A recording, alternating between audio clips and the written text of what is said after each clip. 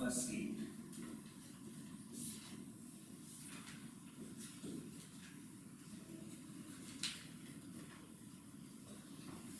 So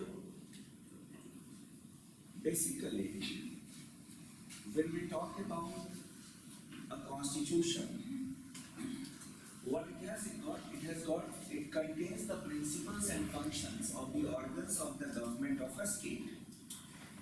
You see, whenever we talk about a state means different things at different places. State का मतलब अलग-अलग जगह पे अलग-अलग चीजें होती हैं.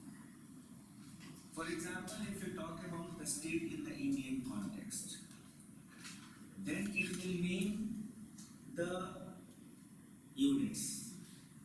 Odisha, Chhattisgarh, Punjab, Haryana, Goa, state in context of India. But if you talk about state as a concept in political science, state here will mean country. Canada is a state, Pakistan is a state, then Bangladesh is a state. So whenever we are using state in this context, it means a country. And when we talk about a country, then basically a country performs three functions for its people. First of all, the state makes law for the people. Generally, what you say that the state is basically India has made this law. The name is that of India. In अपने देश में आप क्या बोलते हो? कि चलो ठीक है, the government has made this law. But if you go abroad, then what you will get? Yes, they will say that India has made a law. India has entered into a regime which is draconian in nature, or India has made a law related to agriculture. India has a law related to taxation which is known as GST. So basically, the name is that of the country. This is speaker. This one.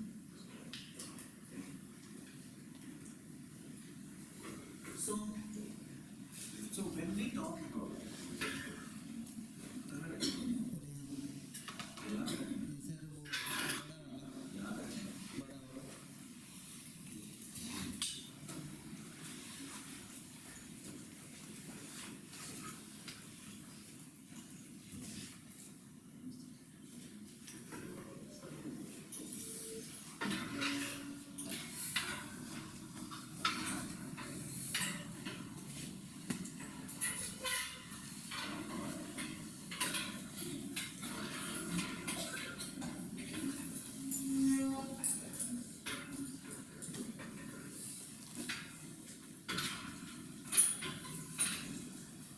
what I was saying that when we talk about a state or a country, the state performs basically three functions for its people.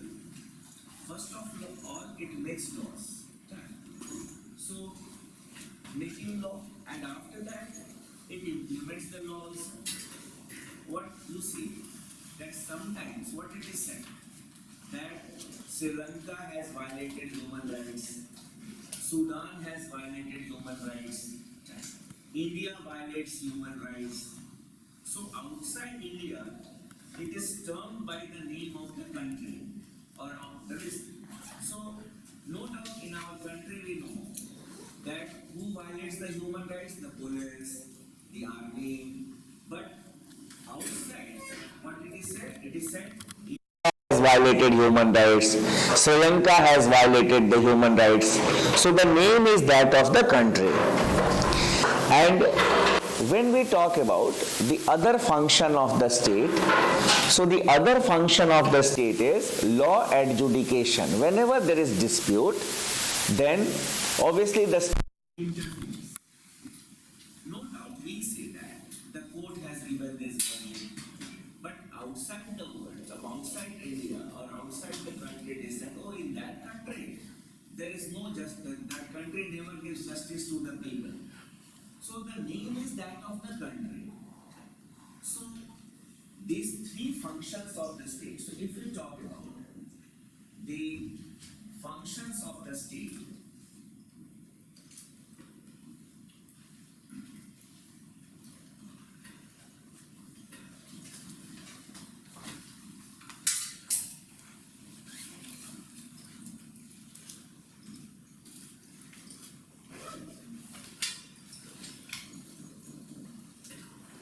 lawmaking,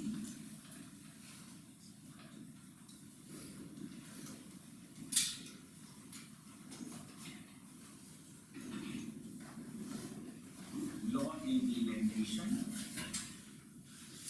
and law adjudication.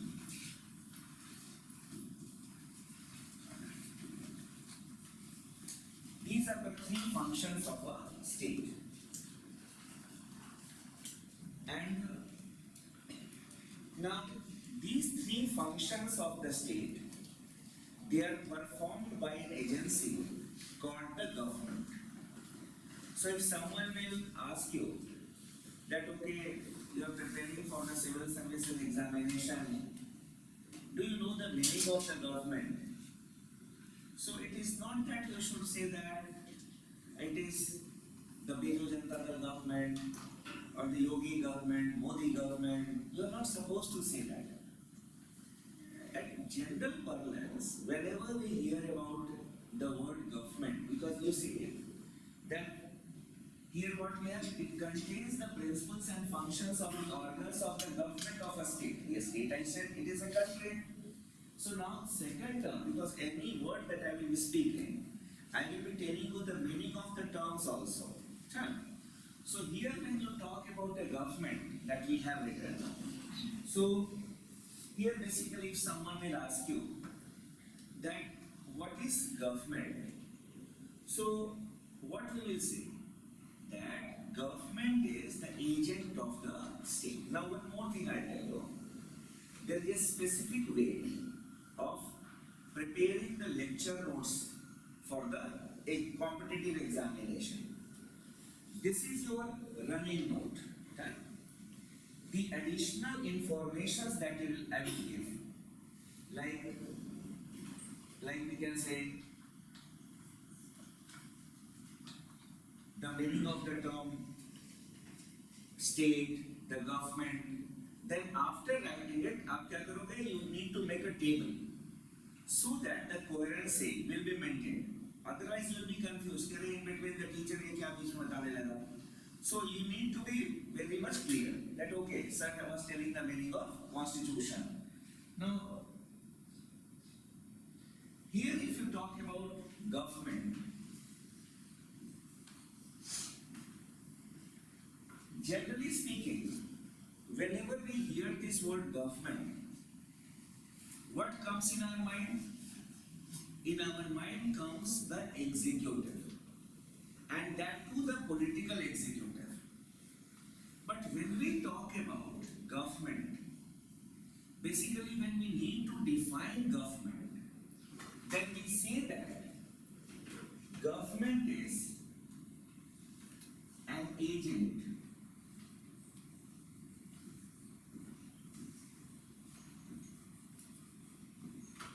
of the state.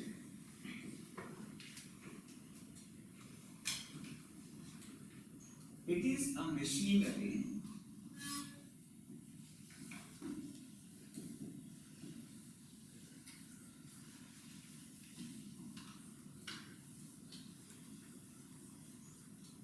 through which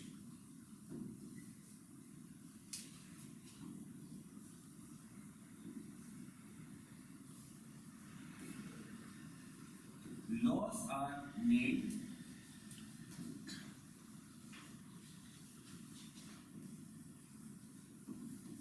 implemented,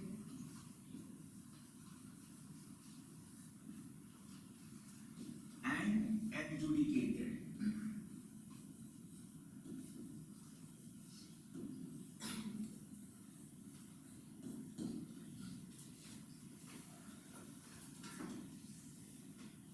So it is an agent. So the three functions of the state that we had discussed, those three functions of the state are carried on through the agency called government.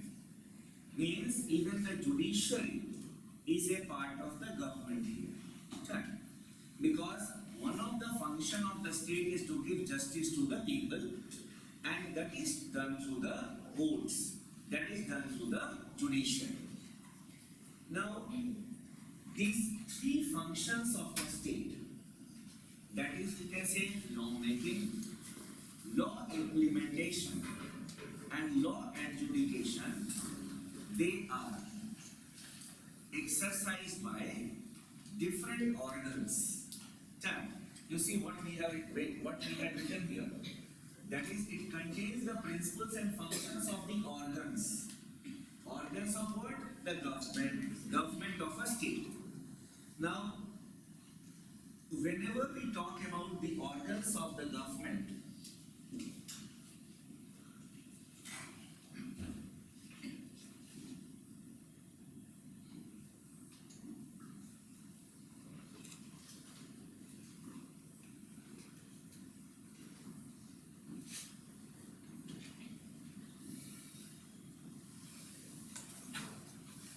there are three organs of the state, or sorry, three organs of a government.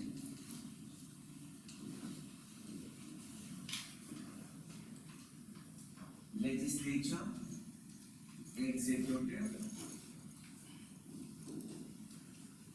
and judiciary.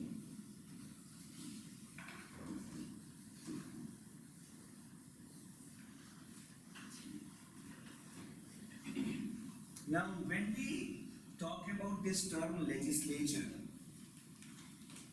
legislature means the law-making body, the body which makes laws. And across the world, in all the countries, we have legislatures. In the countries, what we have seen across the world, that there are two types of legislatures.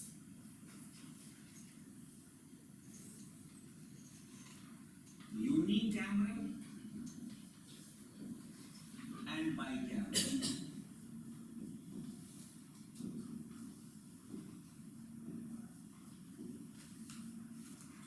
Unicameral means only one house.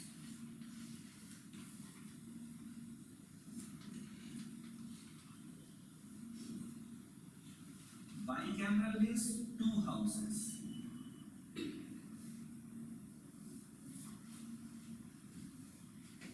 For example, when we talk about China, in China, there is only one house of the legislature, that is known as National People's Congress. So the legislature of China is known as National People's Congress, and it has got only one house. On the other hand, if we talk about some other countries, in India at the national level, we have a bicameral legislature. Our legislature is known as the parliament. And the parliament consists of two houses. One is House of the People, that is Lok Sabha, and Council of States, that is Rajya Sabha. Then if we talk about America, what is the legislature of America known as? It is known as the Congress. And how many houses are there in the Congress? Two houses. What are those two houses? House of Representatives and the Senate. So, two houses are there. That is a bicameral legislature. Then, if you talk about United Kingdom, in United Kingdom, what is the legislature known as? It is known as the parliament. And how many houses are there? Two houses. What are those two houses? House of Commons and House of Lords. So, unicameral legislature and bicameral legislature. Correct? And when we talk about the executive, then executive basically is also of two types.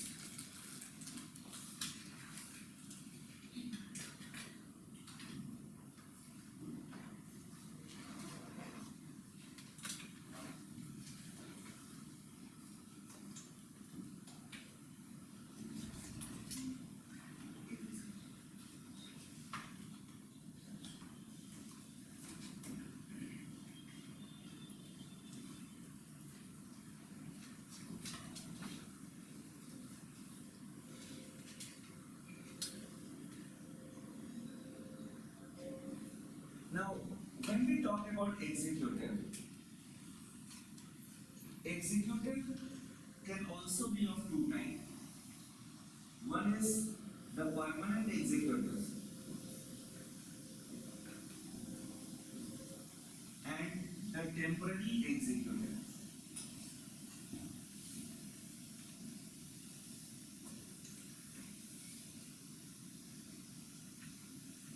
The civil servants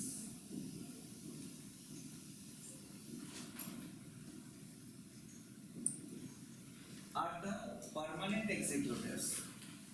They are appointed for a fixed term and except under abnormal circumstances, they cannot be removed. There is a retirement age which is there. On the other hand, if we talk about temporary executives, the ministers,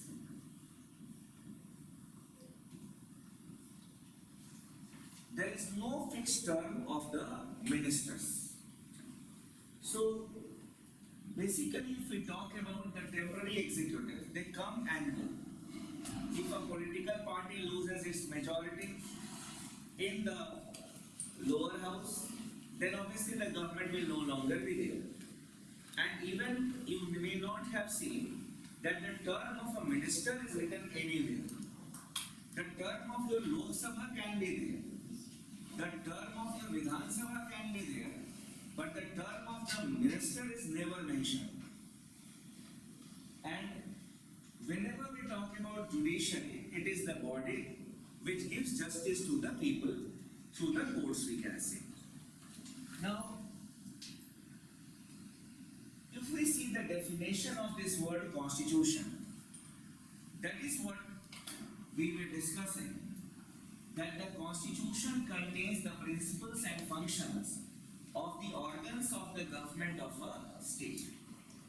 So here basically, every constitution, not only the Indian constitution, if we talk about the Constitution of United States of America, then it contains the provisions related to the Congress, how many houses will be there in the Congress, how the members will be elected in the House of Representatives, how the members will be elected in the Senate. Everything is mentioned in the Constitution.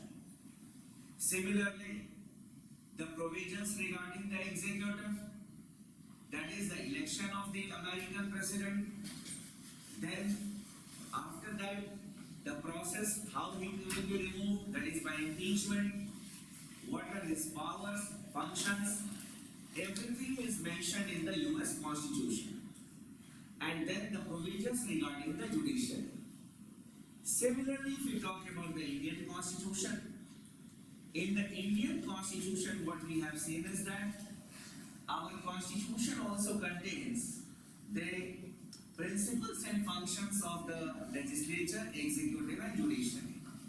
That is what we have written here, that the Constitution is a document which enjoys a special legal sanctity and it contains the principles and functions of the organs of the government of a state.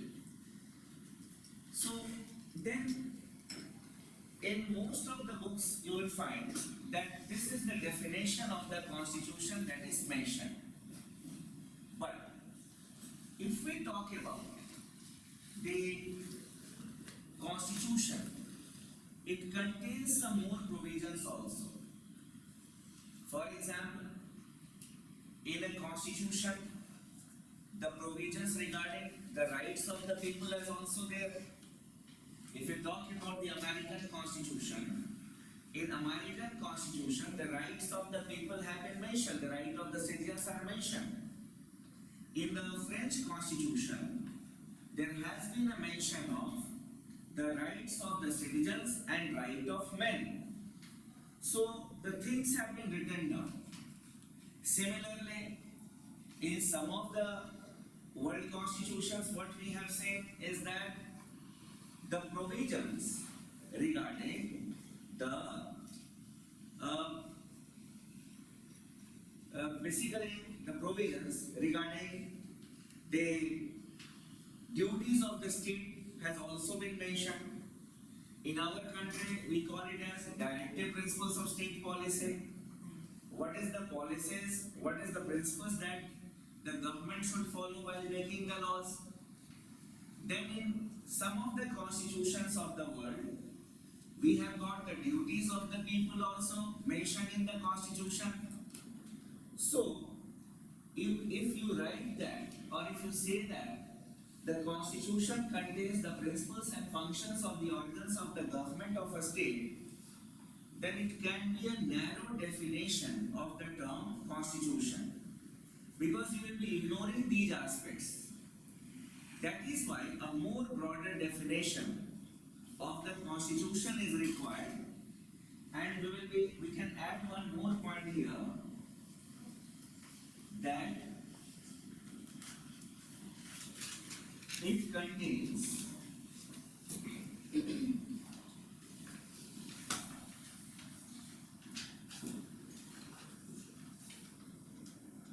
the ideals and aspirations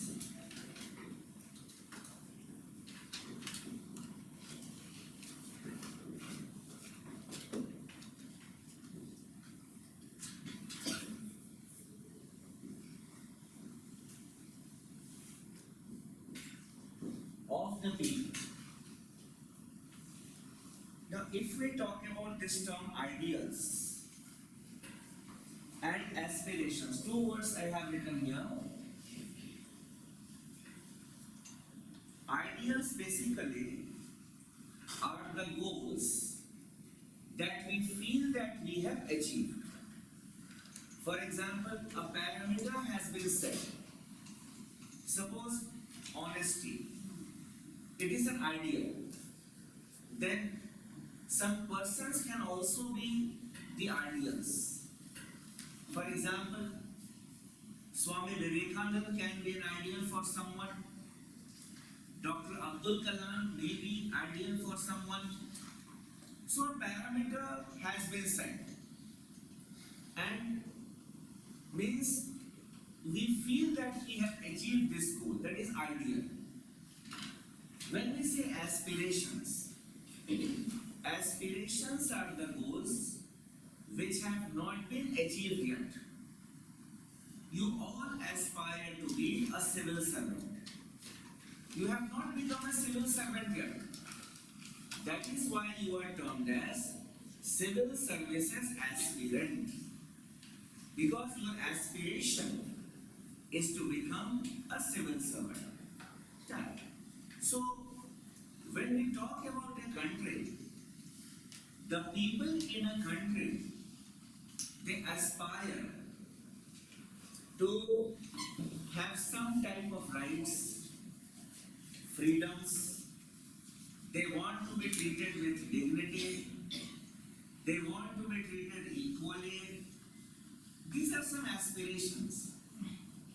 And that is why we have got such provisions like the fundamental rights, the directive principles of state policy, the fundamental duties. So a broader definition of the term constitution basically will include these two aspects. The first we have written, it is a legal document, that is a document which enjoys special legal sanctity. It also contains the principles and functions of the organs of the government of a state and the ideals and aspirations of the people. Now, Coming to the next aspect, when we talk about the Indian Constitution, to be very specific, what is there in the Indian Constitution?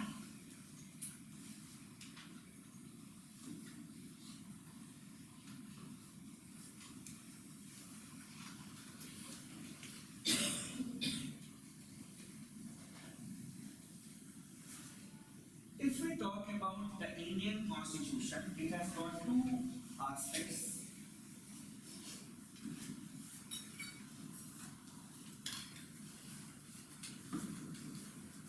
Or two bases. One is the philosophical basis and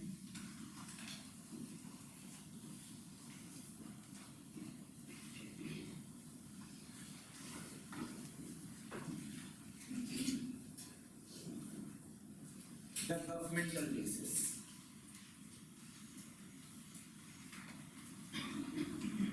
There are some philosophical aspects which are there in the Constitution of India.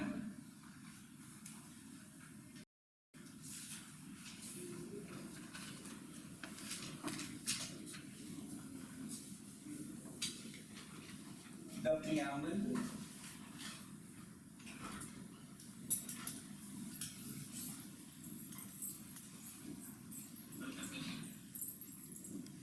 duties. These are the philosophical basis of the Constitution. Now, why we say that these are the philosophical basis? You see that the philosophy of the Constitution is there in the preamble. We'll be discussing the preamble in detail in the coming classes. Now, when we talk about fundamental rights are also philosophical in nature. And who is a philosopher? The philosopher will close his eyes and he will imagine that if this is done, then the world will be like this. Now, if we talk about the fundamental rights, you will see that these are philosophical in nature. The state shall not discriminate among the citizens. So, if the state will not discriminate among the citizens, then only equality will be there in the society. Directly, it is not saying that the state will provide equality of status to everyone. The state shall not discriminate. Done. Then, if you talk about the directive principles of state policy, the state shall. So, what the state will do? Why? To achieve the end of or the goal of welfare state. So, if the state will make such type of policies, then what will happen? There will be established a welfare state. If and but. Similarly, if we have got some fundamental duties to renounce the practices derogatory to women. So if we will renounce the practices derogatory to women, then basically what will happen? Then there will be dignity of women that will be assured. If and but. That is why we have put it under the philosophical basis. And to make this philosophical basis a reality, we have got the governmental aspects. And the Constitution talks about three types of government.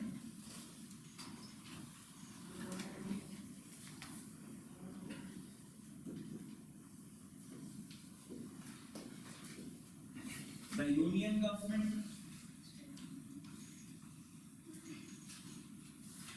the state governments, and local self-governments.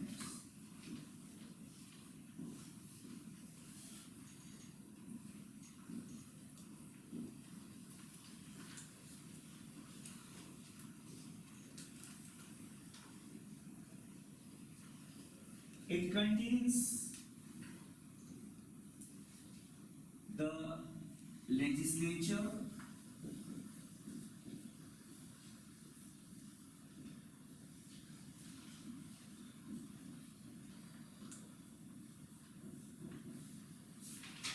executive,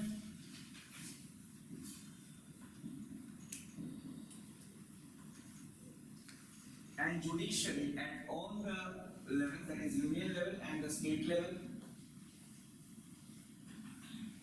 Then the constitution has provisions related to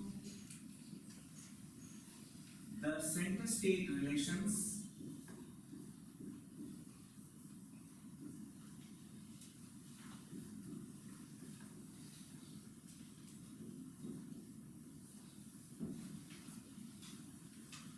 then it contains the provisions regarding some institutions,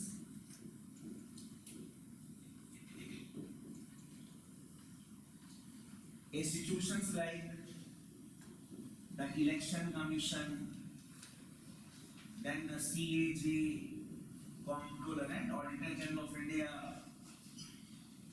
then the Public Service Commissions, other institutions. Because to run the government you need institutions. Then it also contains some miscellaneous provisions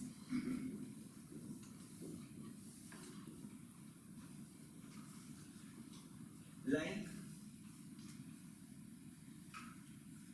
the creation of a new state,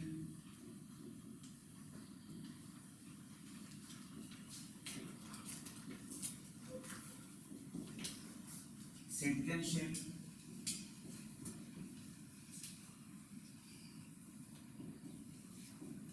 emergency provisions,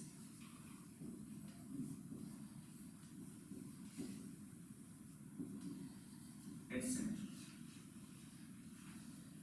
The Constitution provides for local self-governments at two levels, at the rural level and at the urban level.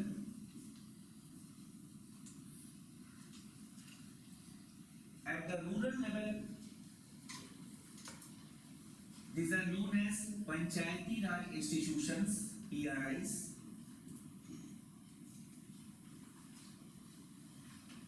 And at the urban level, these are known as municipal bodies.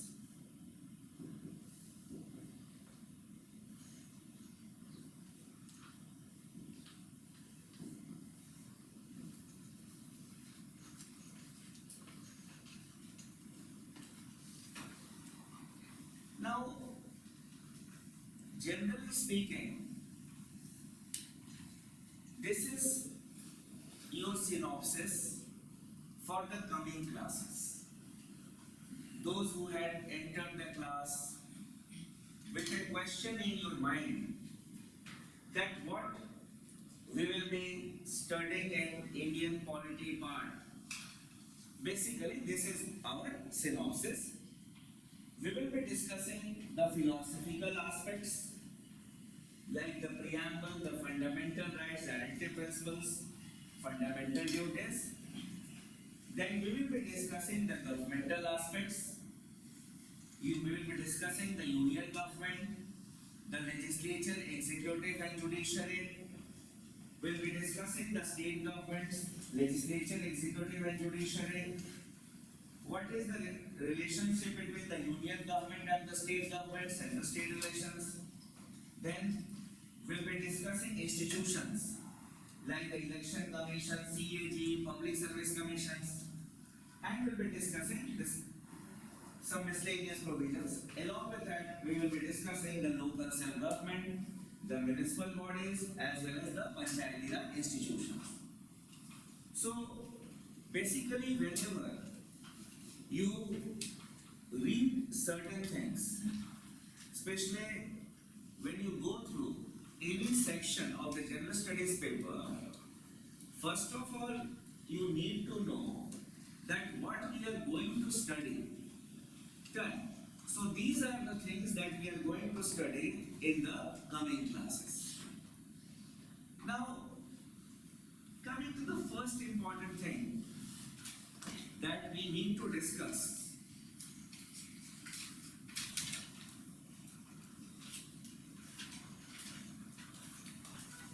It is the making or the framing of the Indian Constitution.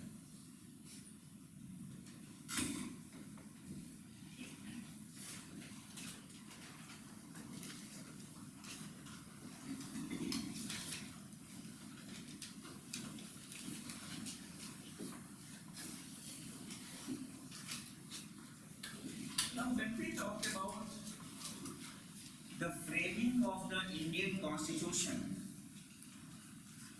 we all know that the Indian Constitution was enacted by a body known as the Constituent Assembly.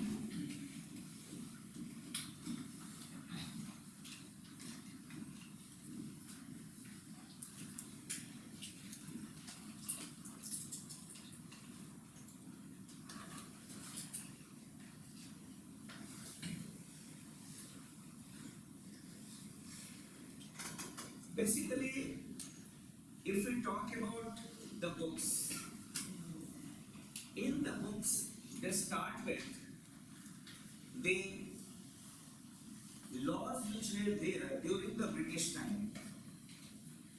That is the Act of 1919 or even before that. Then before that, Charter Act. So that is the domain of our history teacher. The history teacher will help you in understanding the British rule, how the British ruled India, then how we fought for our independence. That is the domain of our history teacher. I will not be going into that aspect. So your history teacher will help you in fighting with the British, and he will be helping you in getting your freedom. His work will be over.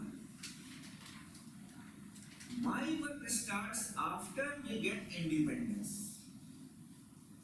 I will help you in framing the Constitution, and after that I will be helping you in understanding the Constitution. But you people have a role which is bigger than me to play. First of all, you will have to fight for your independence. After that, you will have to make the Constitution, and after that you will have to develop an understanding of the Constitution, and if selected, you will have to administer this country in accordance with this Constitution. So you have a bigger role to play than the role that I have to play. So that is why you need to be more attentive and more serious. Now, you see, it is a story. Generally, the questions are asked in the prelims examination from Constituent Assembly. So, it is a story that you need to understand, the framing of the Constitution. You see, it all started when the British government decided to give us independence. And why we got independence, how we got independence, it is a big, we can say, vast area to be discussed. But it was mostly the compulsion of the British which forced them to give independence to India. It was not that. Gandhi said, hey, you go away from India, and everyone went. No, it's already Gandhiji is here. Oh, he is opposing like that.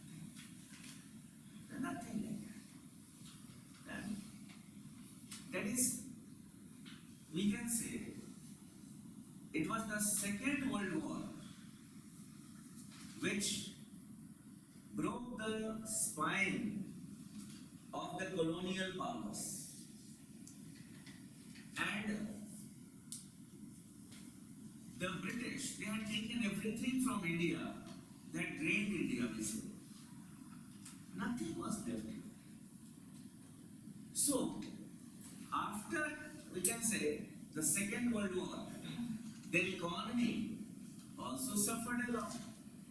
So the cost of maintaining the colonies was too much. पहले तो ले लेते थे देश से, अब तो वो भी नहीं बचा, everything they took. So the cost of maintaining the colonies was too much. That is why they decided, chalo, people will say, "Hey, sir is talking about anti-national things." It is not like that. India fought for its independence. What about the other countries? The other countries also got independence. We call them as post-colonial states. The states which got independence after the Second World War, post-colonial states. So, basically, they, that is a matter of, but why we remember our freedom fighters? Because it was because of the efforts of the freedom fighters that our exploitation was not too much. The British were not too harsh on us, it is said. But wherever they wanted, they applied the force. You see Delhi and in other places. तसल्ली के लिए तो बोलना पड़ेगा कि हमें मारा नहीं, कुछ नहीं किया. It just so, but the British, they faced opposition from our freedom fighters, and that is a big thing. At least we opposed the British regime through different means, and none of the countries, they opposed the British the way in which our freedom fighters did. So that was, you can say, an achievement of the freedom fighters. Because the sun never used to set in the British Empire. So, because everywhere there was the rule of the British. Now, after we got independence, the question before the Indian National Congress was that how we should be making our constitution, how the members of the Constituent Assembly will be elected. Why I said Indian National Congress? Because Indian National Congress was the vanguard party. What is the vanguard party? The friend, philosopher, and guide of the masses. That is the vanguard party. For example, the Bolshevik party was the vanguard party during the Russian Revolution. The Communist Party of China was the vanguard party during the Chinese Revolution in 1949. Similarly, in our country, the Indian National Congress led the freedom struggle. So it may be termed as, can be termed as a vanguard party. Now, in the Congress, there were two views. One view was that let the members of the Constituent Assembly be directly elected by the people. Now, when this view was being discussed, then some of the members of the party, they felt that it will be a long affair. It will be a long affair. Then it will be a time-taking process in the sense, first of all, you will have to prepare the voters list. That will take time.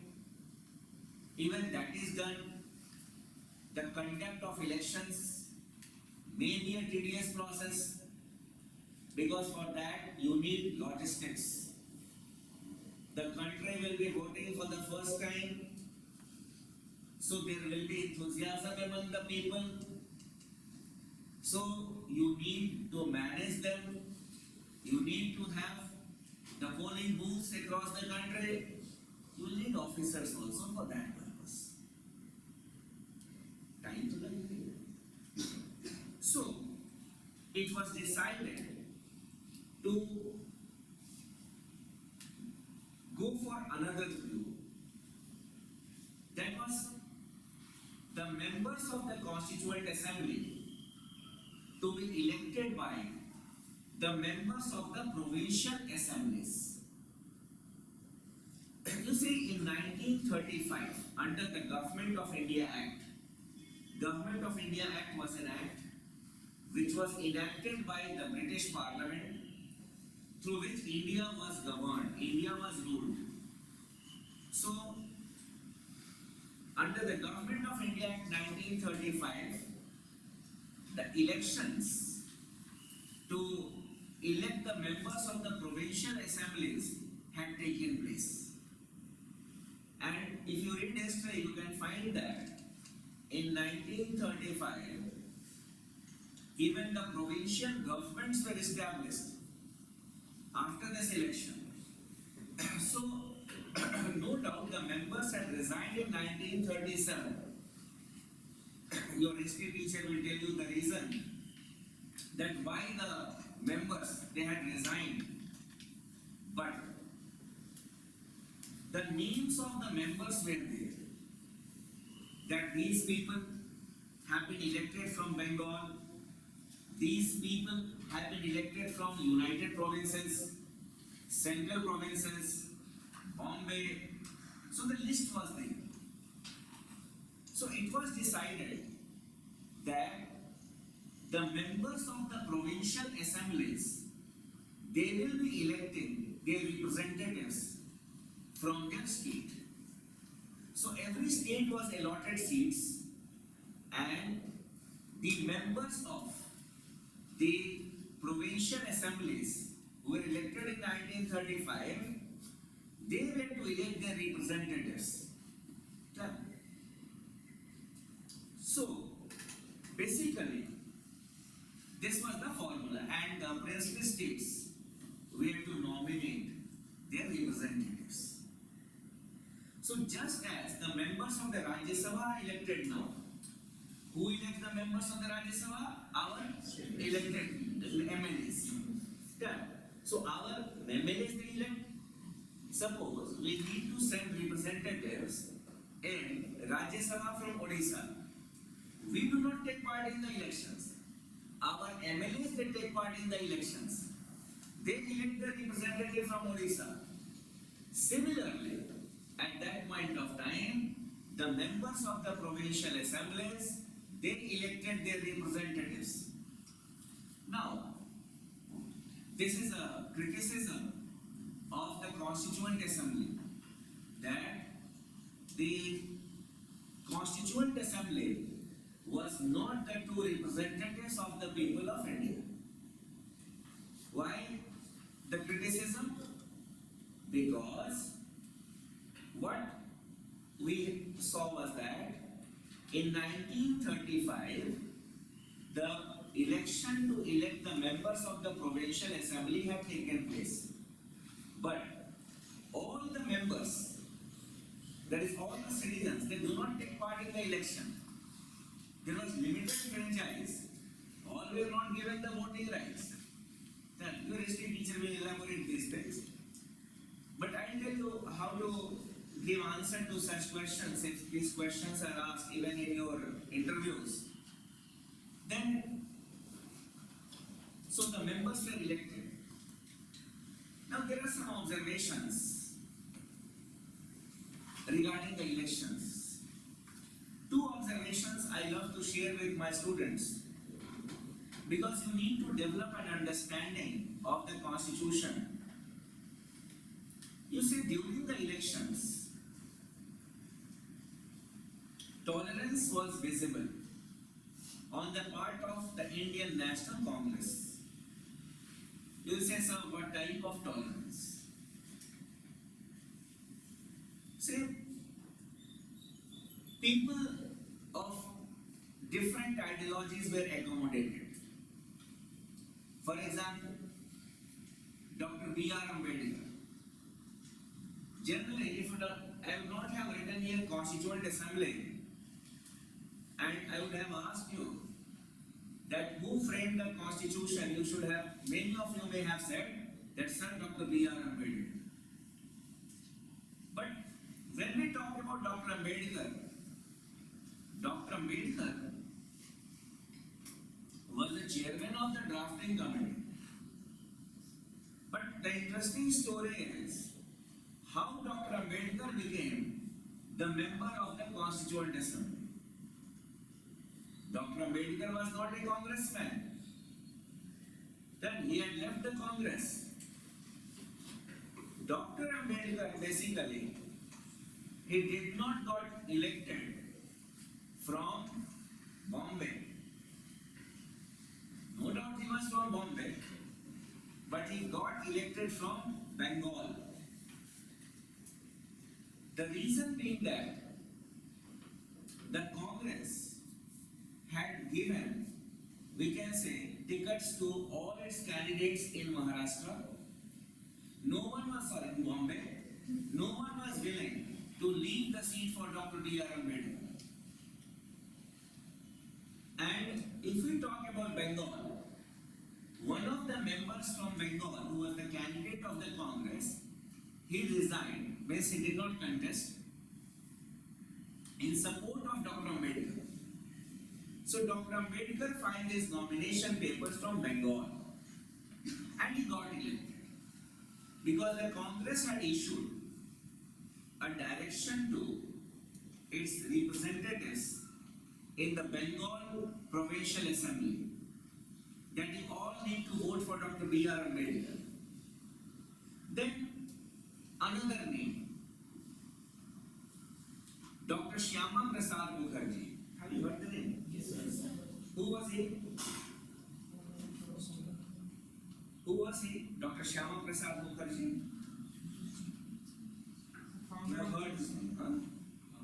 Sir, founder of Johnson. Johnson. What is this Johnson? He's a political party. Johnson basically is the predecessor of the Bharatiya Janata Party, and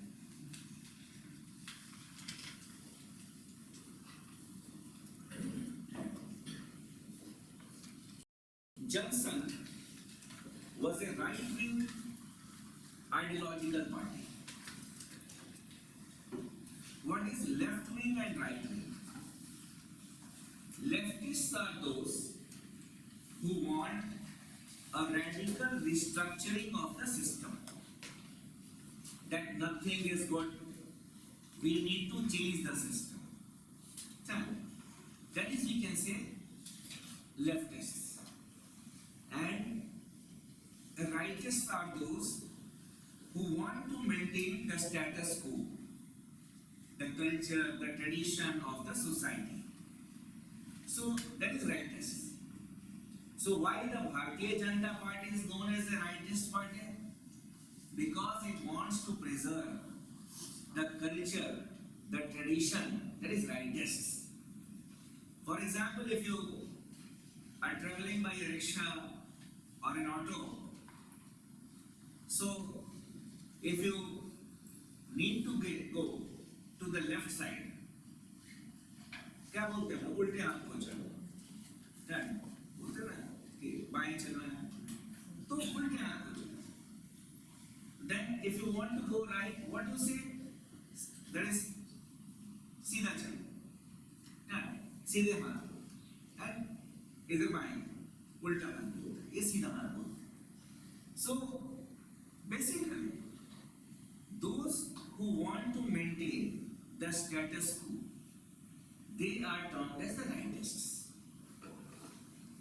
So, Dr. Shyama Prasad Mukherjee, when he filed his nomination papers, from Bengal, the leaders of the Congress, they gave instructions to the members of the provincial assemblies of Bengal, because it was a Congress-dominated body. All the provincial, we can say, assemblies were Congress-dominated bodies, except those which are now in the territory known as Pakistan. There, the provincial assemblies were dominated by the Muslim League. So this side, obviously it was the Congress-dominated body. Without the support of the Congress, you cannot win. So the Congress decided to elect Dr. Shyama Prasad Mukherjee also.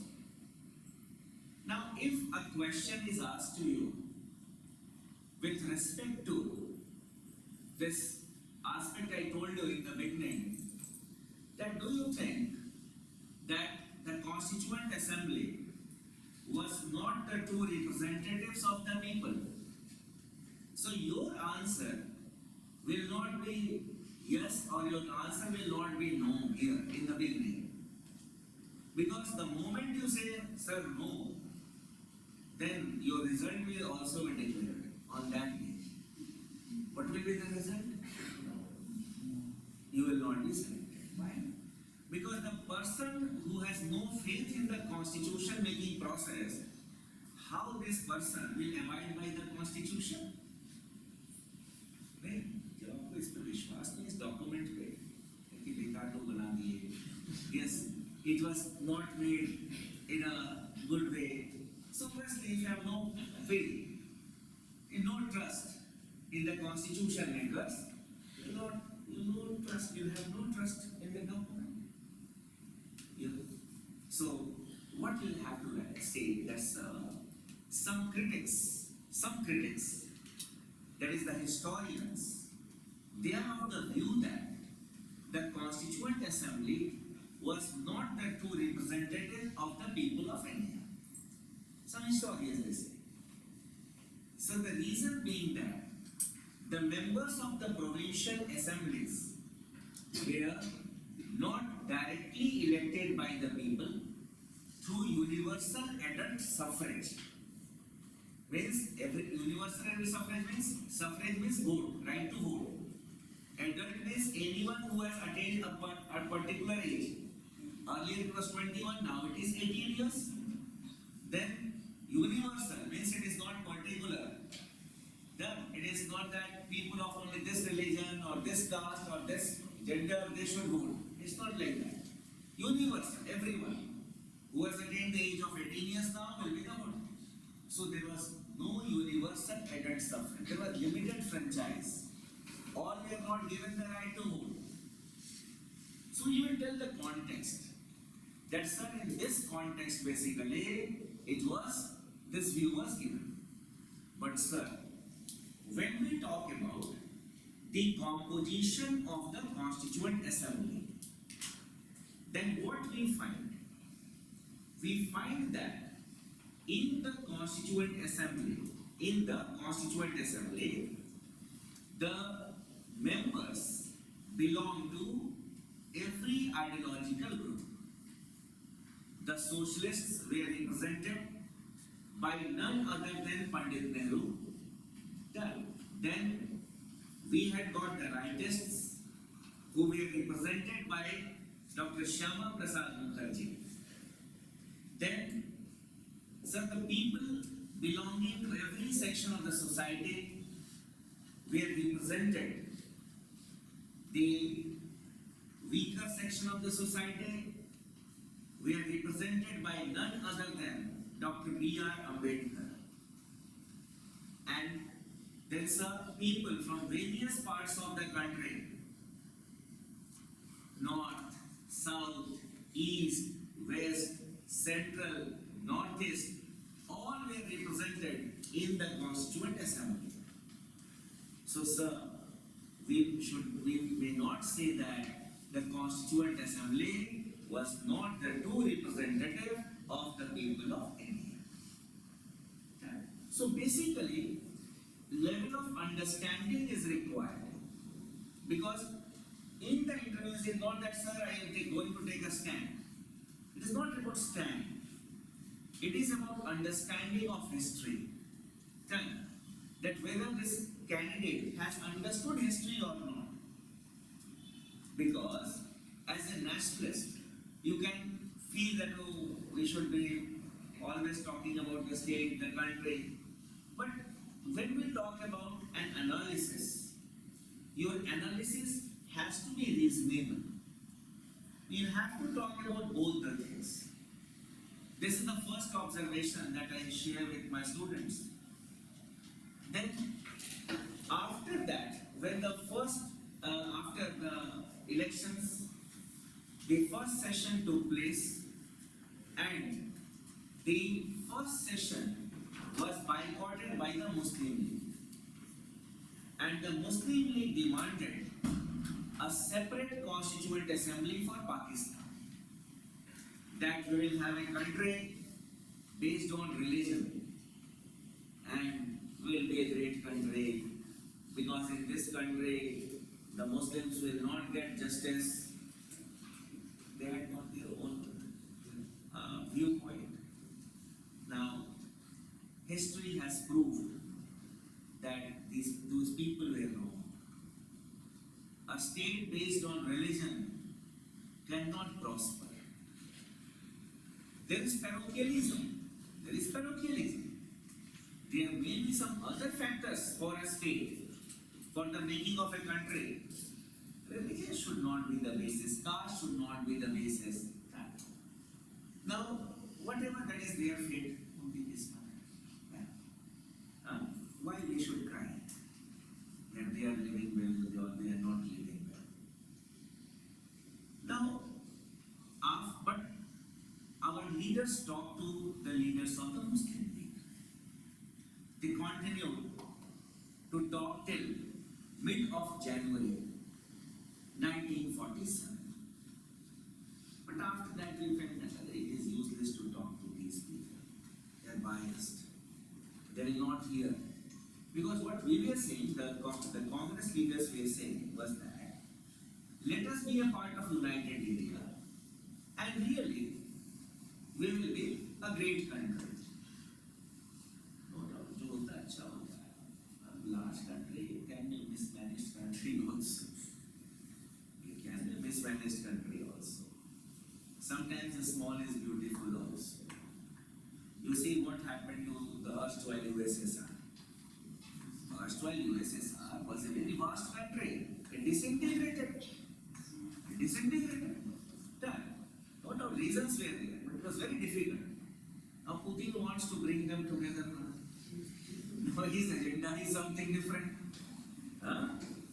That's now you see that person, what he is doing with his country also. It is a type of imperialism. Yeah. So unnecessarily, but ego of a person leads to war also. And that has led to a war in this world. And we all are facing the consequences directly or indirectly. We cannot say that we are not facing it. So, but whatever it is, and we were focused from day one. We elected Dr. Rajendra Prasad as the President of the Constituent Assembly. And we constituted various committees to look into different aspects and to give report.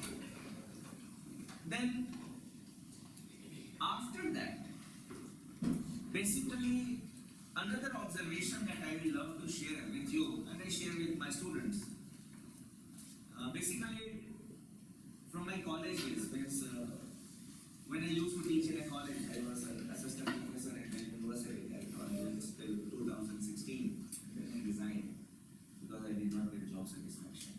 So yes, I do only 2 classes per day, and after that, we have to gossip unnecessarily with my daily people.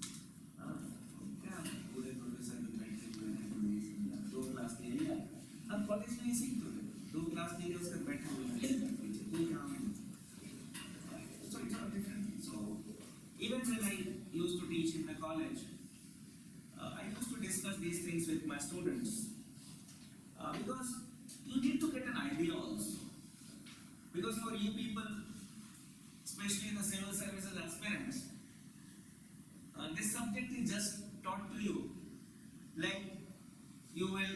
need to know all the articles of the Constitution, you have to mug it up. It's not like that. It is polity. It is how the political system actually works. You have to develop an understanding of the things. You will not have to mug up the articles as such, or the dates as such. So that is why I try to develop an understanding to the students from the very beginning that this preparation should be the preparation for your prelims examination, main examination, as well as for the interviews also. These are permanent things. Because an understanding that you develop, how the things really work, that is going to help you. You'll be able to talk to people. Then I was saying that our constitution was based on consensus. That is one of the most important things. How this consensus used to be developed in the Constituent Assembly. Now when the first draft was ready, then every chapter was put before the Constituent Assembly for discussion. Every chapter. The members, they used to speak their mind.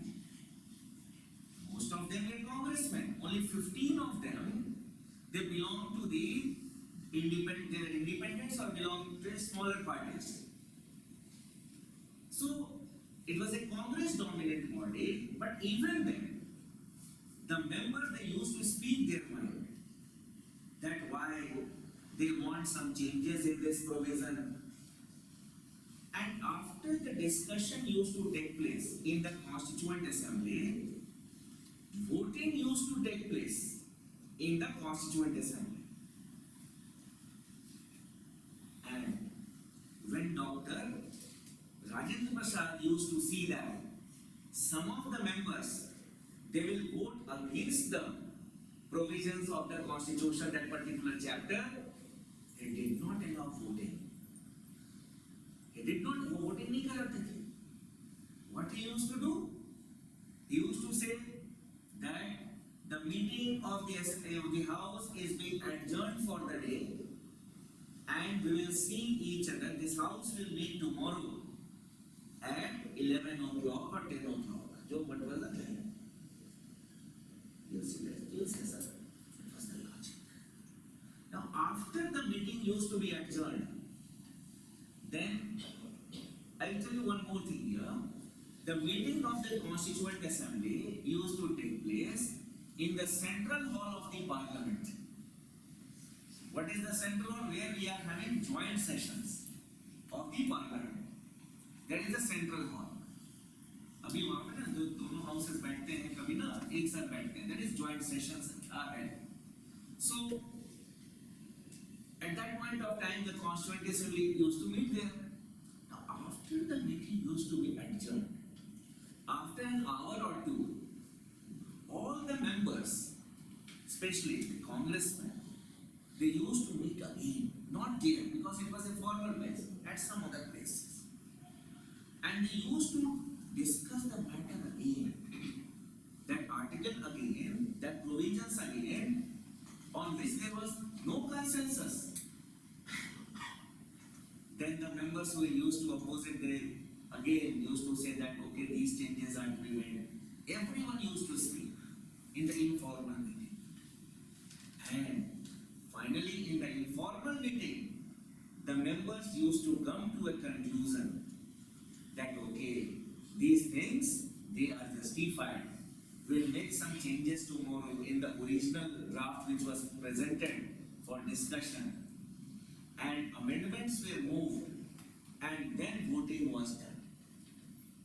There was consensus. And through discussion, this consensus used to be done. Such type of questions can be there in the prelims examination. Which of the following statement is correct regarding the Constituent Assembly? So the Constituent Assembly decided, they used to decide by consensus. Our Constitution was based on consensus. So word consensus is your key. You see, there is a hearing impact of the class also. Sometimes in the examination you may be forgetting certain things. But if you see the four options, oh, the teacher had discussed this aspect, he had used the word consensus.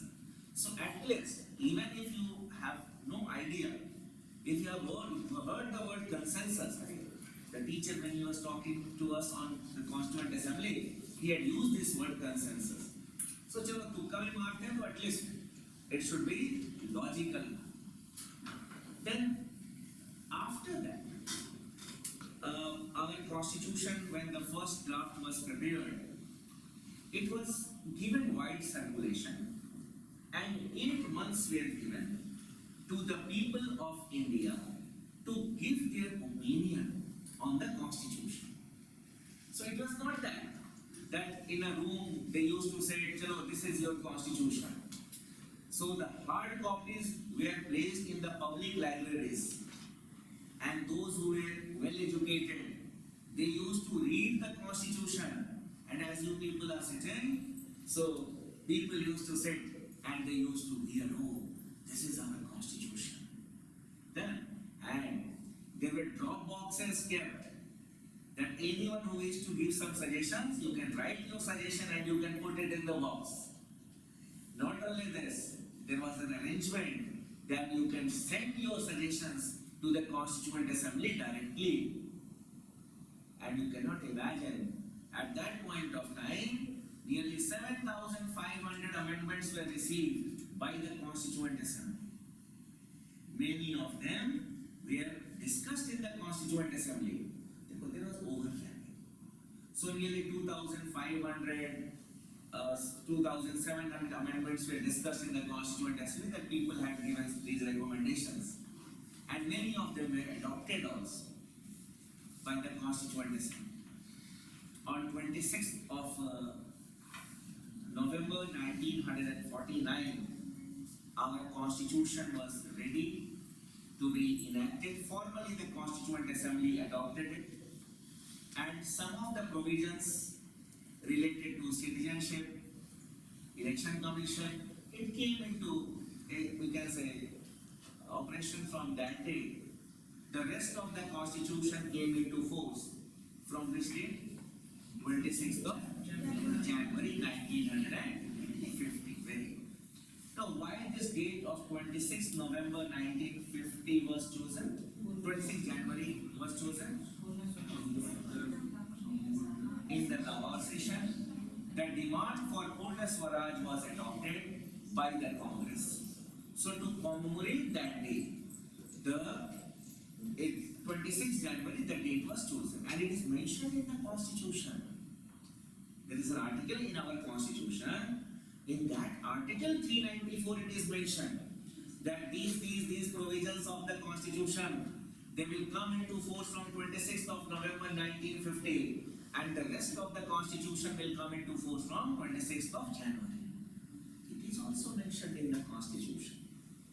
Look, things have been written down. It is not that I am saying it. Things have been written.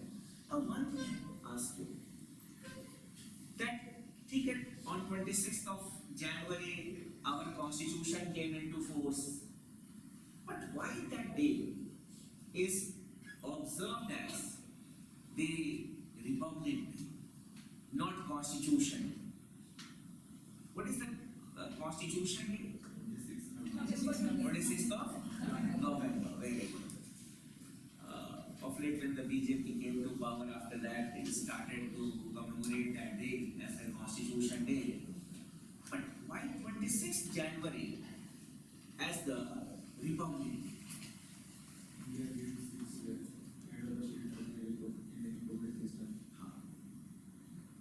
Basically, when we talk about a republican form of government, republic is the state where the head of the government is an elected one. You see, there is a difference between democracy and a republic. Democracy means the government will be elected by the people. Then, the government will be elected by the people. That is democracy. And when we talk about republic, republic is a state where the head of the state is an elected one. And on 26th of January 1950, Rajendra Prasad had taken oath as the first president of India. Before that, we had no elected head of the state. We had Governor General who was an appointed one. And another question that can be asked in the examination, especially in the State Public Service Commission examination, factual questions may be more. So there can be a question in your state PCS examination that which of the following body elected the first president of India? The answer will be Constituent Assembly. Done. Because at that point of time, the parliament was not there, the elections had taken place, and then in 1952 we had the first elected representatives through the parliament, so the Constituent Assembly. So this was the understanding that we needed to develop. Some facts are required from the examination point of view. You can write in points, I'll make it write it.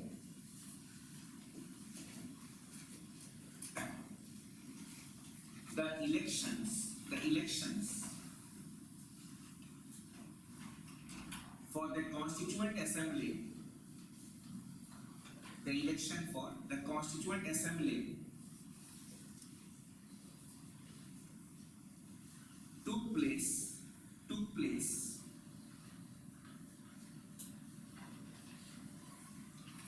in July 1946. In July 1946.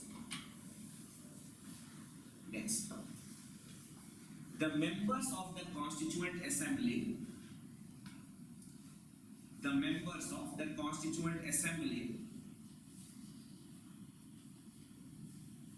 were elected by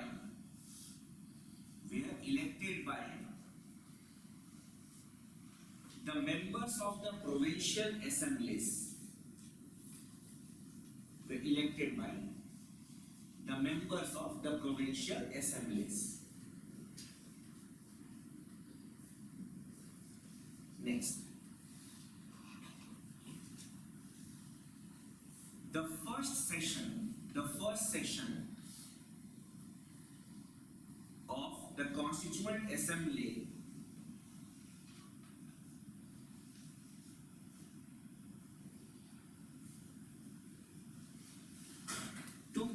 took place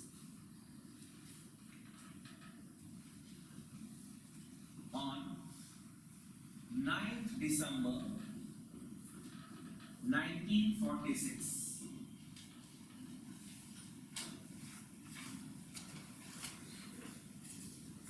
It was presided over by Dr. Sachidanand Sinha.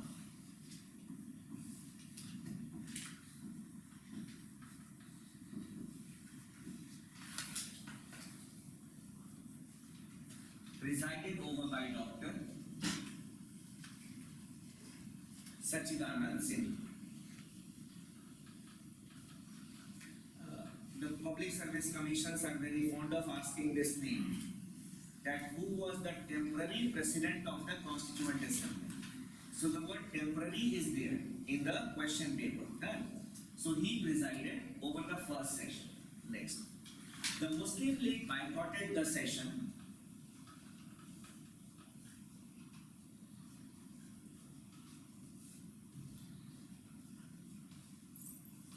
The Muslim League boycotted the session and demanded a separate Constituent Assembly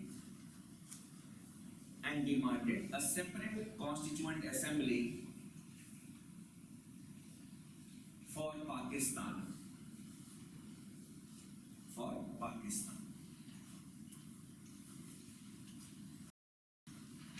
Next. On 11th December 1946, the Constituent Assembly elected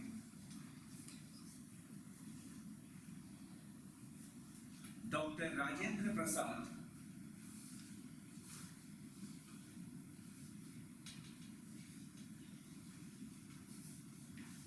as its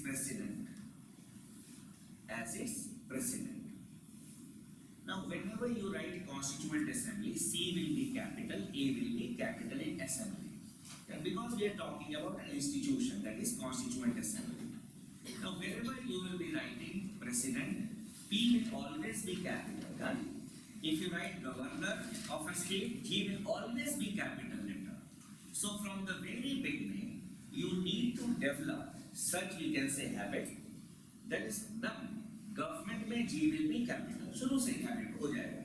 If I say houses of the parliament, H will be in the capital letters. Houses of the parliament, because we are talking about an institution. That is Lok Sabha, Rajya Sabha. That is why houses में H will be in the capital letters. Then next point you can write, Sir B.N. Rao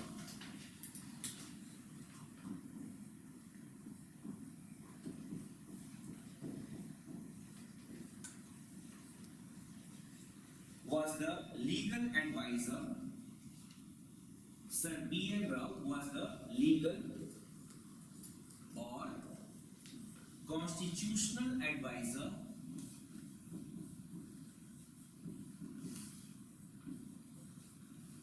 to the Constituent Assembly.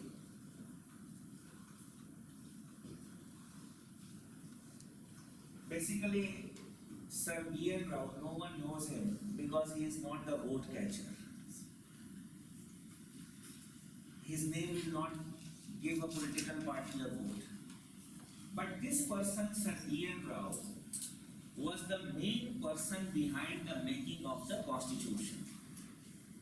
And if you go through the Google today, you will read about Sir B.N. Rao. He was the unsung hero of the Constituent Assembly. And whenever basically there was any confusion, the Sir B.N. Rao was consulted. So you need to remember this name.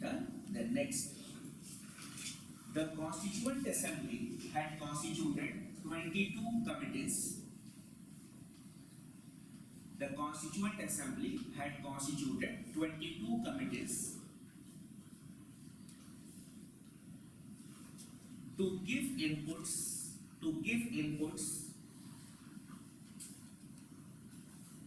on various aspects. To give inputs on various aspects.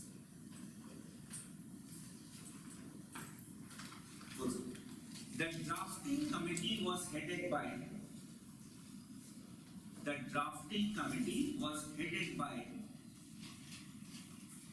Dr. B.R. Ambedkar. Dr. B.R. Ambedkar.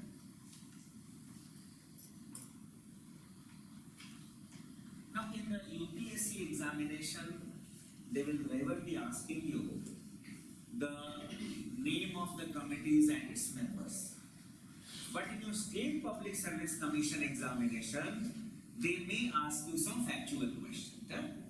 So what you people need to do is that just before appearing in your state examination, you just have a glance through the Constituent Assembly. Done. And what will be your source? We may have provided your textbook also. Lakshmikant's book has been provided to you. So, if you are appearing in the State Public Service Commission, before the examination, you just have a glance through it. But if you are appearing in the Union Public Service Commission, no need. No one is going to ask you in the UPSC. Done. But yes, in the state PCS, match the following and the other questions may be there. So from that point of view, you need to see. Then, next point you can write. The Constitution was adopted on.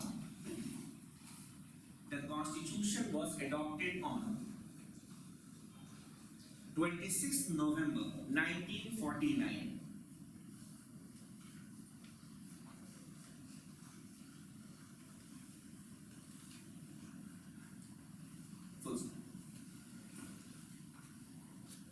From this date, some of the provisions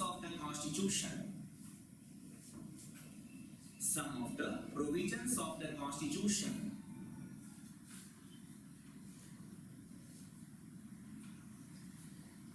came into force.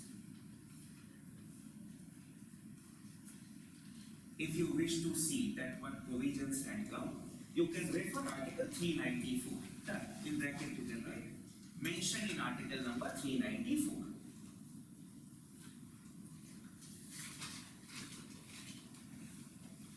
So it is written there that these articles 5, 6, 7, 8, 9, yeah, they will be coming into force from this date. Rest of the constitution to come into force from 26th of first of June, right? The constitution came into force. The constitution came into force from 26th January 1950.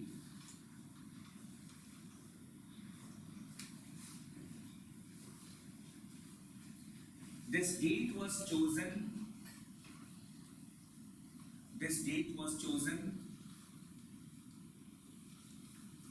to commemorate COMMEMO,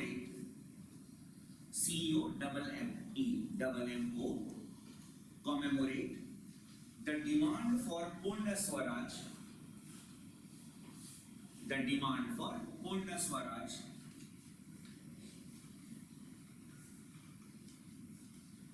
adopted by the Congress in its Lahore session.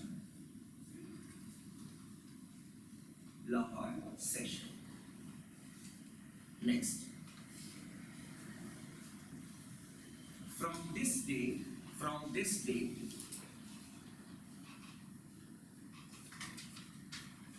the Constituent Assembly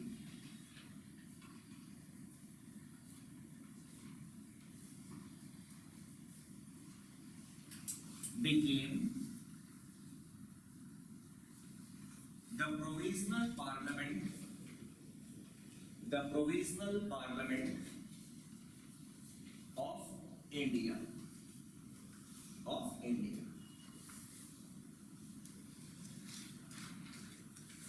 So from this date the Constituent Assembly came to an end, and basically it became the first parliament of India. This is another question that the Public Service Commissions can be fond of asking, that which body acted as the first parliament of independent India? The answer will be Constituent Assembly. So it was decided that today we are sitting here for the last day, that is when the Constitution has come into force. Our work is no more there. But till the time the elections will be conducted under the new Constitution, this body will be acting as the Constitution of the country. That's why Parliament of the country. This is the basic. The next point you can. At its commencement,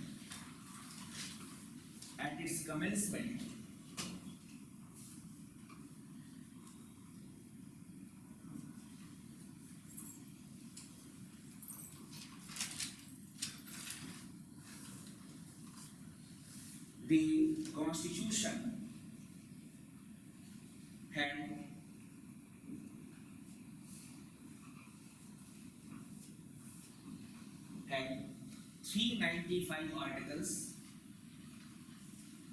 395 articles,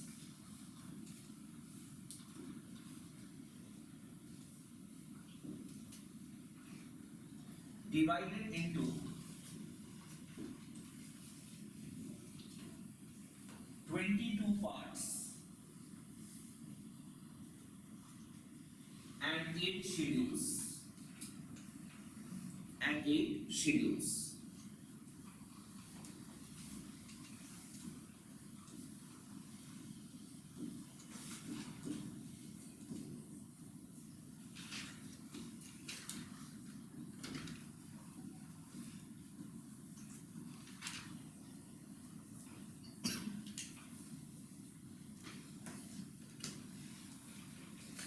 At present,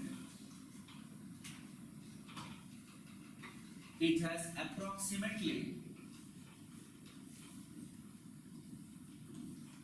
485 25 articles.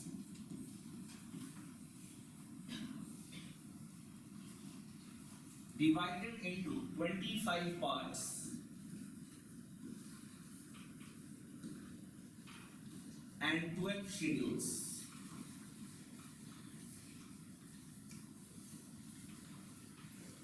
And 12 schedules. Now, many of us may be reading this subject for the first time. You may not have an idea that how to read the constitution, what is a part, what is a schedule. Ye to chalo, everyone who is appearing in the examination, he will be mugging up these things and he will be knowing.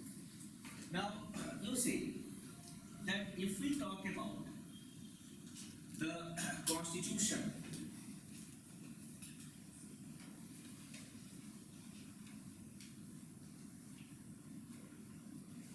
then broadly speaking, we have the parts in the constitution.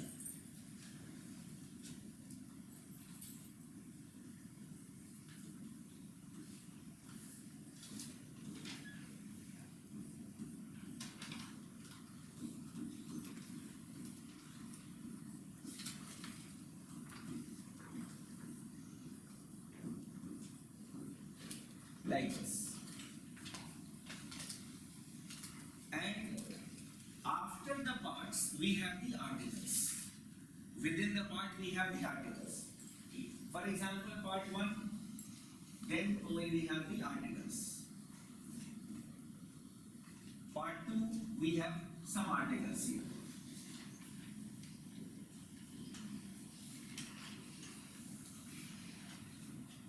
Now, when we talk about the smaller parts, we have got the part and then we have got the articles.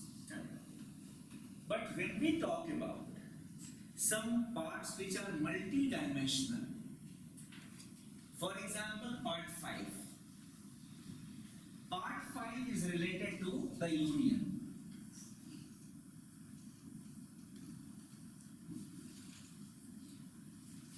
And within the union, we have got executive, legislature, judiciary. So, this part 5, that is the union, has been divided into chapters. Chapter 1, the executive. And then we have the articles. Articles related to the president and vice president. Then articles related to council of ministers. And then we have got chapter number 2. And then we have got these articles here.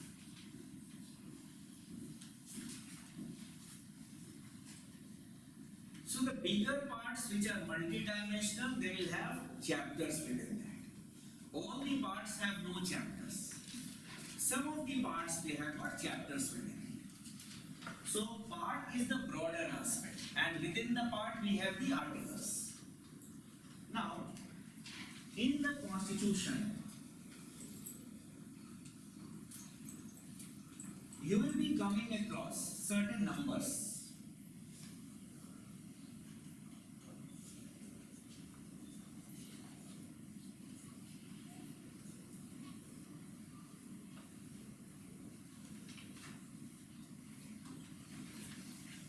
You will find numbers like this: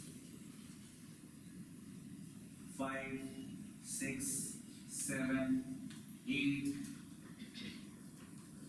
20, 21, 21A, 19,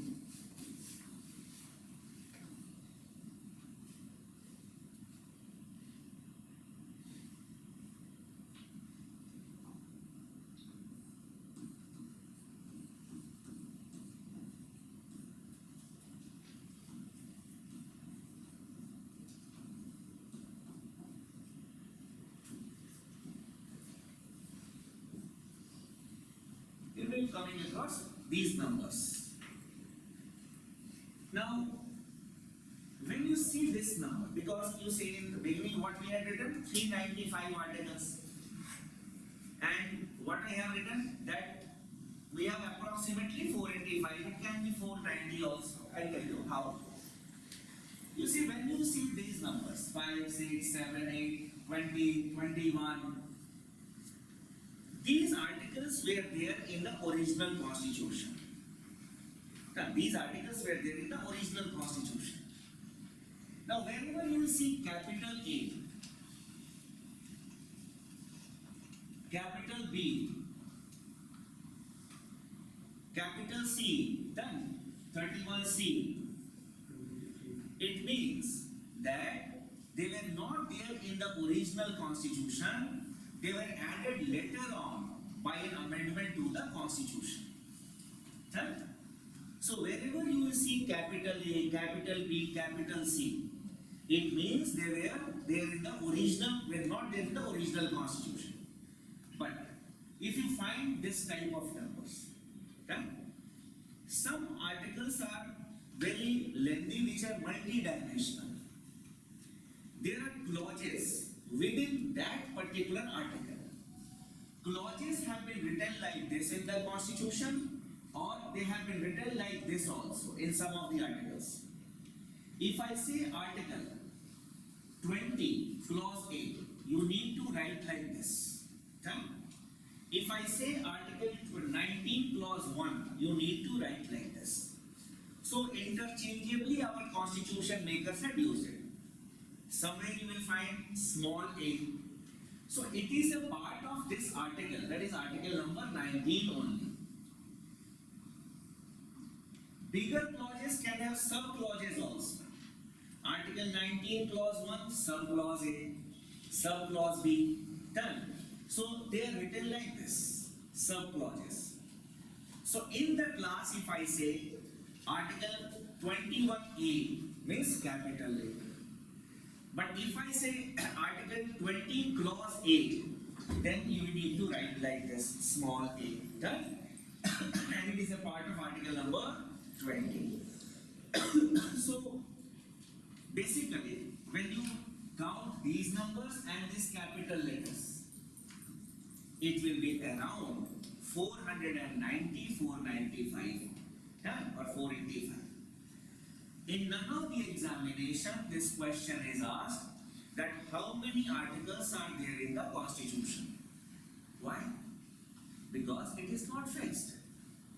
You see, now today I will tell you we have got 485 articles. In this winter session of the parliament, suppose 5 articles have been added, 2 articles have been repealed. Repeal का मतलब होता है खत्म कर देना, ठीक है ना?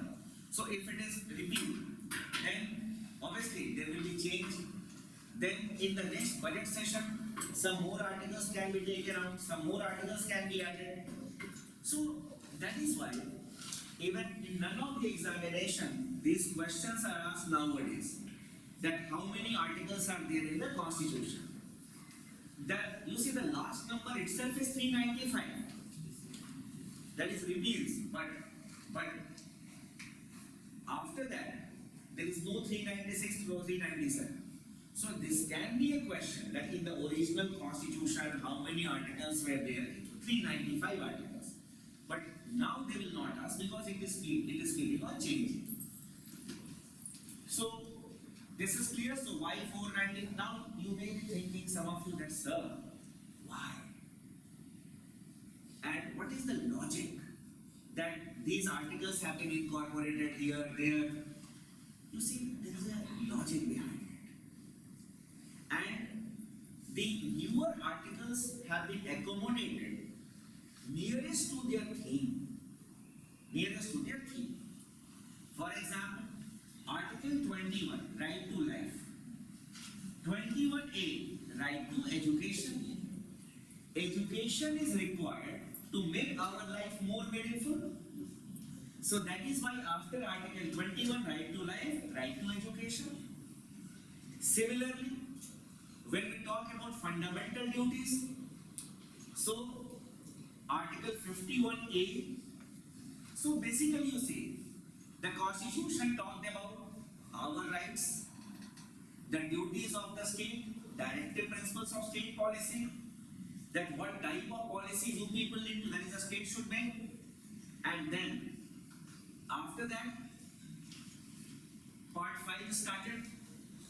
So the philosophical basis, fundamental duty was incorporated before the union government, that is the governmental part. That is, so after directive principle, fundamental duty. यार बाद में कभी डाल देते हैं ना तो वो नहीं आता मजा पढ़ने में, वो क्या ये तो कोरिलेट करते हैं. अच्छा, rights of the people, duties of the state and duties of the people also together you will be reading. Similarly, part 9 panchayats, part 9A municipalities, then part 9B cooperatives. Done. So along with it, एक ही तरह का ना local self government है, so बना. So nearest to the thing, as far as possible, if we need to incorporate the articles nearest to their theme. Now you see there is another term that we had used was schedules of the constitution.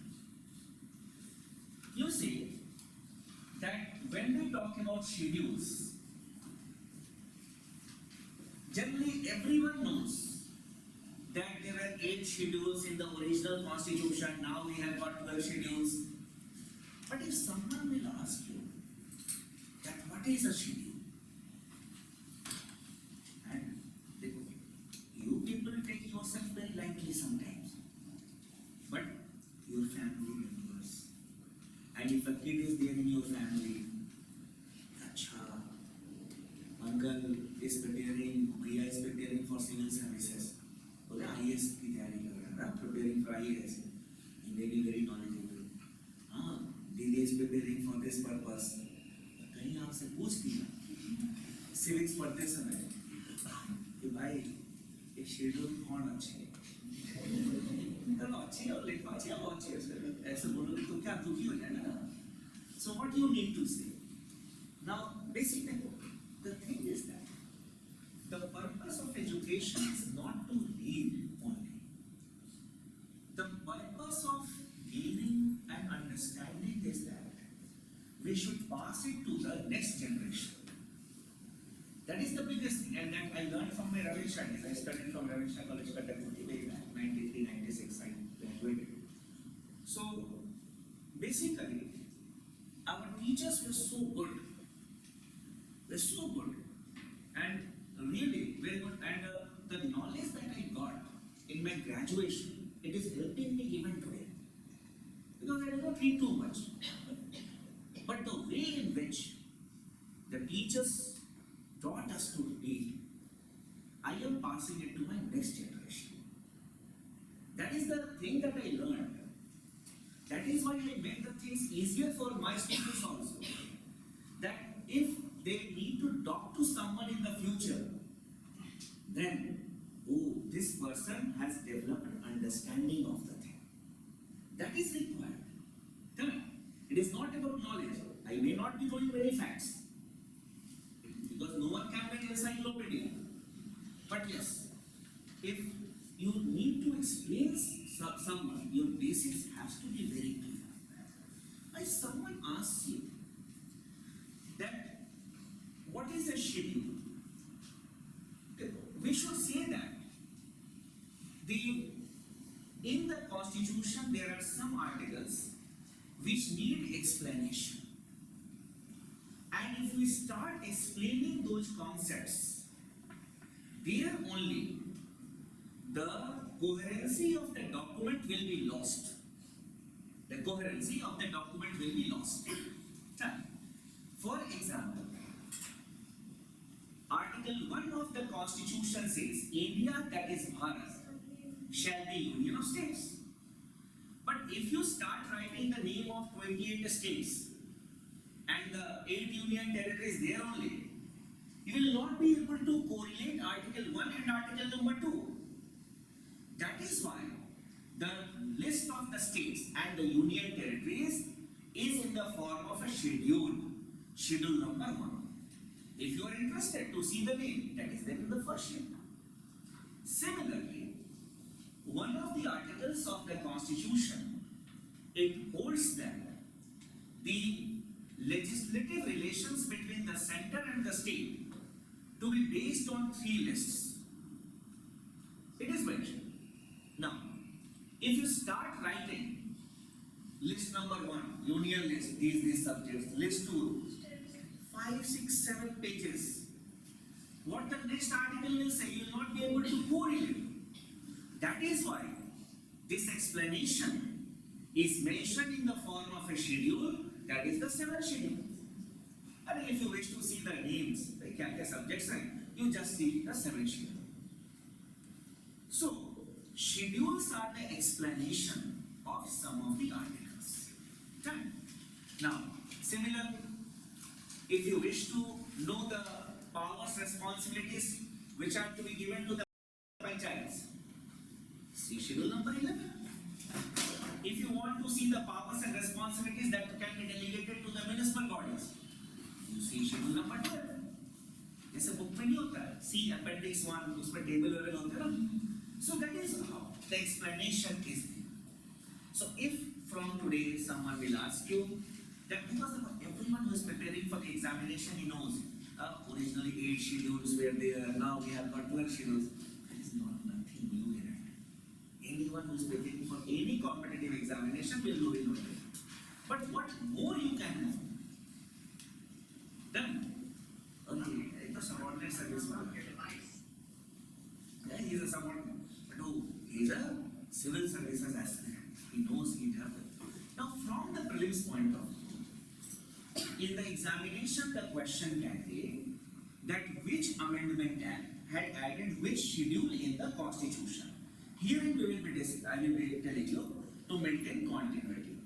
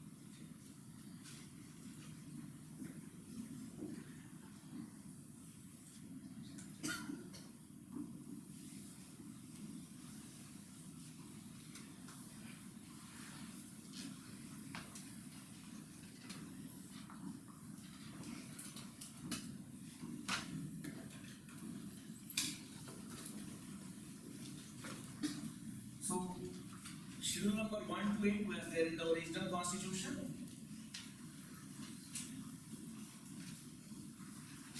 Nine,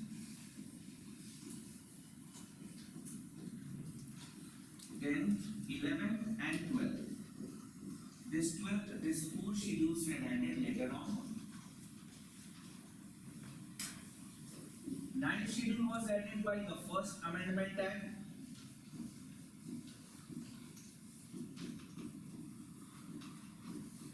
1951.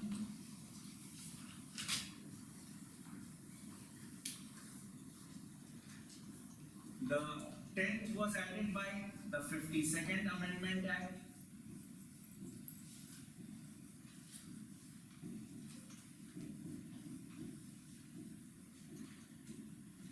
1995. 11th was added by the 73rd Amendment Act, 1992, and the 12th was added by the 74th Amendment Act, 1992. This is important from the prelims point of view. Which Amendment Act had added which schedule?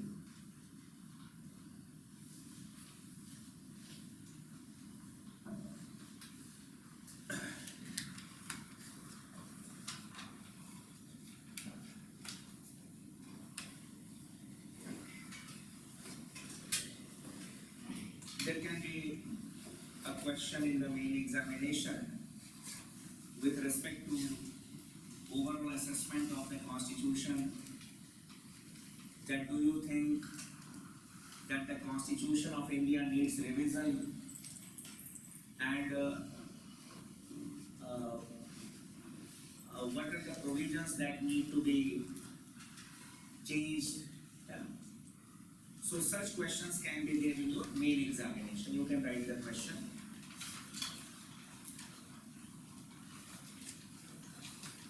Do you think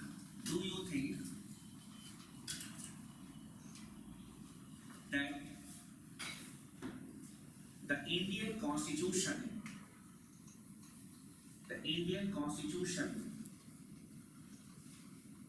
needs revision?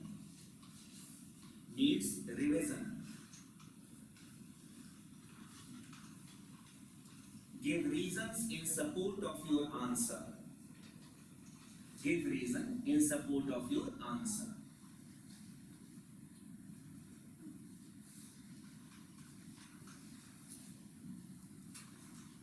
See.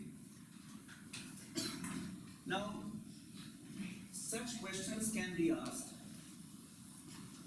even in the interviews also. Such questions may be there in your main examination. This is the pattern, how we study. After you read a particular topic, questions that can be expected in the prelims examination, questions that can be framed from the mains point of view. And if you prepare the highest difficulty level questions, then the questions which will be asked in your Odisha Public Service Commission examination will just be a cakewalk for you. The things will not be very much difficult for you. The things will be easier for you. That is why you need to prepare for a difficult level. Indeed, we are preparing for IAS. So obviously, State Public Service Commission, the competition level may not be too much. Because अभी ना बेवकूफ बनाने के लिए खाली बोलेंगे कि हम OPSC का पढ़ाते हैं, OAS का पढ़ाते हैं, छोटे थोड़ा पढ़ा के छोड़ देंगे. Because when the syllabus is the same, you will have to read from the same level. Done. And it is nothing like that. Because the syllabus is the same. And obviously, अभी तो pattern follow किया. The next questions will also be the same. Yes, the level will also be the same. Earlier, what UPPCS used to do, they used to ask the same questions which were asked. वो UPSC का जब older pattern में थे, अभी तो new pattern हो गया, and the syllabus base का भी same है. So you prepare from that end. Fine.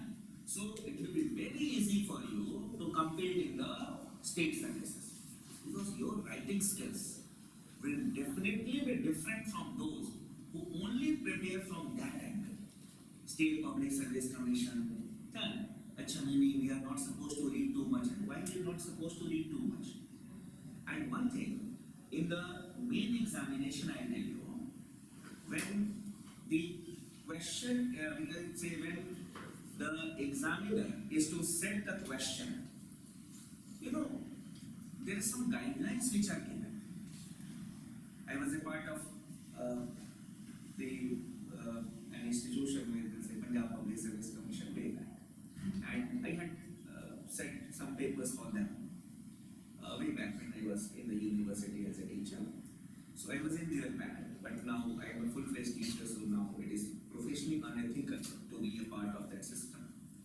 So the secretary basically, what he used to highlight, it was highlighted that what the examiner should do, and it was clearly written that the objective of the questions should not be to check the factual knowledge of the candidate, but to check the understanding of the candidate on different aspects.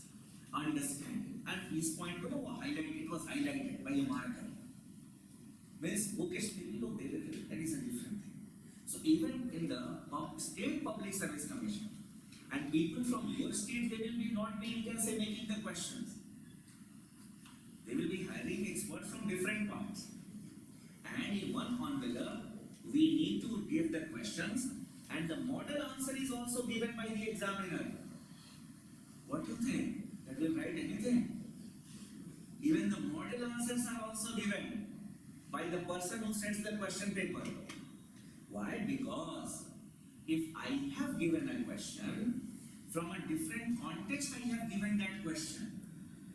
So, if I will not provide the model answer, how there will be uniformity among those who will be correcting the paper? So, the head examiner will tell them that this is the model answer, this is expected from the students. That aptitude will have to develop in the class. You will have to step in the shoes of the examiner. So from the very beginning, you need to be aware of such type of. Now when we see this such type of questions, basically, from where this question arose?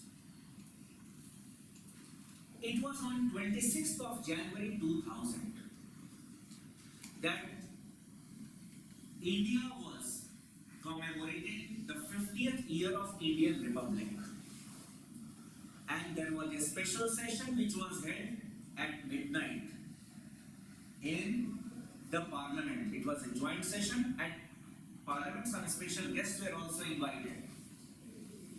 And the first speaker was the then Prime Minister of India, Sri Atal Bihari Vajpayee. He was a poet and he started his speech in a poetic manner. वक्त आ गया है संविधान बदलने. The time has come to change the constitution. Now when the Prime Minister speaks something, it becomes a matter of discussion in the country. So whatever the Prime Minister says, it becomes basically a question also in the examination. Then he said that, so he set the tone that there is a need to change the constitution. Next speaker was the then President of India, Dr. K.R. Narayanan. He was a very learned person. He was a diplomat also.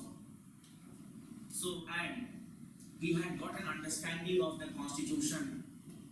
So, he deviated from the view of the Prime Minister. He said that there is no need to revise the constitution as a whole. There is no need to revise the constitution as a whole. This constitution is the result of the vision, far-sightedness of the constitution makers. No doubt, with the changing times and circumstances, change has to be there. And we all know, change is the only unchanging reality of this world. It's an unchanging reality, and change is the only unchanging reality. So, he said that our constitution makers had also realized that the constitution should not be a static document. It should be a dynamic document which should change along with the changing times and circumstances.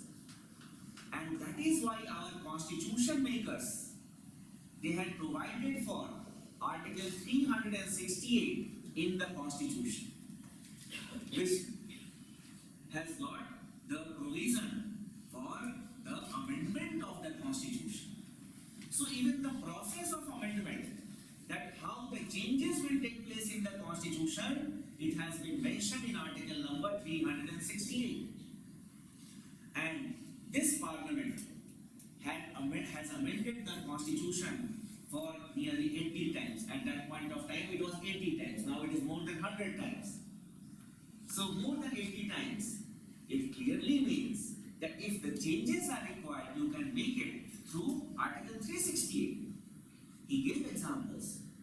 The 42nd Amendment Act, it changed almost entire constitution. Then came 44th Amendment Act.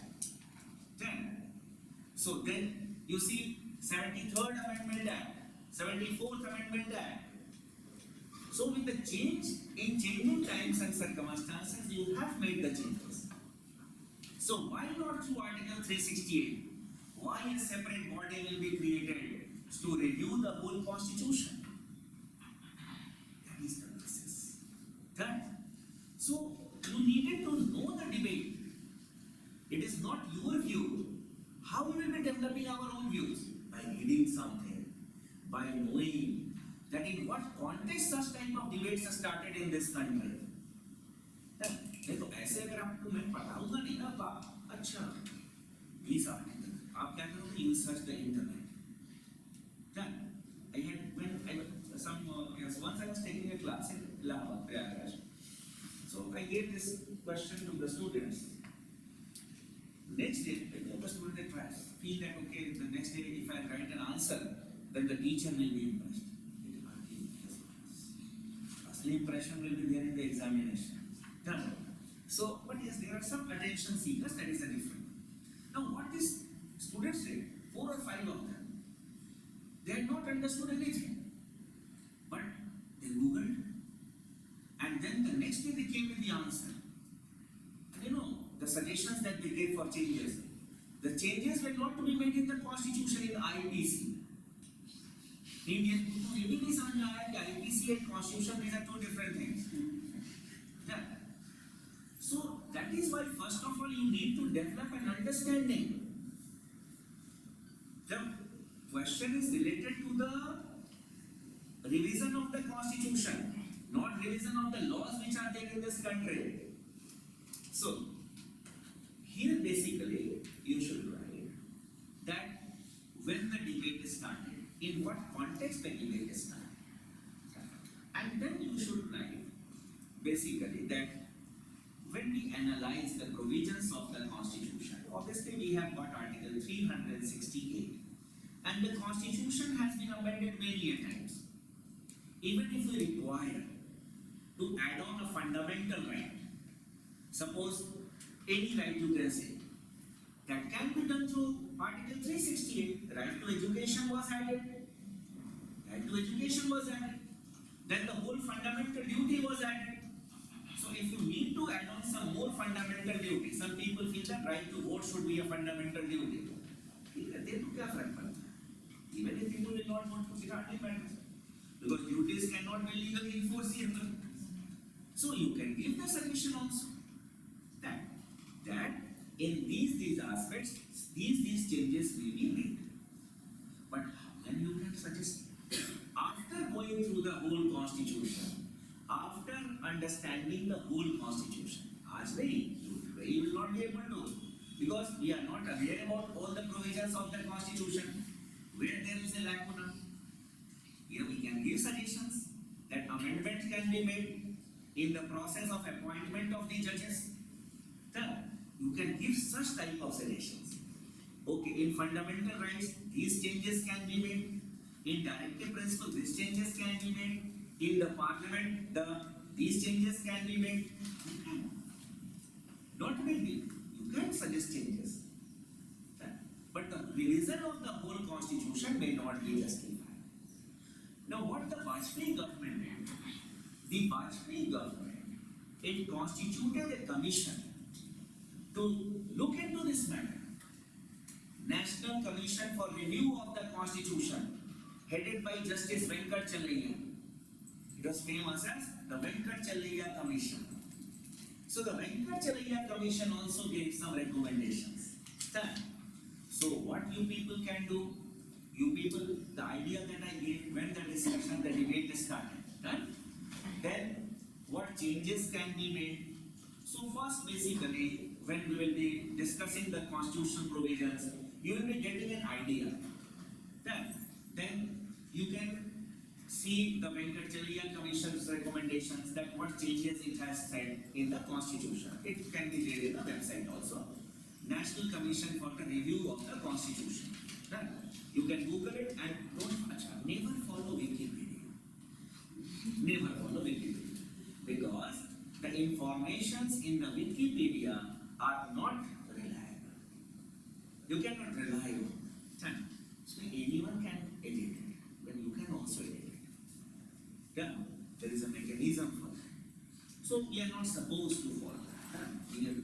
be able to know who has written that thing. So, see the government websites, it is evident. So, such type of questions you need to prepare from the very beginning. You need to have an understanding. It is not that you should start writing it from the very first day. It is not feasible also on your part. But when the year in which you will be appearing in the main examination, after the prelims examination, the questions that I will be giving to you, you must have the answers of those questions with you. Then and themes, issues, everything I tell you. So that at that point of time. Now, before we proceed further, there is another basic thing that we need to know in the constitution, discussion on constitution. That is the types of majority under the Constitution of India.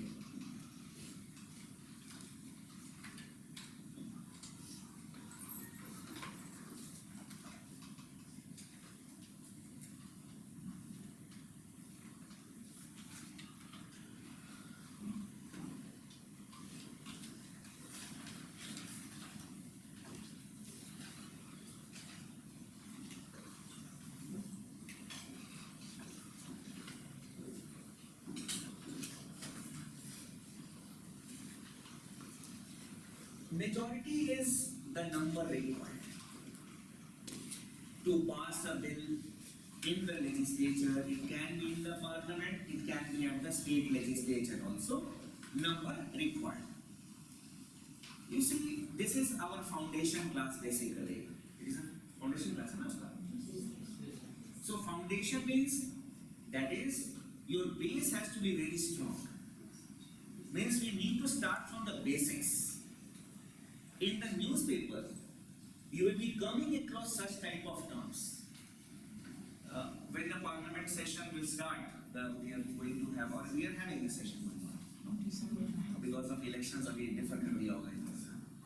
So, basically, if we talk about this majority, in the newspapers, you will be coming across such terms. Majority was not there with the government in this house. That is why this bill was not passed. The regional political parties supported the government so that they got majority.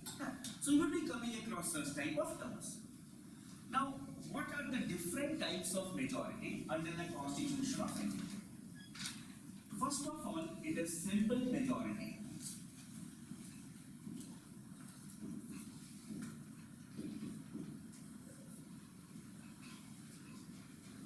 Simple majority is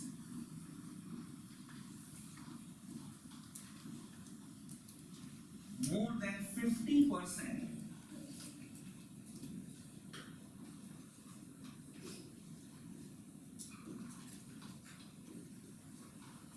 of the members present and voting.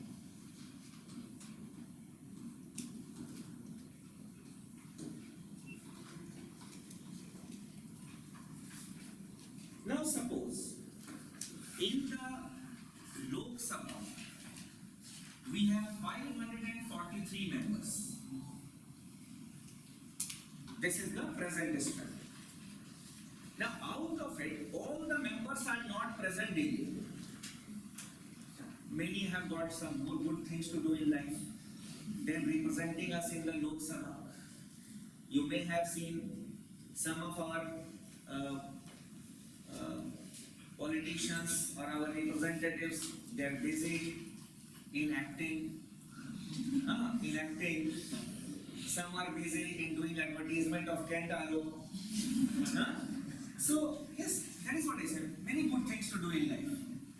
So election night, that is a difference. So all the members are not present regularly. Suppose out of 543 members, 500 members are present on a particular day. And suppose if there is a voting, all the members are not required to vote, except under some abnormal circumstances, they will not vote also. So they can be present, and suppose 40 of them are present in the house but they are not voting. It is known as abstention. Abstain.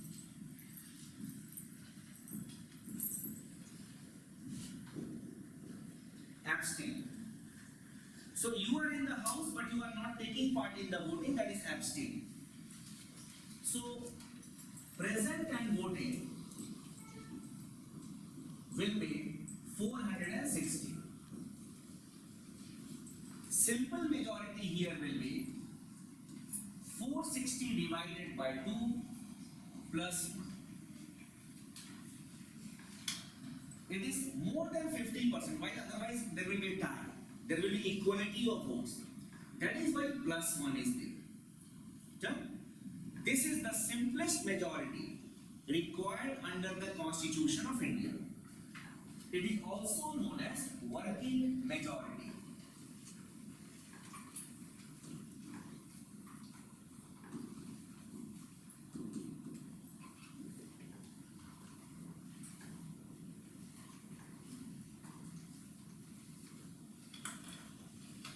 Now, you can write as note, N-O-T-E. Now, this is another technique that I have developed for my students, writing as note. Note, when you write, these are the golden words. These are the golden words, okay? From the examination point of view. Straightforward questions may also be asked from this note. So you are not supposed to ignore the note. So here you can write as note. Wherever the Constitution is silent, wherever the Constitution is silent, on the type of majority required, on the type of majority required,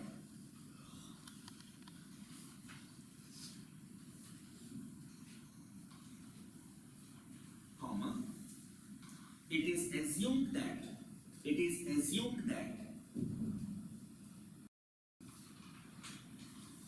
simple majority is required. It is assumed that simple majority is required. So wherever it will be written that this has to be passed by the House, this has to be passed by the House, means there is no mention of any majority. It means that we will be requiring simple majority. Because wherever some other majority is required, that will be mentioned there. So जहाँ पे सिर्फ इतना लिखा रहेगा ना, has to be passed by the House. It means by simple majority. Okay. Coming to next type of majority, it is absolute majority.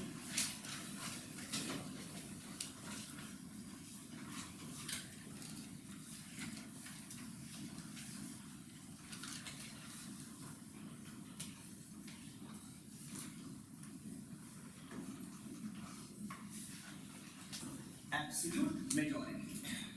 पूर्ण बहुमत. क्या बोलते हैं अपने भाषा? पूर्ण बहुमत बोलते हैं. हाँ.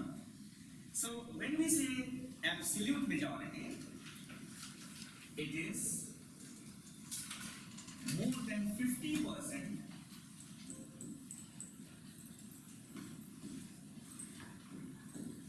More than 50% of the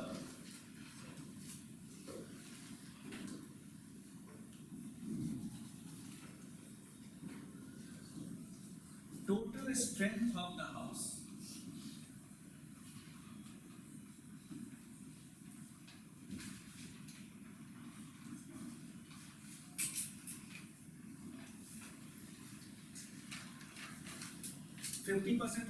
Total number of members of the House.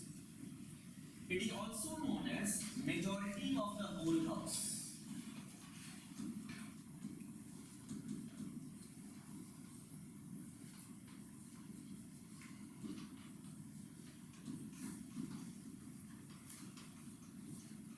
Majority of the whole House. सदन का बहुमत बोलते हैं. Now, it is fixed. In the Lok Sabha, it will be 543 divided by 2 plus 1. In the Rajya Sabha, it will be 245 divided by 2 plus 1. What is the strength of our legislative assembly in Odisha? 147. So if we talk about our Odisha state legislative assembly, it will be 147. 137. Divided by 2 plus 1. So, which political party forms the government? The party which has got this majority. Which has got this majority. That is more than 50% of the total strength. This party has got majority. In the Gujarat Legislative Assembly, the party which will get more than 50% of the total number of seats, that party will form the government in Gujarat. That is absolute majority. This majority basically is used along with some other majority that I will tell you after some time. Then, coming to the third type of majority, it is effective majority.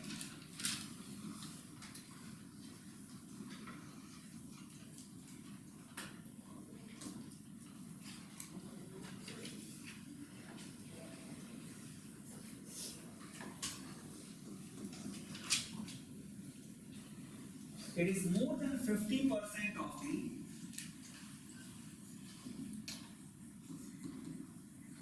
effective or the then strength of the house.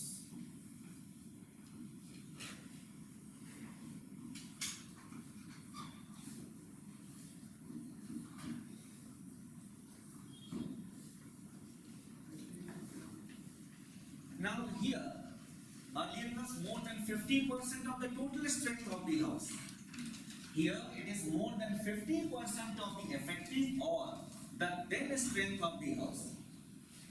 See, what is this effective strength?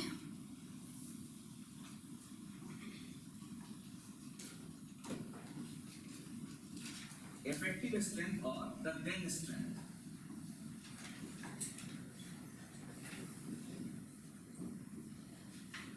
It is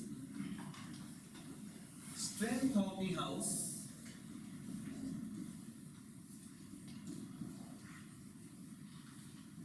minus the vacancies. Minus the vacancies.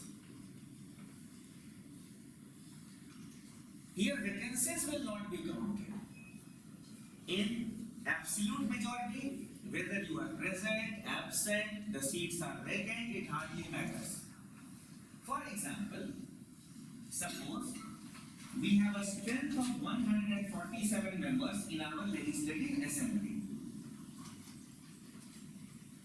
Out of this 147, suppose 3 members may have resigned.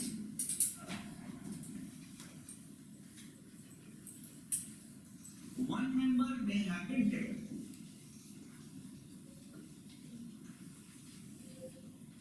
These are the vacant seats. These are the vacancies. We can have elections here.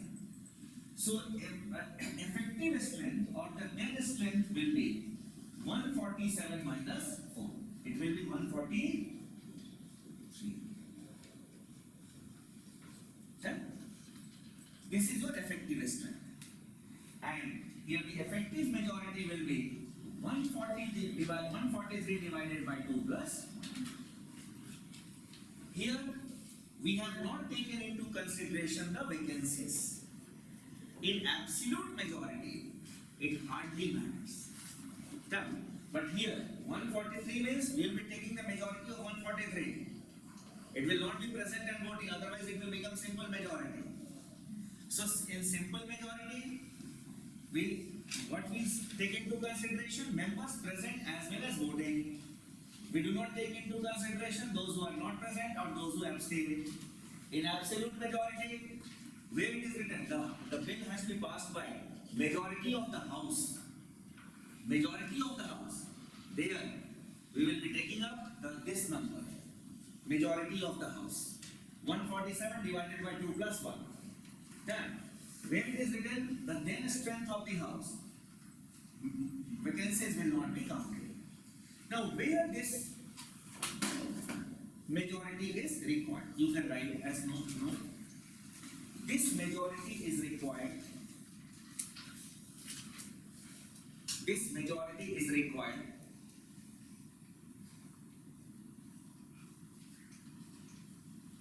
first in the Rajya Sabha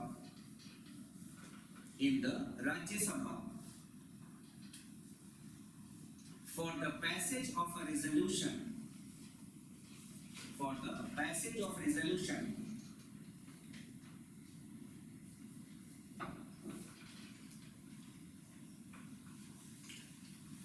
removal of the vice president.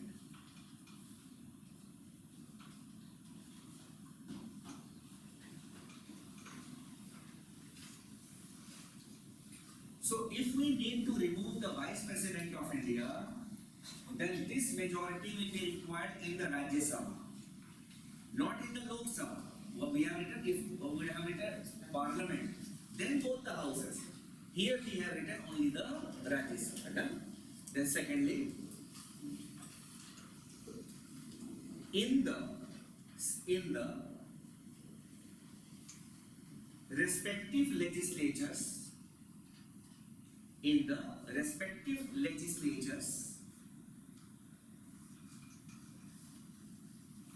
for the passage of resolution, for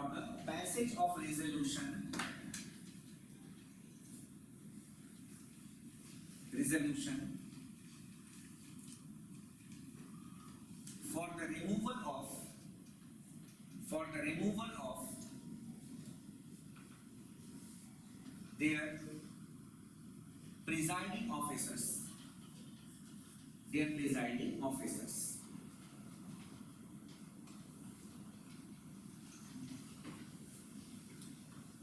Who are the presiding officers? In case of Lok Sabha, the Speaker and the Deputy Speaker.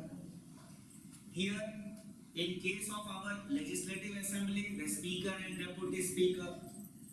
In case of Rajya Sabha, the Deputy Chairman, because the Vice President we have already written. Then, in case of the Legislative Councils, in some of the states we have Legislative Councils. So, they are the Chairman and the Deputy Chairman. For example, if the Chairman of the Maharashtra Legislative Council is to be removed, then this majority will be required in the Maharashtra Legislative Council. If the Speaker of Odisha Assembly is to be removed, then this majority will be required in the Odisha Legislative Assembly. If the Speaker or Deputy Speaker of the Lok Sabha to be removed, then this majority will be required where? In the Lok Sabha. So, remember that if wherever the question is related to the removal of the presiding officer, then Speaker, Deputy Speaker of the Lok Sabha, Legislative Assemblies, Chairman and Deputy Chairman of the Legislative Councils, this majority will be required in that house. Done. Yeah, this is so, and this majority will not be required anywhere other places. Now the logic is, why this majority is required in the Rajya Sabha for the passage of a resolution for the removal of the Vice President? Because the Vice President is the chairperson of the Rajya Sabha. Done. That is why this majority will be required in the Rajya Sabha, not in the Lok Sabha. Lok Sabha is just be passed by a simple majority. That I will tell you when I will be discussing the Vice President. So this is, we can say, the three types of majority till now we have discussed. That is simple majority, absolute majority, and effective majority. I think you deserve a break now. Huh? There are two things. One is need and one is want. You want break or you need a break? Need a break. As a want conductor, I should not have. I will not do it. Okay.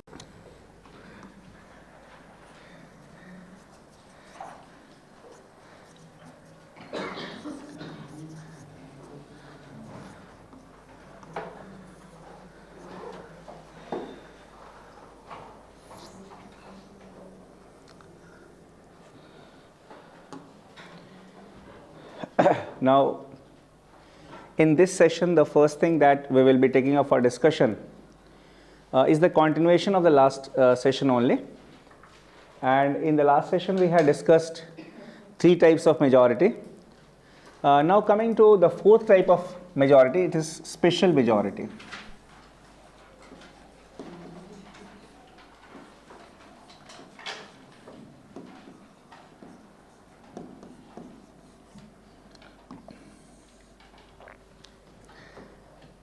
There are three types of special majorities. The first is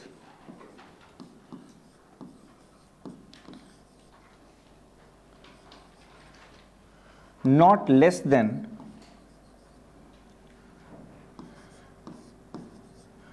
two-thirds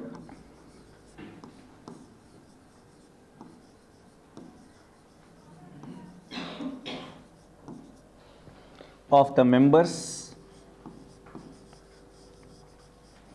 present and voting.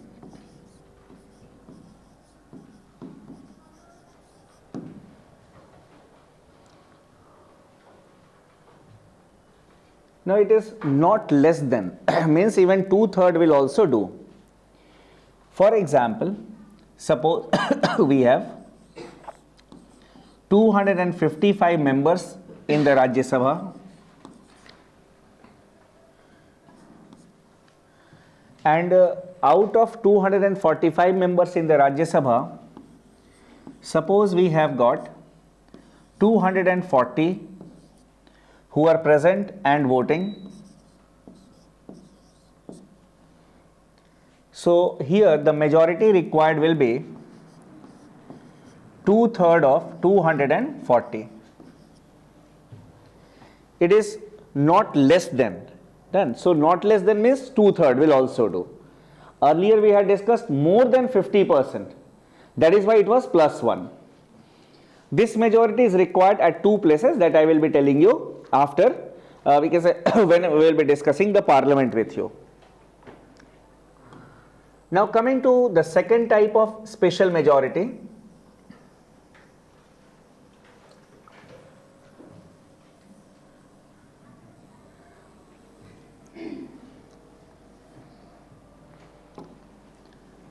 In the second type of special majority, two conditions have to be fulfilled.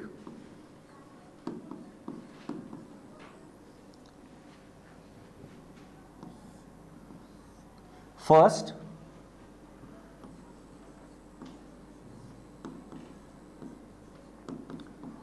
majority of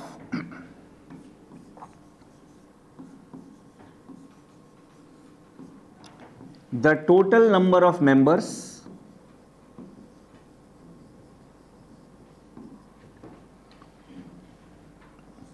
and not less than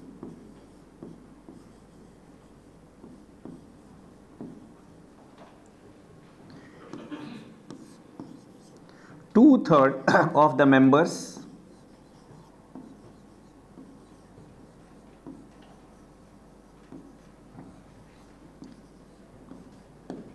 present and voting. It is not or, it is and. Done. And. So both the conditions have to be fulfilled. Now you will understand how it is. Suppose in the Lok Sabha where this majority is required. Suppose on the during the discussion on a particular bill which needs to be passed by this majority, suppose if 450 members are present and voting. Now here, when we say majority of the total number of members, in the Lok Sabha it is 272, it is fixed. More than 50% of 543, done. So 272 is fixed, and so you need to get this number plus not less than 2/3 of the members present and voting. What will be the 2/3 of 450? You have to appear in CSAT also. 300, okay. Okay, 300. So 300 is not less than, or it is 2/3 of 450. Now suppose when we are having this condition, 450 members present and voting, suppose if 298 members of the Lok Sabha, they vote in favor of the bill which requires this majority, if the bill will be passed or not? If the bill will be passed or not? No, because we are getting this number 272, they are supporting, but 298 is not less than, it is not, we can say 2/3 of 450. So if this number is, if this number is 300 or more than 300, then both the conditions are being fulfilled. The flip side of it,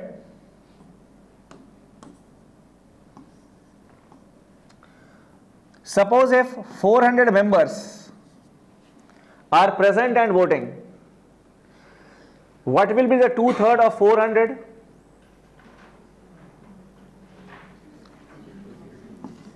267. Okay. Now suppose 270 members, they vote in favor of the bill which requires this majority. If the bill will be passed or not? No. Why? Because so both the conditions have to be fulfilled. Done. Both the conditions have to be fulfilled. It is not either or. And if I ask you a question that suppose if 272 members are present and voting in the House, how many members should vote in favor of the bill so that such a bill will be passed? All. Very good. All the members should vote in favor of the bill. Then only this first condition and the second condition both will be fulfilled. This is a tough majority, because minimum you will have to get this number, minimum, and it should also be, we can say, at least 2/3 of the members present and voting. So it will be required for some tough work. So where this majority is required, you can note it. This majority is required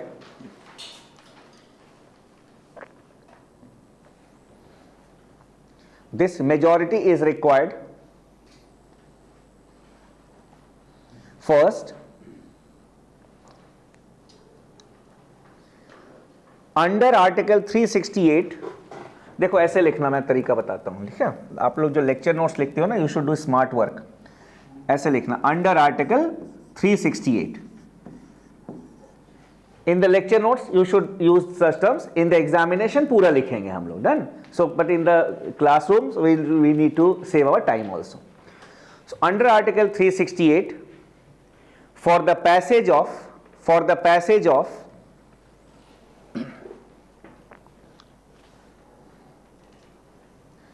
a constitution amendment bill, for the passage of a constitution amendment bill in both houses of the parliament,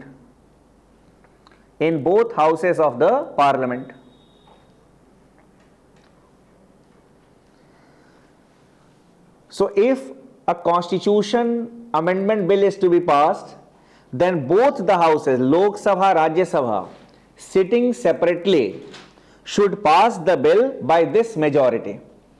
That is why you say that in the Lok Sabha, the BJP has majority, but in the Rajya Sabha, sometimes it lacks majority.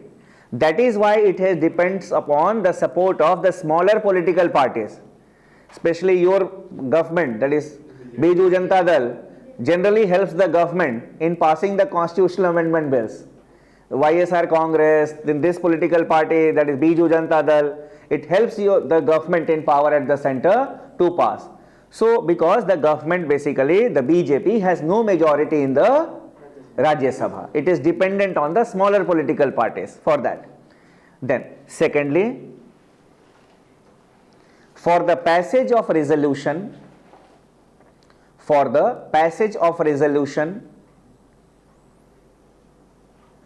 in both houses of the parliament,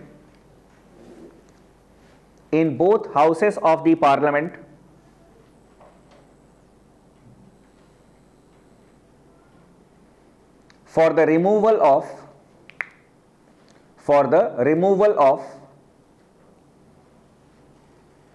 the judges of the Supreme Court and High Courts,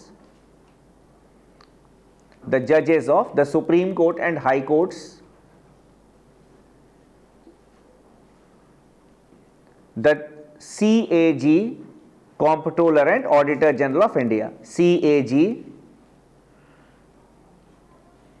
then Chief Election Commissioner, CEC,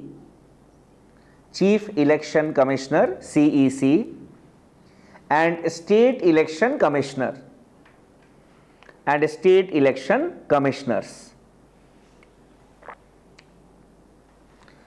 So, the State Election Commissioner is appointed by the Governor of the state, but he is removed in the same manner as a judge of the Supreme Court is removed. Done. So, that is second case. Then, third point you can write, in a state legislative assembly,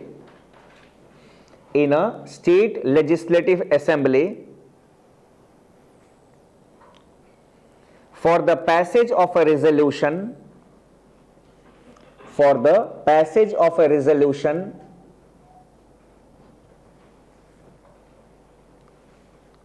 requesting the parliament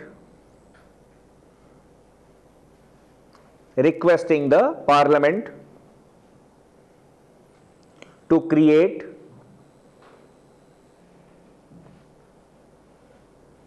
or abolish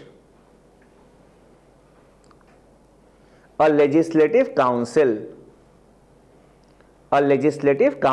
in the state.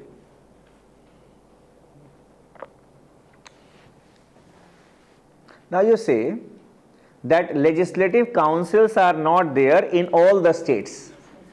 Now suppose Odisha wants to have a legislative council, then the Odisha State Legislative Assembly will pass a resolution requesting the parliament to create a legislative council for Odisha, and that particular resolution to be passed in the State Assembly of Odisha by this special majority. Done. So, the assembly will request the parliament, the final authority is the parliament, but the request will come from the assembly. Our Odisha Legislative Assembly has passed a resolution few years back, but we can say during the time of pandemic such decisions were not taken. Let us see what, and then Andhra Pradesh has passed a resolution to abolish the legislative council. So they have requested, final authority is the parliament, they will decide. So these are in detail also I will be telling you about legislative council when I will be discussing the state legislature. Abhi to just initial lectures are there, but yes, when we write something we need to have an idea. This was the second type of special majority. Now coming to the third type.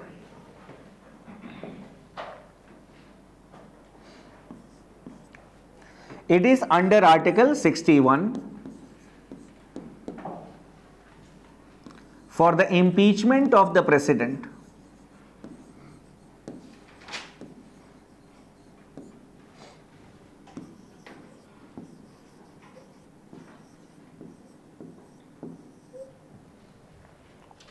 impeachment of the president.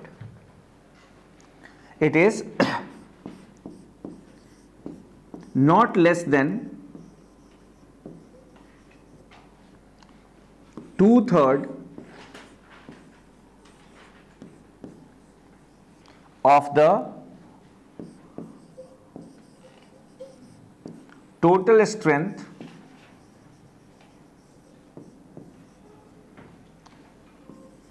of both houses of the parliament.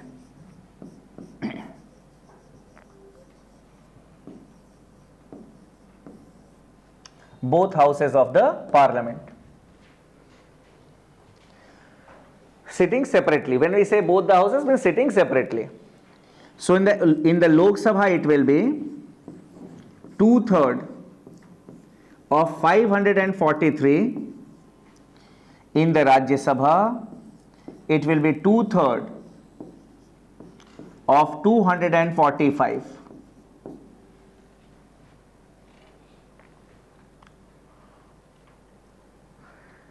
Why we have written 543? Earlier it was 545, but now Anglo-Indian members are not nominated, so it is 545. In the older book still they write 545, done, but it is 543 now. Now, so this is the toughest majority required under the Constitution of India. And one more thing I will clarify here, that when we see this word impeachment, the word impeachment has been used in the Constitution only for the President of India. For others, the word removal has been used. But generally what we have seen is that in the loose terms, we use the expression impeachment of the judges. Somewhere it is written also, in articles also you will find impeachment of the judges. Now, if the question in the MCQs is that constitutionally the president is impeached, or the word impeachment has been used only for the president, that will be the correct option. Now, what is the difference between impeachment and removal? Impeachment is a special legislative process. It is not a normal legislative process. It is a special legislative process, and as soon as both the houses of the legislature, they will pass the resolution, automatically the concerned person gets removed automatically. Done. For example, if you talk about the American president, so just as both the houses, House of Representatives and the House of Senate, they will pass the resolution for the impeachment, then automatically the president will cease to exist from his office. On the other hand, if you talk about India also, as soon as both the houses of the parliament, they will pass the resolution will have the power for the removal of the, or the impeachment of the president. Automatically the president will get impeached. Now, when we talk about removal, removal is an executive order. It is an executive act.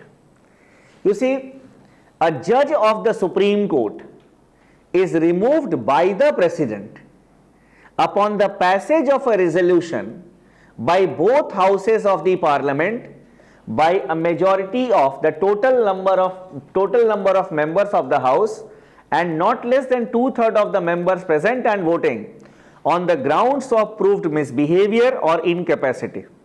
Removed by. So after both the houses of the parliament will pass the resolution, then the president will remove. So formal removal will be done by the President of India. But in the case of the president, automatically as the resolution will be passed, then president will automatically not there in the office. The vice president will take oath as the president. These are the three types of special majorities. So altogether we discussed 4 types of majorities: simple majority, absolute, effective, and then special majority. Under special majority, 3 types of majorities are there. Now coming to The next topic that we need to discuss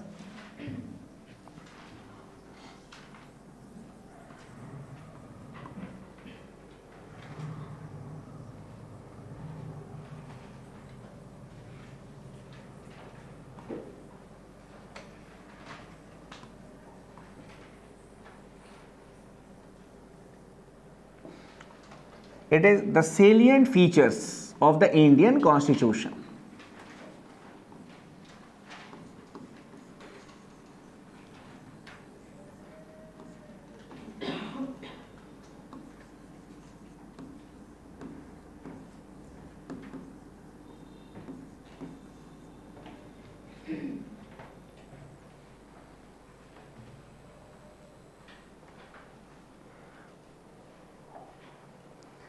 Now, when we say salient features, you see, there are two approaches of reading this topic. One is the one-day examination approach. Largest constitution, done. It provides for socialism, secularism, two sentences. And one is the civil services approach. When we talk about civil services approach, it is different. It is different from the one-day examination approach.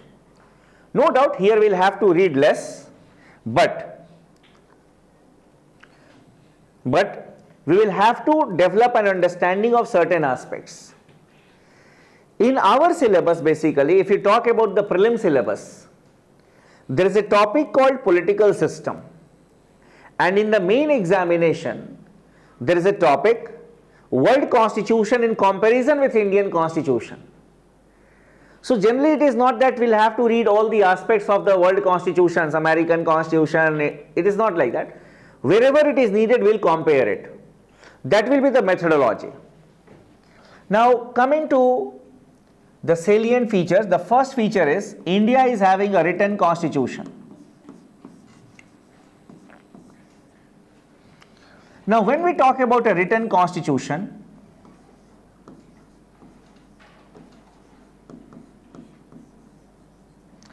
in some of the countries we have unwritten constitutions also. So here we will compare it. Now here you can write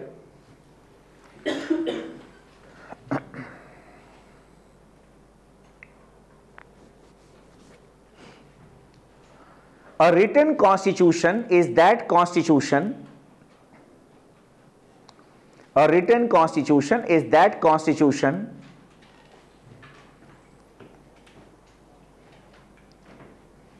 the provisions of which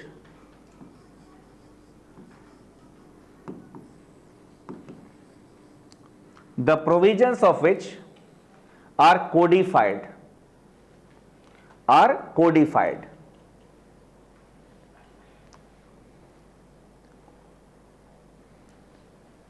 Here you can write one more sentence. Codification means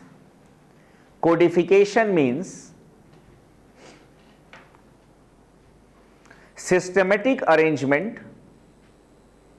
Codification means systematic arrangement of the various provisions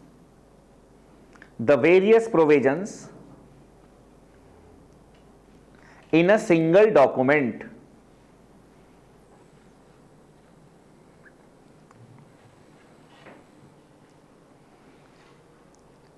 That is codified. Then when we come to this side, here you can write an unwritten constitution does not mean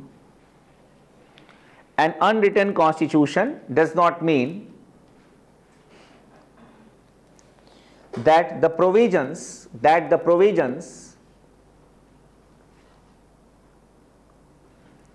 have not been written down, does not mean that the provisions have not been written down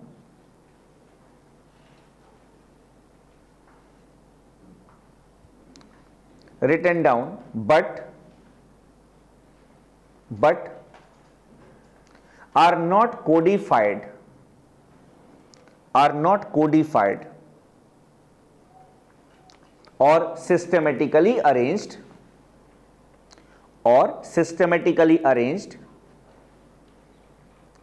in a single document.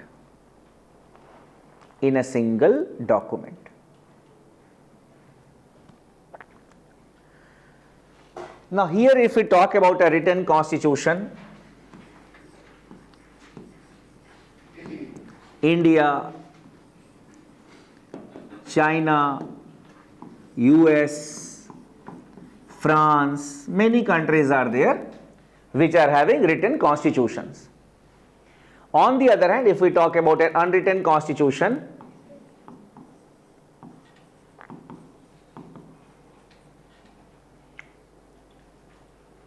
UK, New Zealand are some of the countries where we have got unwritten constitution. Now, when we talk about the Constitution of United States of America, you can say that this document is the Constitution of United States of America. This document is the Constitution of China. This document is the Constitution of India. But one document will not be termed as the Constitution of United Kingdom, or it is a Constitution of New Zealand. You cannot say that. Why? Dekho, it does not mean that the things have not been written down. The things have been written down, but not at one place. For example, if we talk about India, in our Constitution, you see the provisions regarding creation of a new state, citizenship, fundamental rights, then the duties of the state, then our duties, then all the three organs of the government, central level, state level, local self-government, all are written in one book. But if you talk about United Kingdom, things have been written down, but in a different books. For example, in a different book they have written about the parliamentary laws. In one book they have written about judiciary, judicial acts. In one book they have written rights of the people.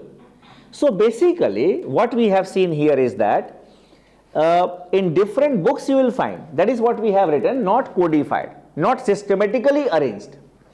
Then secondly, a written constitution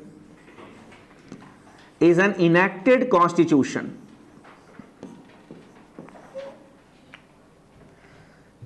It is an enacted constitution.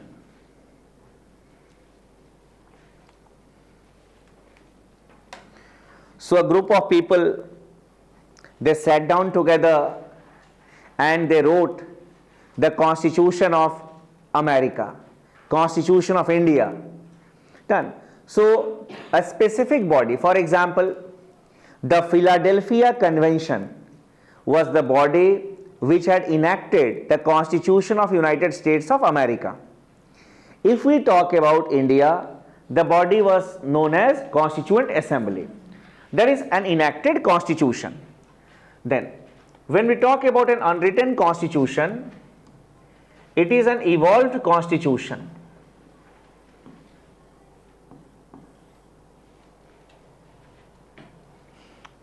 It is an evolved constitution. For example, the Constitution of UK or the UK Constitution started evolving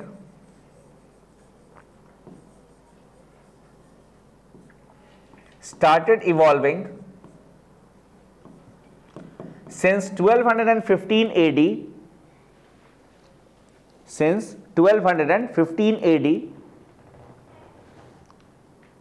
that is the time of Magna Carta. That is the time of Magna Carta, C-A-R-T-A.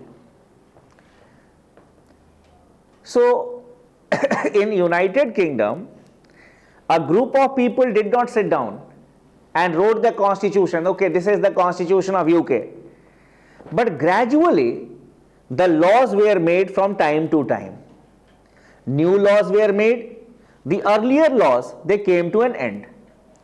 And for example, if we talk about the evolution of the English Constitution, what we have written, it is evolving since 1215 AD, that is the time of Magna Carta.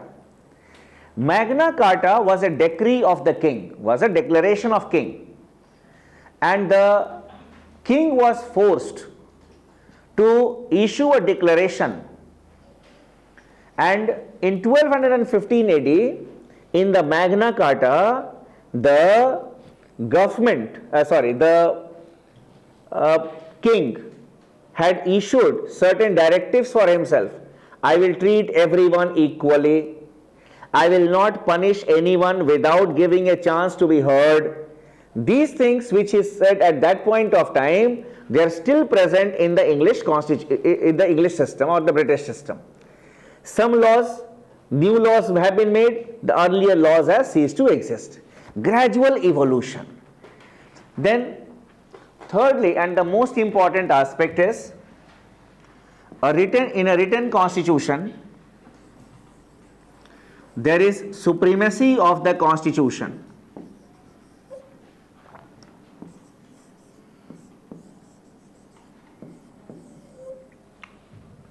There is supremacy of the constitution.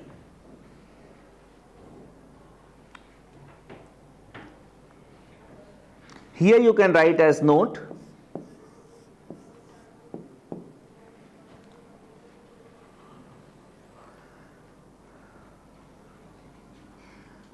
all the organs of the government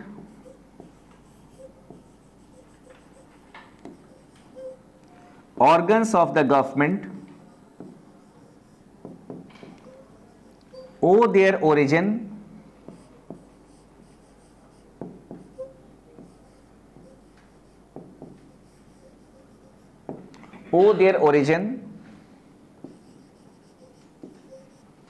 and derive their authority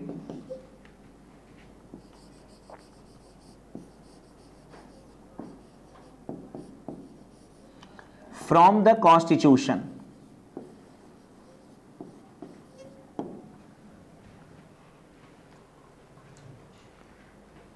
So, you see that wherever there is a written constitution, it is the supremacy of the constitution. In our country, generally people feel that judiciary is supreme. But why? Because the judiciary has the power to review the laws which have been made by the legislature or even the decision taken by the executive. That is why. But who has given the judiciary this power? The power has been given by the Constitution. So the Constitution is supreme. Done. Now here you can write another point, note number 2. The purpose of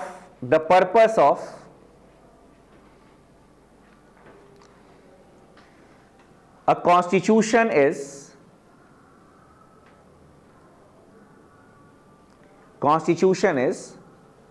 to provide for a limited government,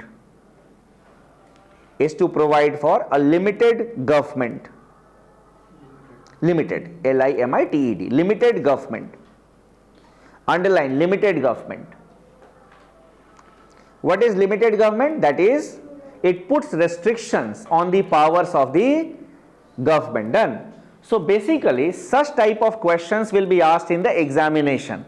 Which of the following is correct regarding the Constitution? The Constitution put restrictions on the authority of the government, or it limits the power of the government. Second, it put restrictions on the rights of the people. First option will be the correct option. Such type of understanding based questions are asked in the prelims examination. Because we have seen for the last 4-5 years, these basic questions are asked in the examination. That is this part. Now, coming to this part. Wherever we have unwritten constitution, there is supremacy of the parliament.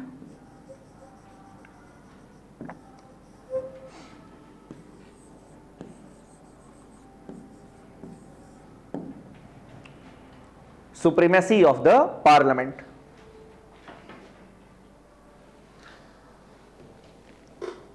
In our country, we have a written constitution. So, in the constitution, it is mentioned that the parliament shall consist of the president, the council of states, and house of the people. So, a third person means the constituent assembly through the constitution created the parliament. On the other hand, if we talk about United Kingdom, no constituent assembly.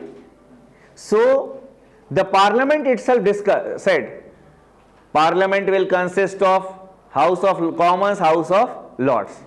They made rules for themselves. How the bills will be passed, we will decide it. Done. Everything. Then, even for the judiciary, we will decide it. So, that is why there is supremacy of the parliament. And a law made by the parliament cannot be challenged before any authority. It cannot be declared as null and void also.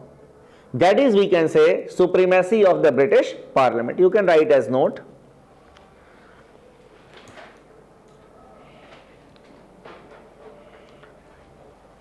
The supremacy of the British Parliament,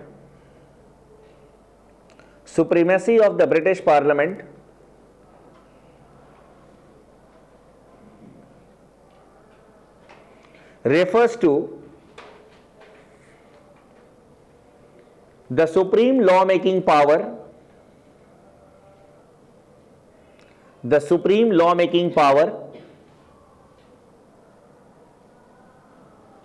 of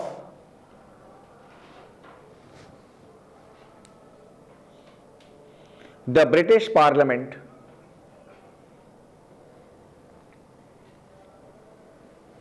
Full stop.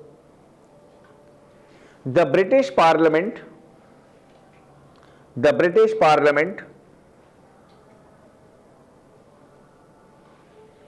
can make laws on any subject,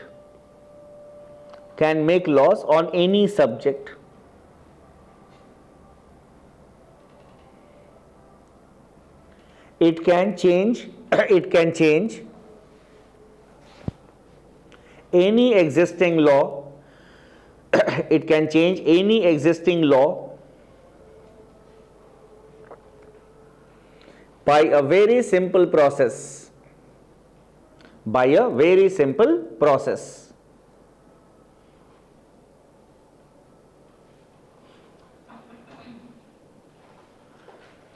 The laws made by the parliament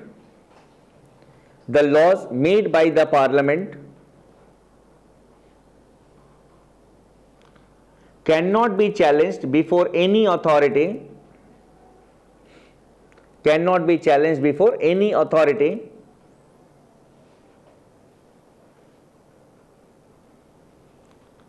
and cannot be declared as invalid.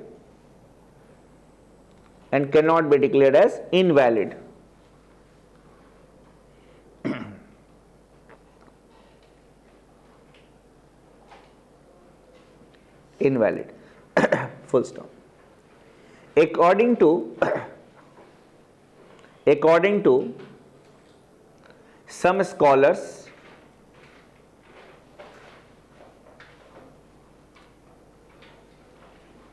the British Parliament is so powerful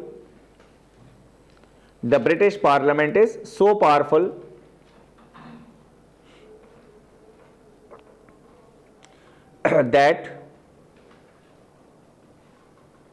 it can make laws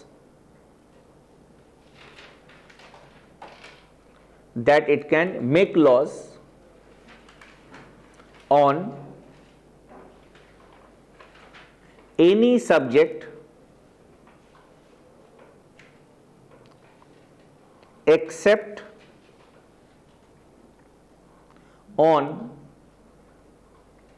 changing a man into a woman and a woman into a man. Except on changing a man into a woman and a woman into a man. means whatever is naturally possible. आजकल तो everything is possible. Science and technology has developed so much, but obviously some unnatural things are also there. So whatever is naturally possible on those subjects, the British Parliament has the authority to make laws. So such type of comparison has to be made. Done. So in India there is constitutional supremacy, in Great Britain there is parliamentary supremacy. So even if in the examination you need to compare the British Parliament and the Indian Parliament with respect to sovereignty, you need to write about it. That in India the constitution is supreme, because all the three organs of the government, they owe their origin to the constitution. But in case of an unwritten constitution, it is the parliament that is supreme. So from here basically these aspects are important.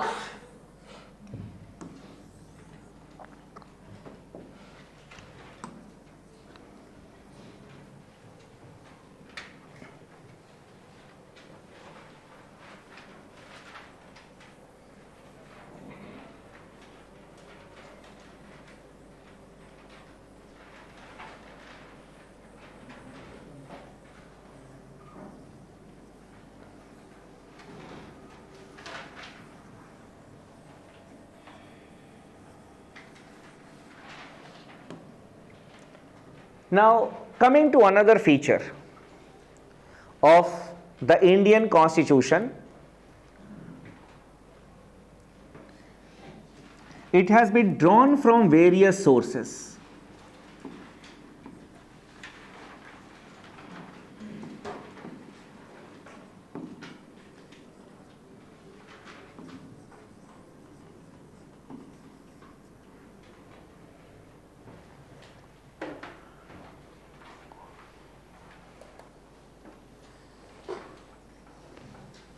Some Western writers basically have used the expression that the Indian Constitution is a bag of borrowings, and what the Indians they do, they borrow the things themselves, and many of the textbooks that you will read nowadays, they have written that the Indian Constitution is a bag of borrowings.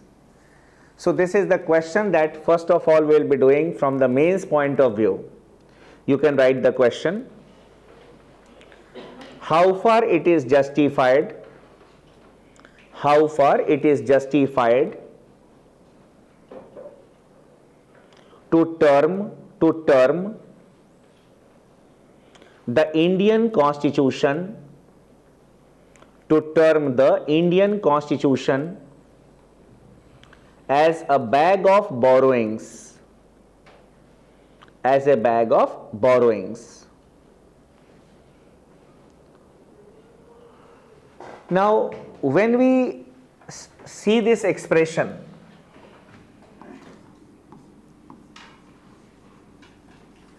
a bag of borrowings,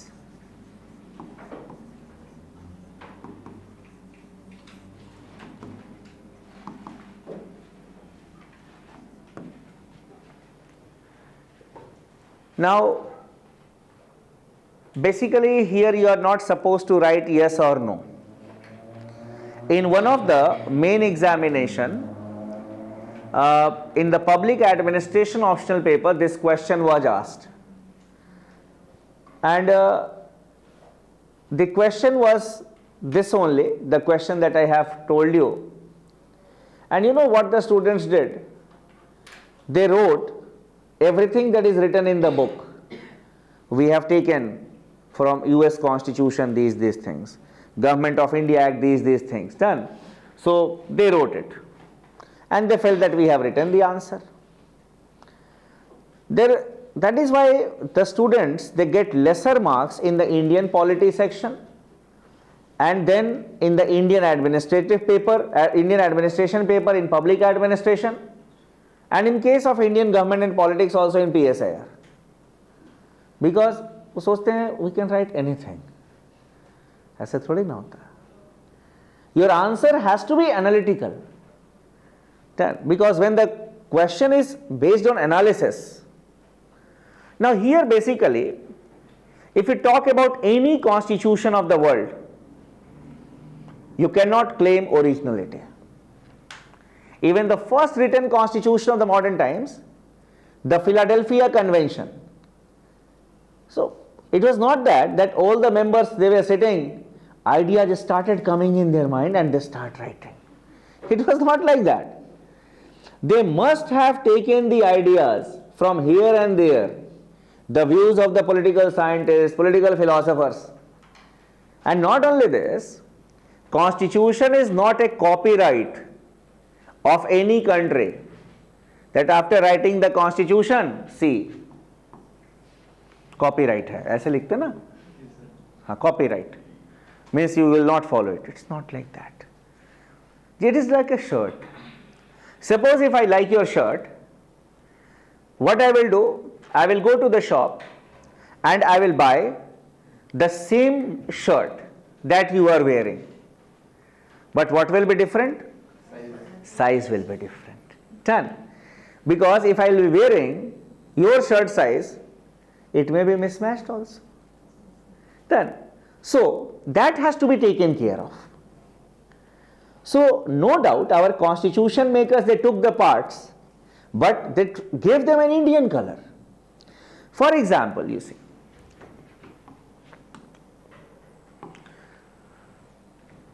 the concept of federalism.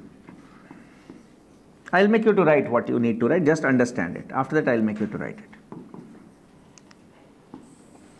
Federalism. Generally, what we say is that federalism has been taken from the US Constitution. It is not like that. When we talk about this concept of federalism, is central government and the state government. This idea that we will have two sets of government was there in the Government of India Act 1935.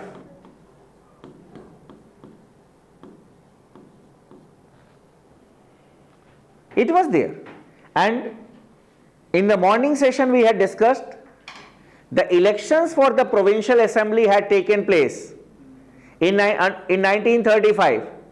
It means that we had provincial governments and we had got the union government or the central government. Done. In London there was a central government and here there was provincial government. So we were aware about two things. Then we did not took the American model. Why? America provides for two constitutions, two citizenship. We said no. Because in our country there is diversity. People from Kashmir to Kanyakumari, they differ from each other. And the whole country is divided in the name of religion, language, caste, regional imbalances are there. So basically, when you will adopt the American model, then that model may not be successful in India. So our constitution makers started looking for a model of federalism which can be suitable for our country. And then they came across the Canadian model. Canada is a multicultural society. India is having a plural society. So in Canada, what they have done, they have adopted a federation with a strong center.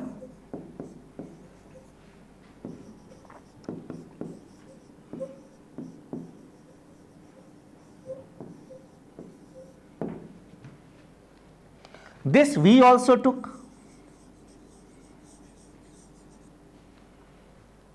That our central government is very strong. Why? Because in a plural society, the unity and integrity of the nation has to be maintained. Otherwise, the divisive forces will always be active in the country.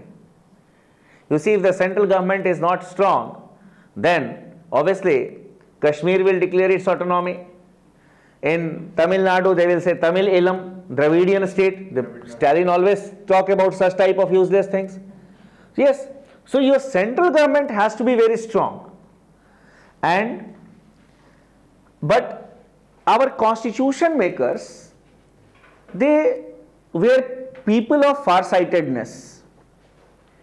They started thinking of a model where the disputes between the center and the states and between the states can be solved through consultation, through discussion, not only through the court. And that is why they came across a model of such type of federalism, that is cooperative federalism. And it was present in the Australian Constitution.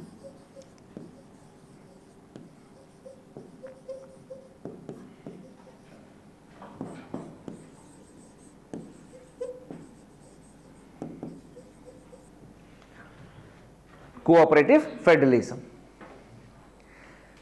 So you cannot exactly say that our federal structure has been taken from this country or that country. The idea has been taken from the Government of India Act 1935. Then a federation with strong center from Canada, and Australian Constitution, cooperative federalism. So basically, when such type of questions are there, you need to analyze the things. I'll tell you a model answer, you can write it. No constitution in the world, no constitution in the world can claim originality. Can claim originality.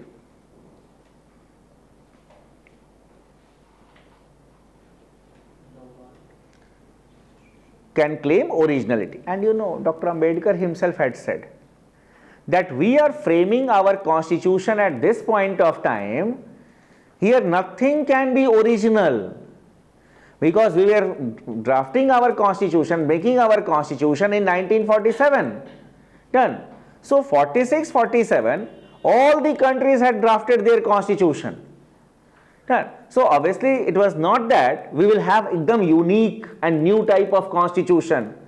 It was not feasible also. So he also admitted that at this point of time we cannot have a constitution which will be completely original. That is what we have written in our own words. Because जहाँ लिखो doctor Ambedkar लगेगा ना उसको कि अच्छा ये तो हमेशा रट के वही एक नाम लिखता है, because many people will be writing that. After full stop you write, our constitution makers also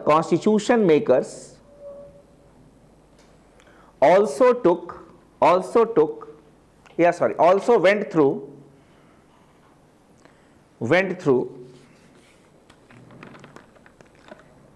the various constitutions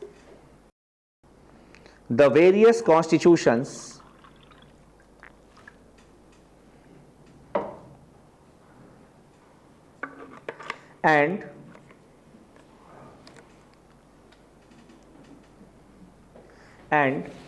took various aspects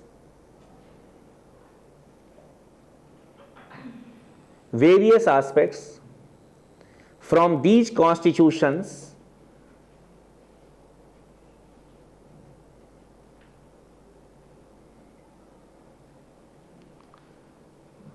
an Indian color.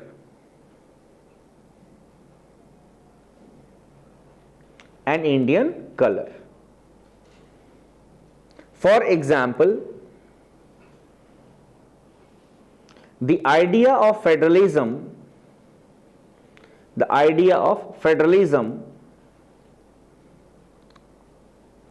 was taken from the Government of India Act 1935. The Government of India Act 1935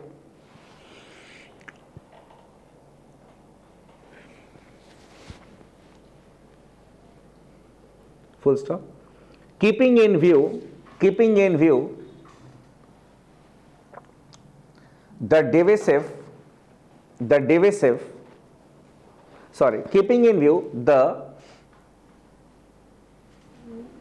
plural nature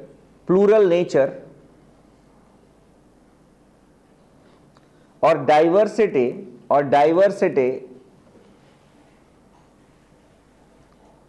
of India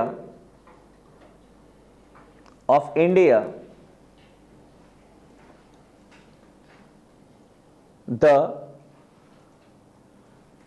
idea of a federation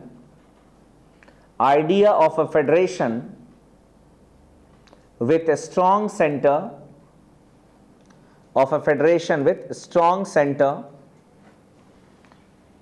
was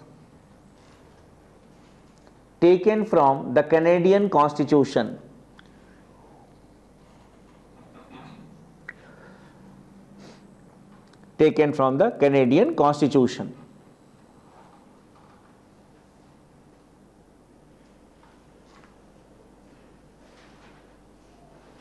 Full stop.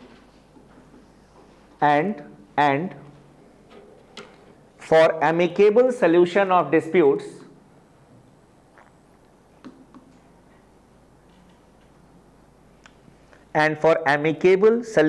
disputes that may arise between the center and the states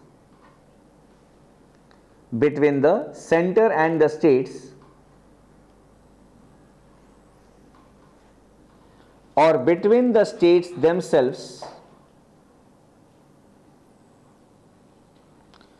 between the states themselves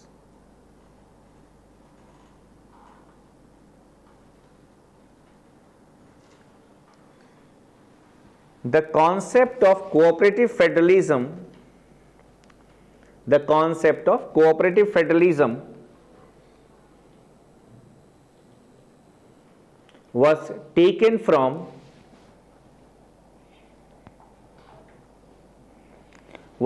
from the Australian Constitution.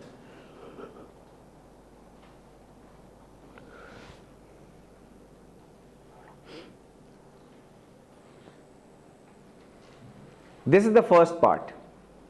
Then, in the second paragraph, you write, some of the provisions of the Constitution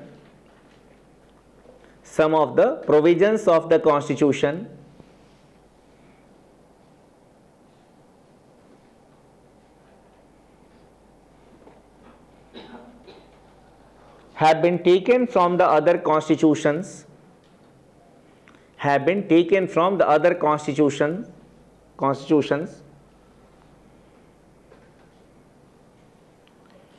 and have been incorporated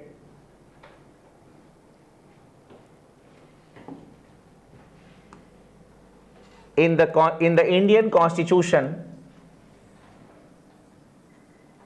without any change.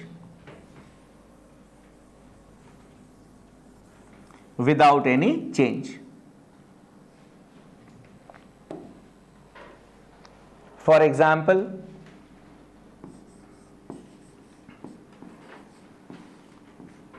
Article 301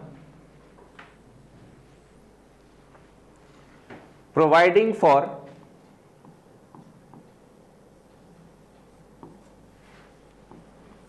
freedom of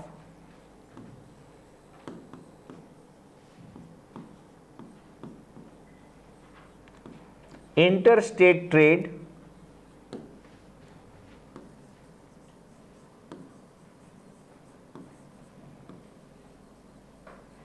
commerce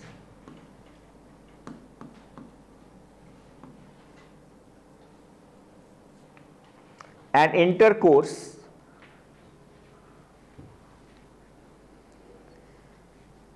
has been taken from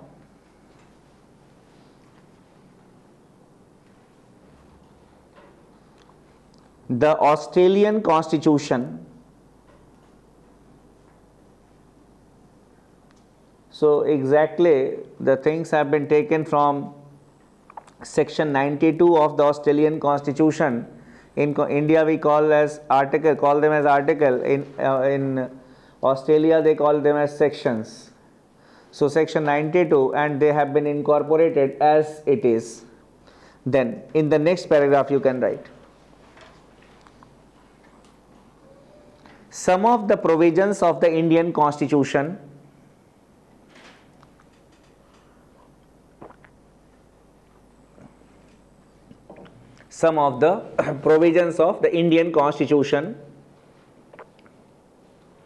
are our own.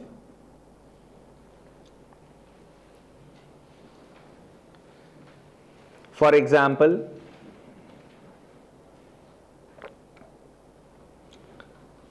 the provisions related to panchayats,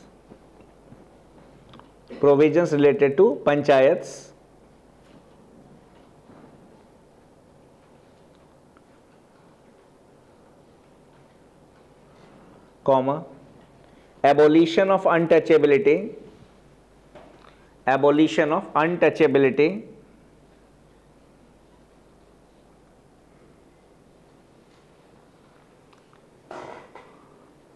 comma, the Indian brand of secularism,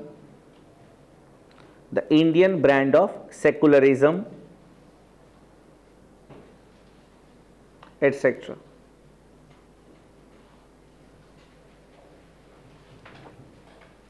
Done. So now when we need to write a conclusion, done. So conclusion will be a summary of it. One line I'll tell you, you can write it. On the basis of the above discussion, on the basis of the above analysis,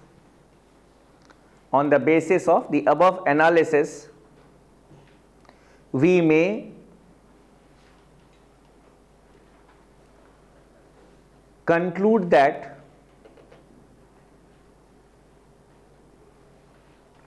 the Indian Constitution may be termed as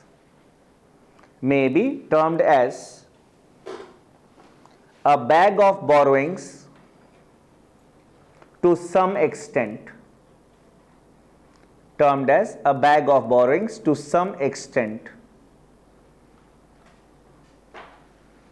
So completely we cannot say, to some extent we can say. Done.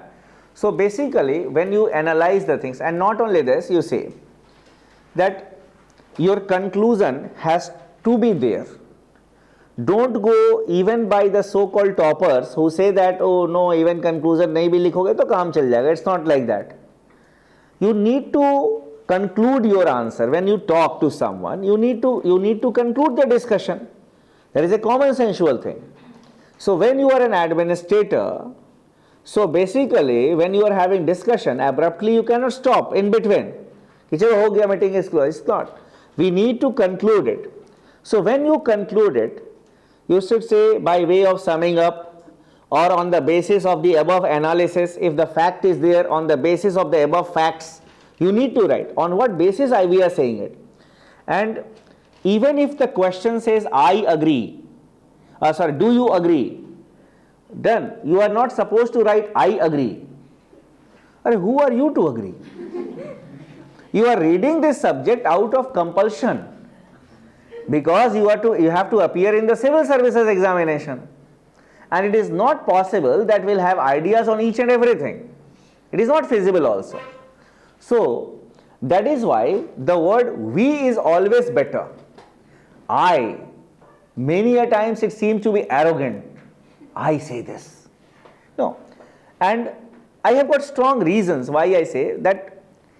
For example, when you are an administrator, suppose a group of the elderly people from a panchayat, they have come to see you, and they are discussing some problems of the village. You have heard them, and after that you will say, okay, I have heard you, but I say that this will be the conclusion. The elderly people will look towards you like this.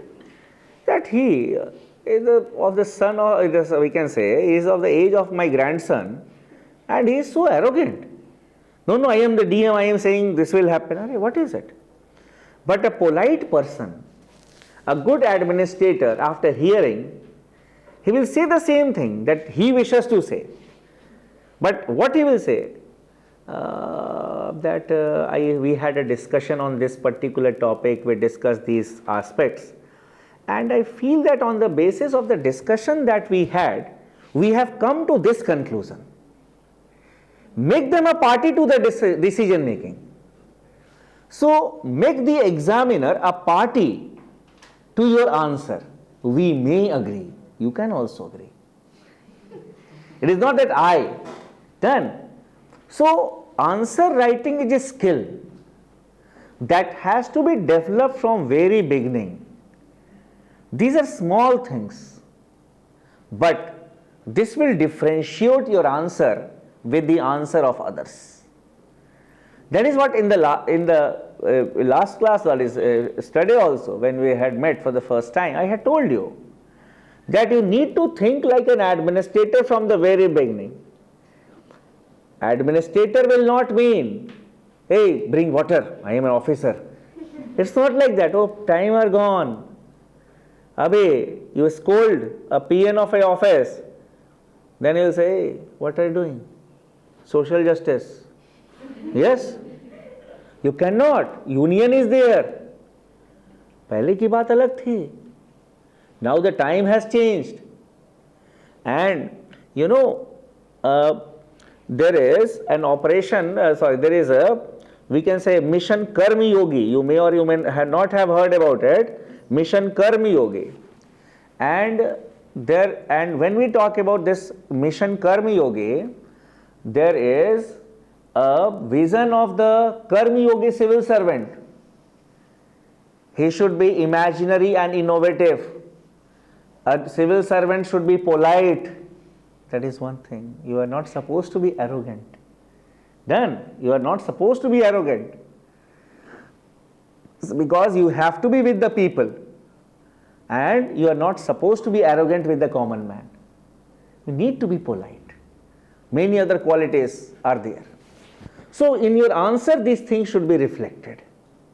And Abhi, that is why I say that from the very beginning, how you talk, how you walk, how you sit, all these things matter a lot. Done. Matter a lot. So from the very beginning, it's not that you will compete in the main, उसके बाद फिर tie coat पहन के I am preparing for the interviews. अरे उस वक्त तो बहुत देर हो जाता है. Grooming has to be from the very beginning. We need to groom ourselves. Then this was, we can say, the answer, a model answer I told you from the mains point of view. From the prelims point of view, you may be asked about the sources of the Constitution. I think it is there in your notebook unnecessarily. Why I will make you to write this we have taken from here, this we have taken from unnecessarily. So just before the examination, what you can do is that you can just have a glance. That is what we have taken from which Constitution. Here you can write as note. I will tell you what to read here. Emphasize on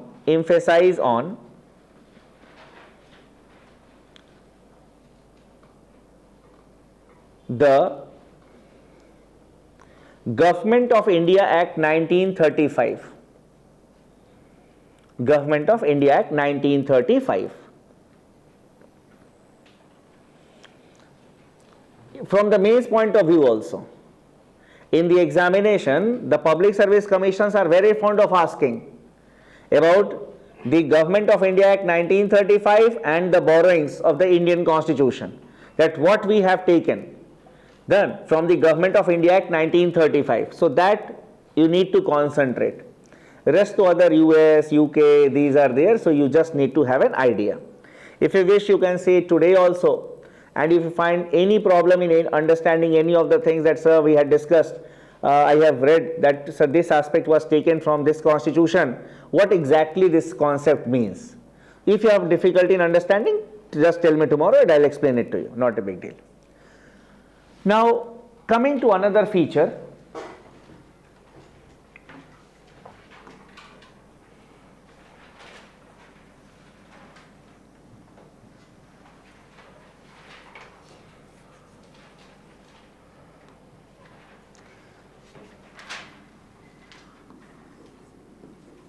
it has a parliamentary form of government or parliamentary system.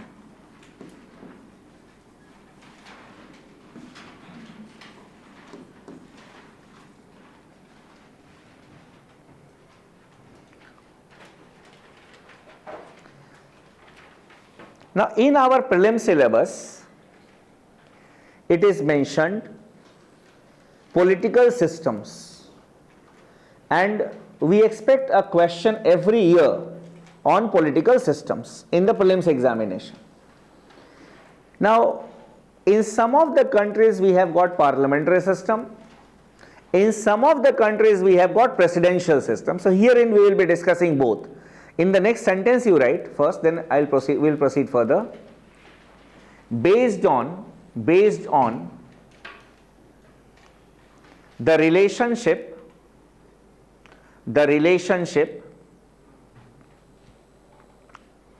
between the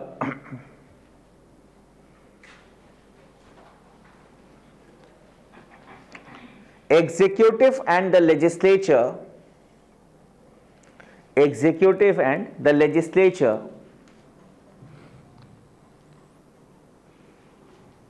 in a state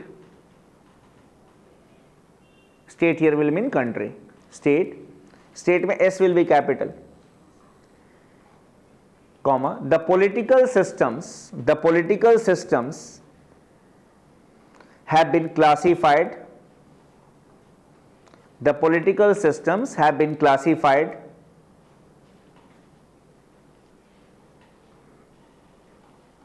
as parliamentary and presidential.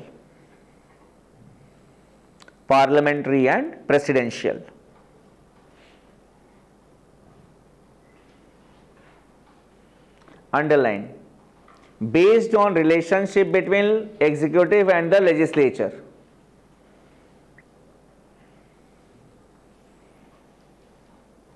So this classification, parliamentary system, presidential system, is based on what is the relationship between the legislature and the executive in a particular country.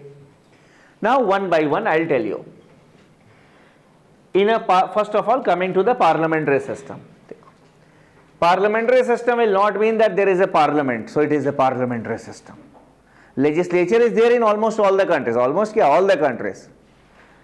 If we talk about a parliamentary system, in a parliamentary system, there are two heads, head of the state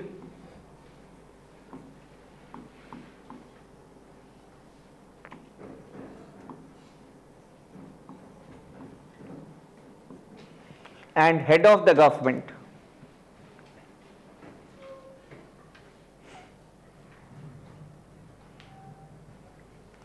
Head of the state is the nominal head.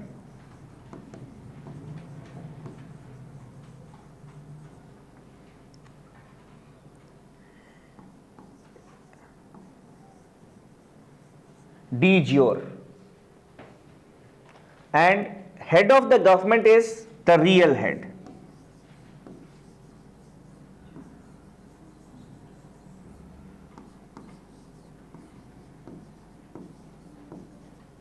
De facto.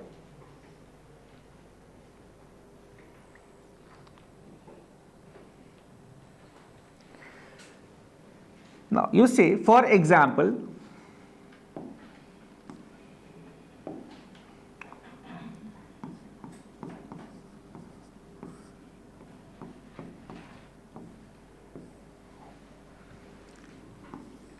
in the United Kingdom, the head of the state is the crown and head of the government is the prime minister. Then in case of India,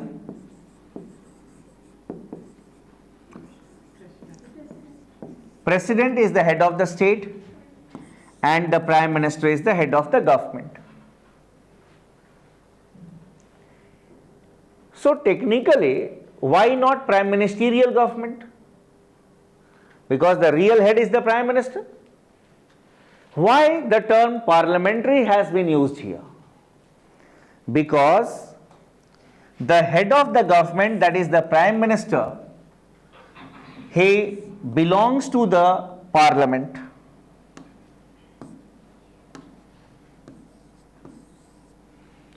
So the Parliament provides for the head of the government. You see, the Prime Minister of United Kingdom, he must be a member of the House of Commons. And when we talk about India, in India our Prime Minister must be a member of the Lok Sabha or the Rajya Sabha. So Parliament provides for the head of the government. Then you say, sir, why the word parliamentary has been used? Why not any other nomenclature? Because this system evolved in the United Kingdom. And in the United Kingdom, the legislature is known as the Parliament. That is why it has got its name from its mother, that is United Kingdom. United Kingdom is known as the mother of parliamentary democracy. Now, this is the first point. Head of the state and head of the government, they are two separate persons. The second point you can write.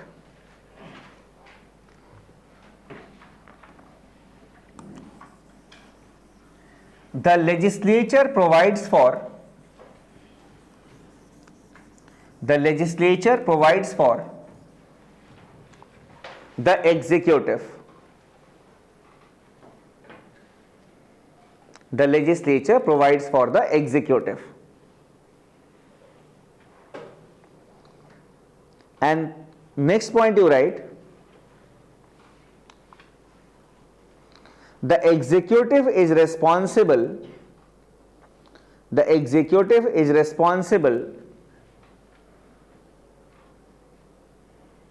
to the legislature.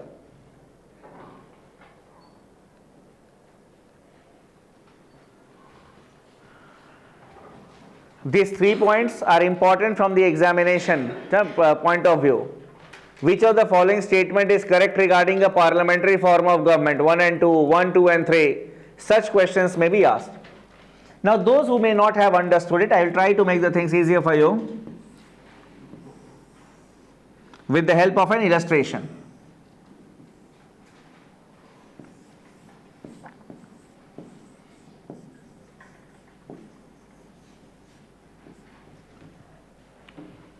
So here the electorate means the voters.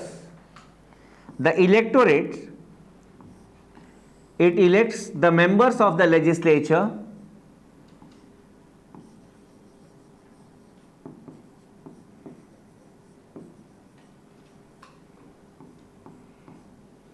and the legislature provides for the executive.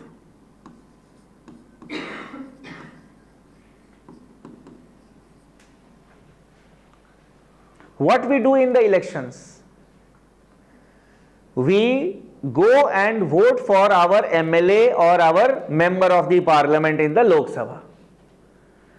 That person can become a minister, may not become a minister. पहले तो his or her political party should win. Then only. So we do not elect the executive, we elect our representative. That is the member of the legislature. And the party which has majority in the popular house, we can say, its members become the member of the executive. They become the members of the executive, political executive here we are talking about. So here we can say there is a fusion of the executive and the legislature. You see, all our ministers at the central level, they are either the members of the Lok Sabha or the Rajya Sabha. Our finance minister, she is a member of the Rajya Sabha. Then if we talk about our foreign minister, he is a member of the Rajya Sabha. Talk about home minister, he is a member of the Lok Sabha. So basically they must be the member of the Lok Sabha or the Rajya Sabha in our country. And this executive is responsible to the legislature.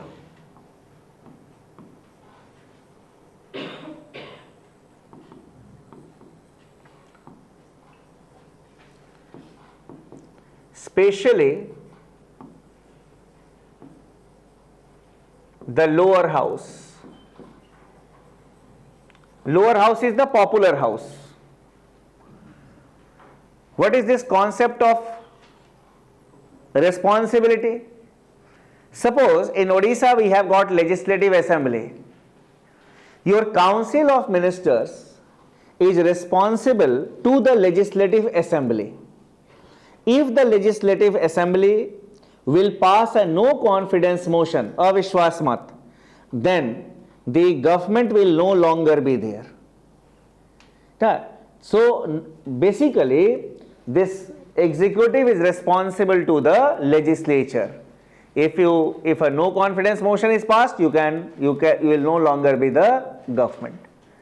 These 3 points you need to remember. Then coming to the presidential system.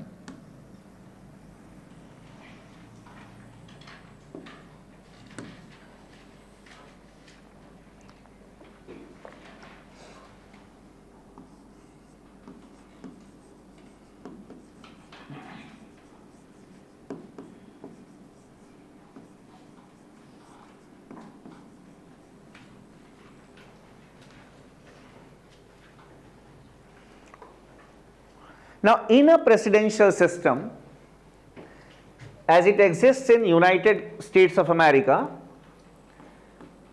the head of the state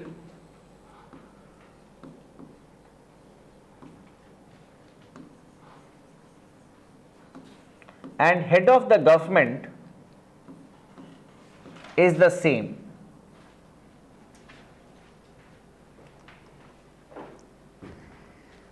The US president is the head of the state as well as the head of the government. He takes all the decisions and he is the signing authority also himself. And then second point you can write here, there is separation of powers. There is separation of powers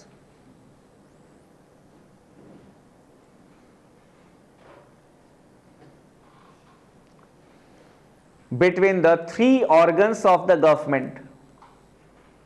Between the 3 organs of the government.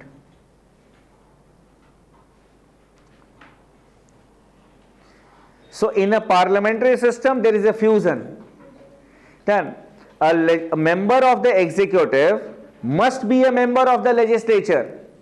No doubt in our country there is a law that a person can be a minister for 6 months without being a member of the legislature, but within 6 months he will have to get elected. 6 महीने के अंदर उसको चुनाव जीत के आना पड़ेगा. Done. अब now but in America a member of the executive cannot be a member of the legislature. Cannot. Done. Cannot. With the help of an illustration I will tell you.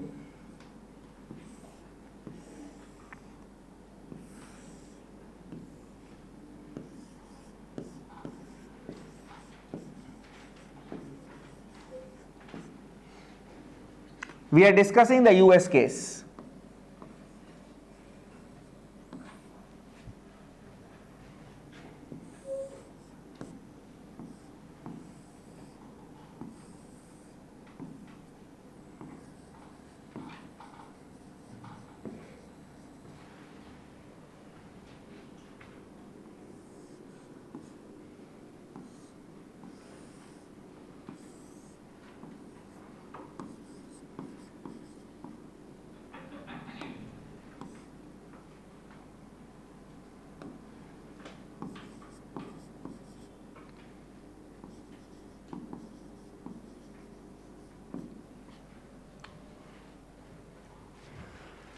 So in US the Congress is the legislature and the president is the chief executive. And if we talk about the US Congress has got 2 houses, the House of Representatives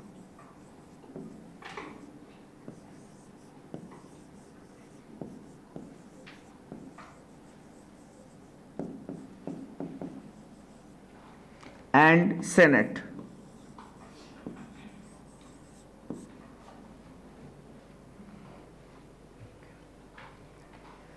And the members of the, the term of the House of Representatives is 2 years.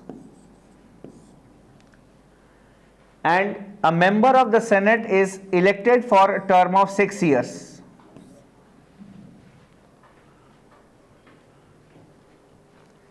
And the American president is elected for 4 years.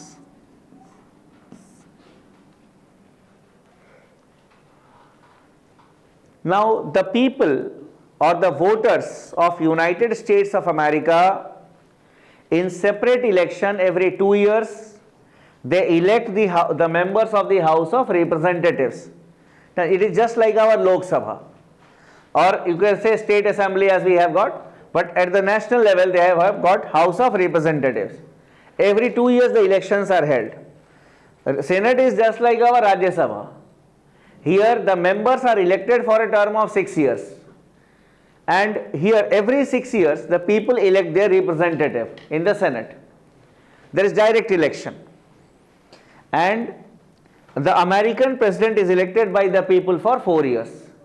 So you see, in separate election the members of the legislature they are elected, in a separate election the chief executive, that is the president, is elected. After the president is elected in United States of America, then he appoints the person of his choice as the secretaries. Secretaries, in India we call them as ministers, in America they are known as secretaries. And the secretaries are not to be the members of the Congress. If a member of the either house, the House of Representative or Senate, is appointed as a secretary, then he must resign as a member of the Congress, and then only he can take oath as the secretary. You cannot be a member of the executive as well as that of the legislature. You cannot. That is what we have written here. That is, there is clear-cut separation of powers. Now, when we talk about, so this is presidential system. Now, in presidential system we concentrated on the aspect of separation of powers. So we'll have to understand that concept also.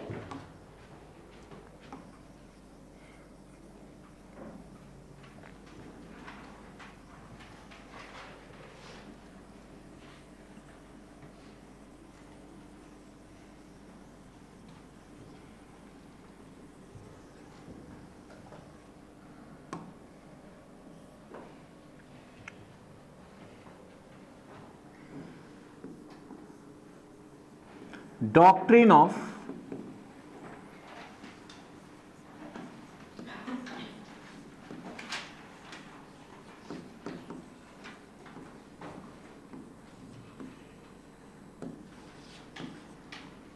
separation of powers.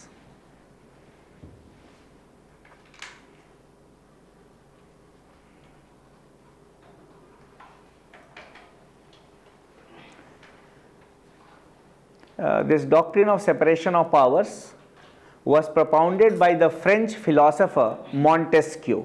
You can note it.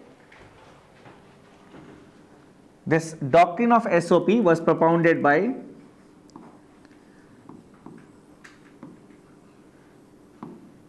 the French philosopher Montesquieu.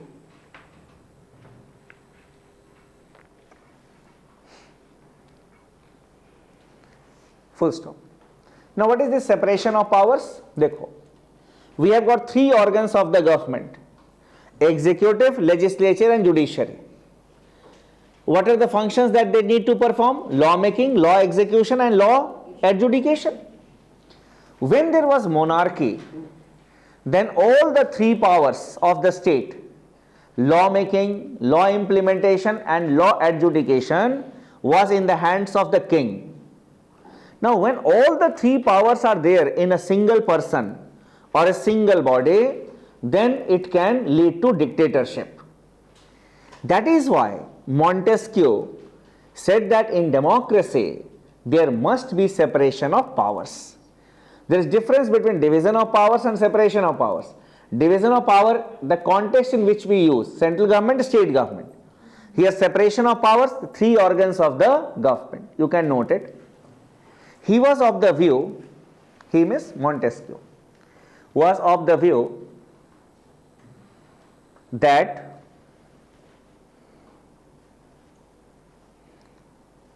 if the three functions of the state,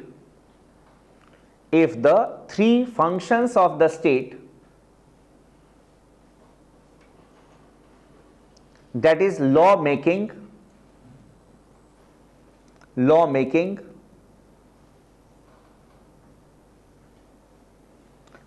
implementation,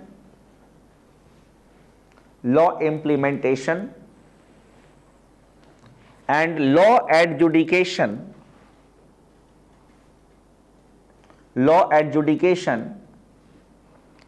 are vested in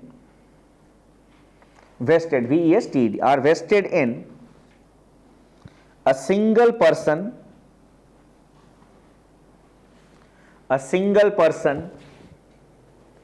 or a single body,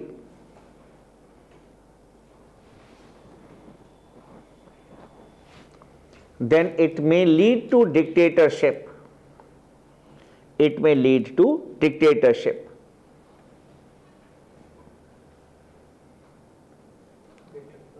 It may lead to dictatorship. Full stop. In democracy,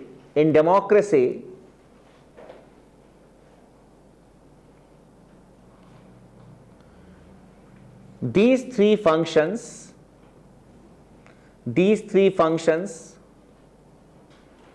have to be exercised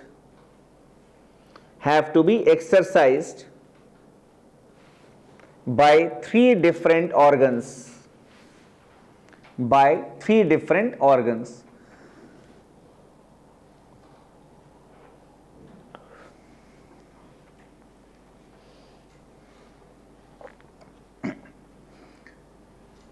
This is the concept of separation of powers. But if there is strict separation of powers, then it is also not good. One authority can become dictatorial in nature. The executive can use high-handedness in implementing the laws. There can be favoritism, there can be corruption in appointments. Then if the unlimited power is there with the legislature, then it may start making laws for a particular community, for a particular group of people. It can ignore the interest of the majority also. And in the absence of checks and balance, even the judiciary will go here and there. They can also adhere to corrupt practices. So that is why this doctrine of separation of powers is to be accompanied with by the doctrine of checks and balance. There must be checks and balance along with the SOP. So here you can write in the next sentence, as India is having a parliamentary form of government,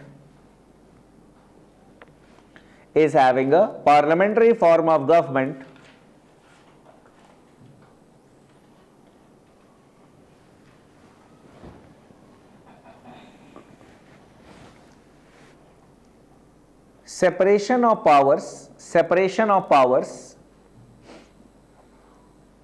may not be feasible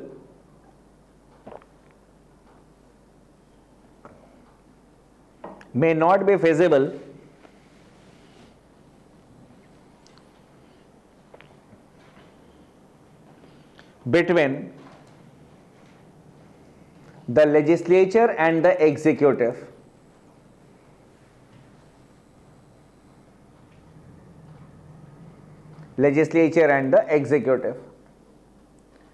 Full stop.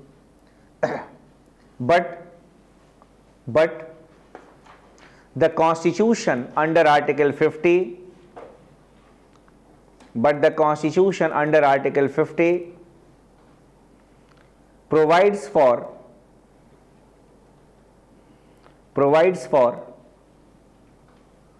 separation of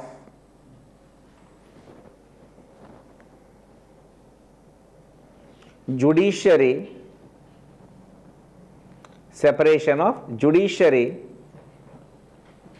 from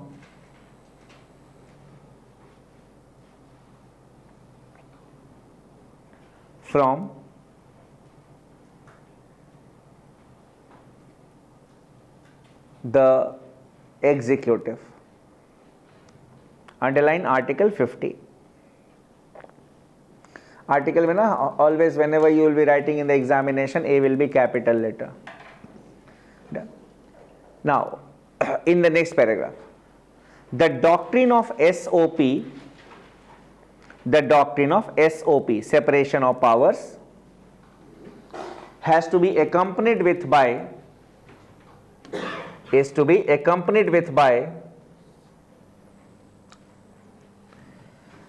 the doctrine of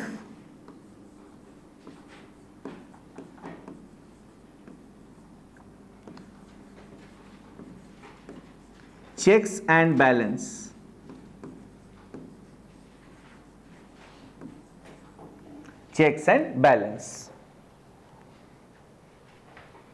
Where one organ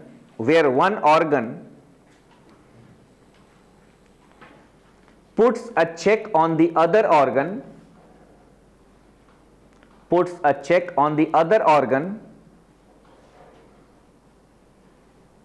and balances its power.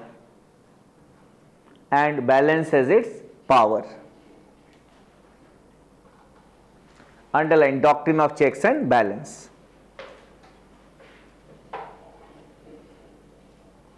So basically, if we talk about this doctrine of SOP, it is rigorously practiced in a presidential system like US. And when we talk about checks and balance, in India, our separation of power is not too much. But in India, we have got checks and balances. That we'll be discussing when we're discussing the judiciary, discussing the legislature, how the legislature puts a control over the executive. But here, we will be taking up for discussion today the checks and balances as it prevails in United States of America. Because India का तो चलो we'll be discussing in detail in the coming classes. US का तो ऐसे नहीं अलग से पढ़ेंगे. So herein we will be looking into it. So you have underlined doctrine of checks and balance, na? You can write the US case. Because here there can be a comparison with India. Now if we talk about United States of America, and in case of India also, if a question is asked on checks and balance, we will be covering 3 points here. First,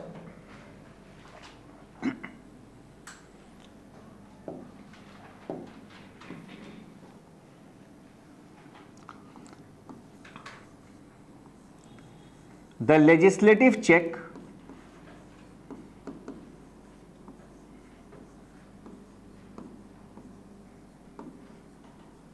on the executive and judiciary.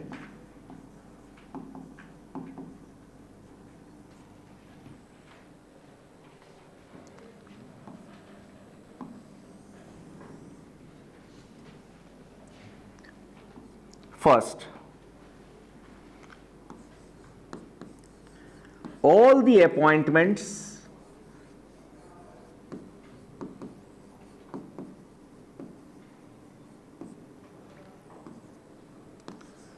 done by the US President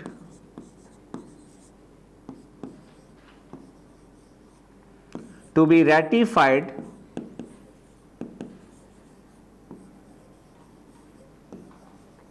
by the Senate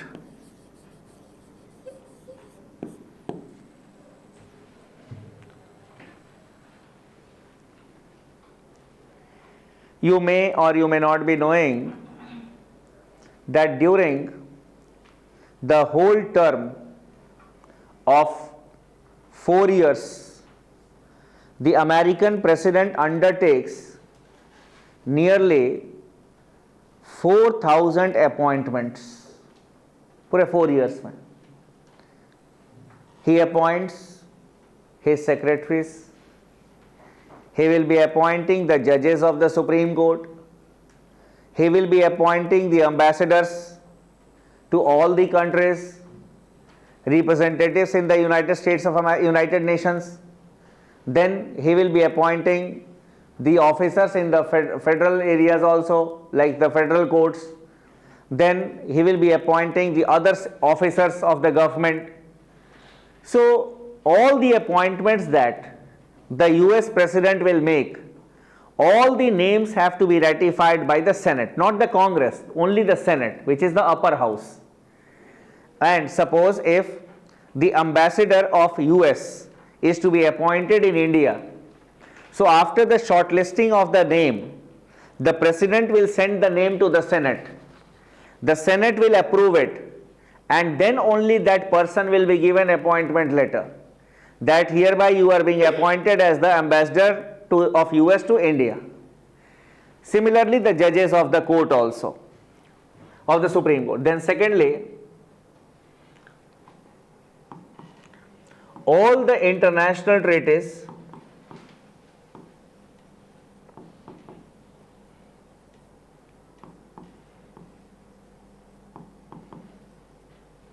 signed by the US president or on his behalf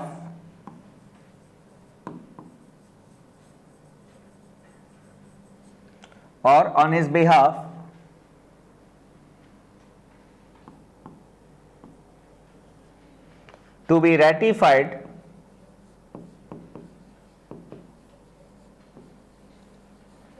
by the Senate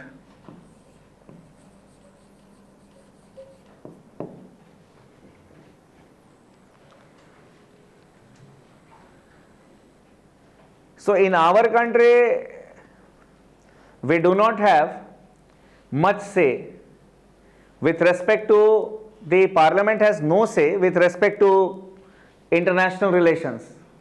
It is completely the prerogative of the executive. But in America, after an international treaty will be signed, then that treaty has to be ratified by the Senate. Otherwise, it will not be binding on America, even though America has signed it. For example, the Treaty of Versailles, it was signed after the First World War, and America had also signed it, but it was not ratified by the Senate, and it was not applicable to America. Similarly, the Comprehensive Test Ban Treaty, the CTBT, America was one of the first signatories, but it was not ratified by the Senate, and that is why it was not applicable on America. Because of these reasons, the Senate is termed as the most powerful second chamber of the world.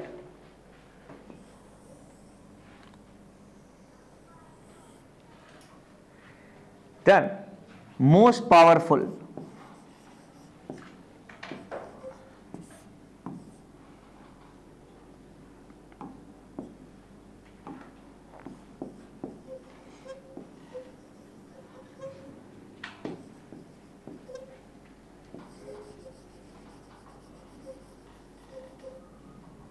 If you compare the second chamber means in case of India it is the Rajya Sabha, in case of United Kingdom it is the House of Lords, in case of France it is the Senate. So if you compare the second chambers, जहाँ पे दो houses हैं, there the Senate enjoys more powers. Done. So it is, so if someone will ask you, or if there is a question, Senate is the most powerful second chamber in the world. So in comparison to the other second chambers, obviously Senate has got more powers. There are some other powers that I will be telling you when I will be discussing the parliament with you. Now thirdly, the US Congress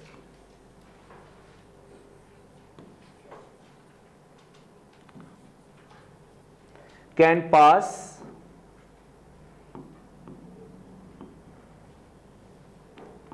resolution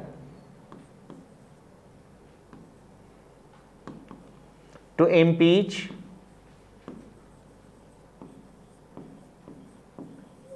the president as well as a judge of the Supreme Court.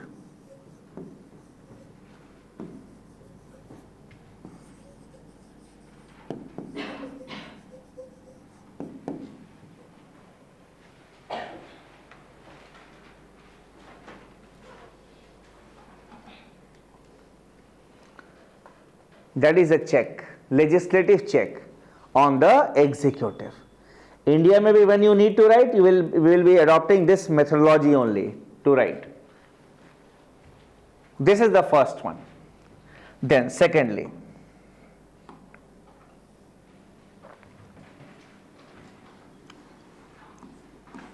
the executive check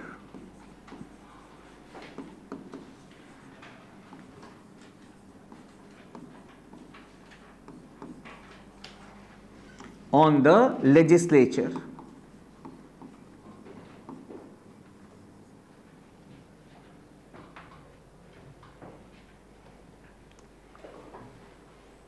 How the president keeps a check on the legislature.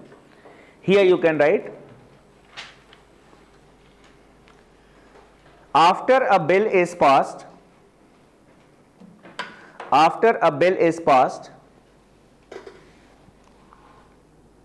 by the US Congress,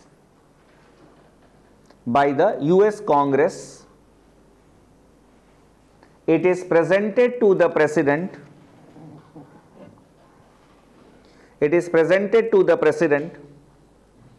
for his assent.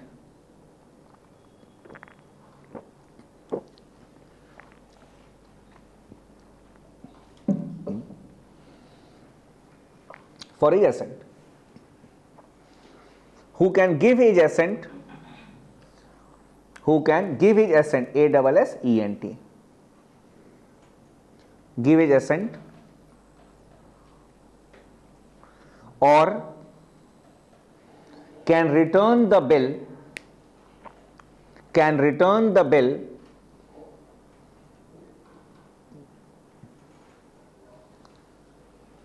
with his remarks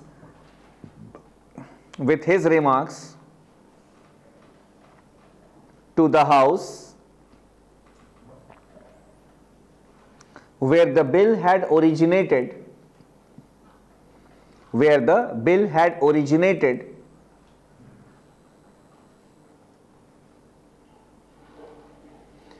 within 10 days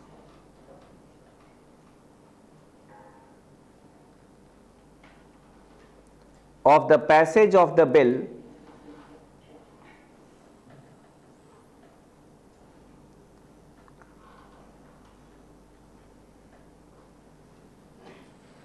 so he has got two, in bracket you write veto power, VETO, veto power. So what he can do is that he can either sign the bill, give his assent, or he can return the bill. So once he returns the bill for the reconsideration, but if the bill is passed again by both the houses by 2/3 majority, 2/3 in this house, 2/3 in this house, then the president, even though he will not sign it, the bill will be considered as. But getting 2/3 in both the houses is a difficult proposition, because the president may have his political party members also in the houses. वो दोबारा पास होने ही नहीं देगा, मतलब 2/3 will be not be there. So Generally, that is why it is said that he has got veto power. Means once he returns the bill, means it will be difficult on the part of the Congress to pass the bill again. But technically speaking, if the bill is passed again by 2/3 majority, even if the president will not sign it, the bill will be considered as passed. This is the executive, and the executive has no check over the judiciary. Once appointed, then either the judge can take voluntary retirement or the judge can be impeached. Then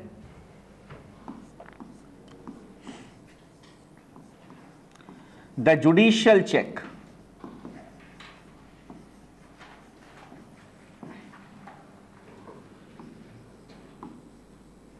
On the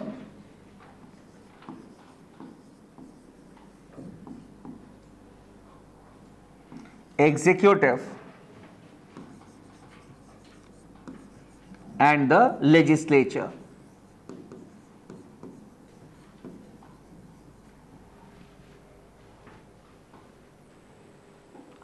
So how the judiciary checks the executive and the legislature? Here you can write, the judiciary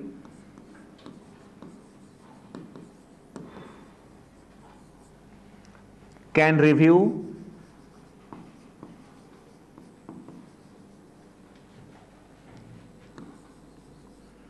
an executive decision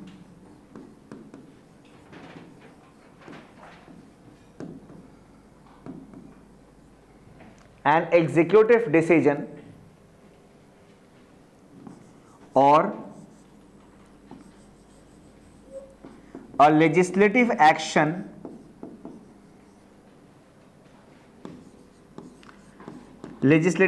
means laws of the legislature or laws made by the legislature.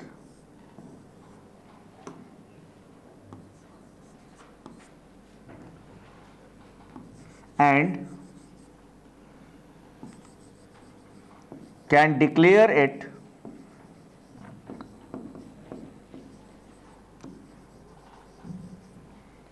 as null and void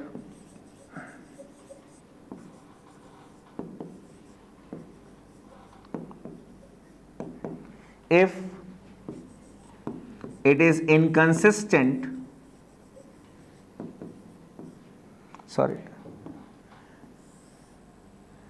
if it is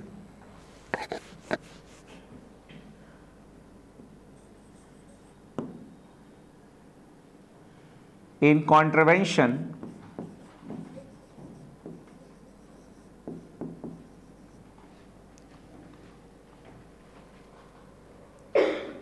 or inconsistent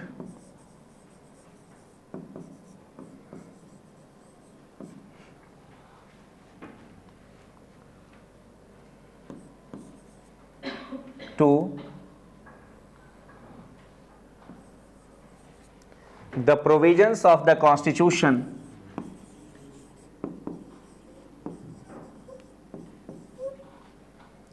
or a law.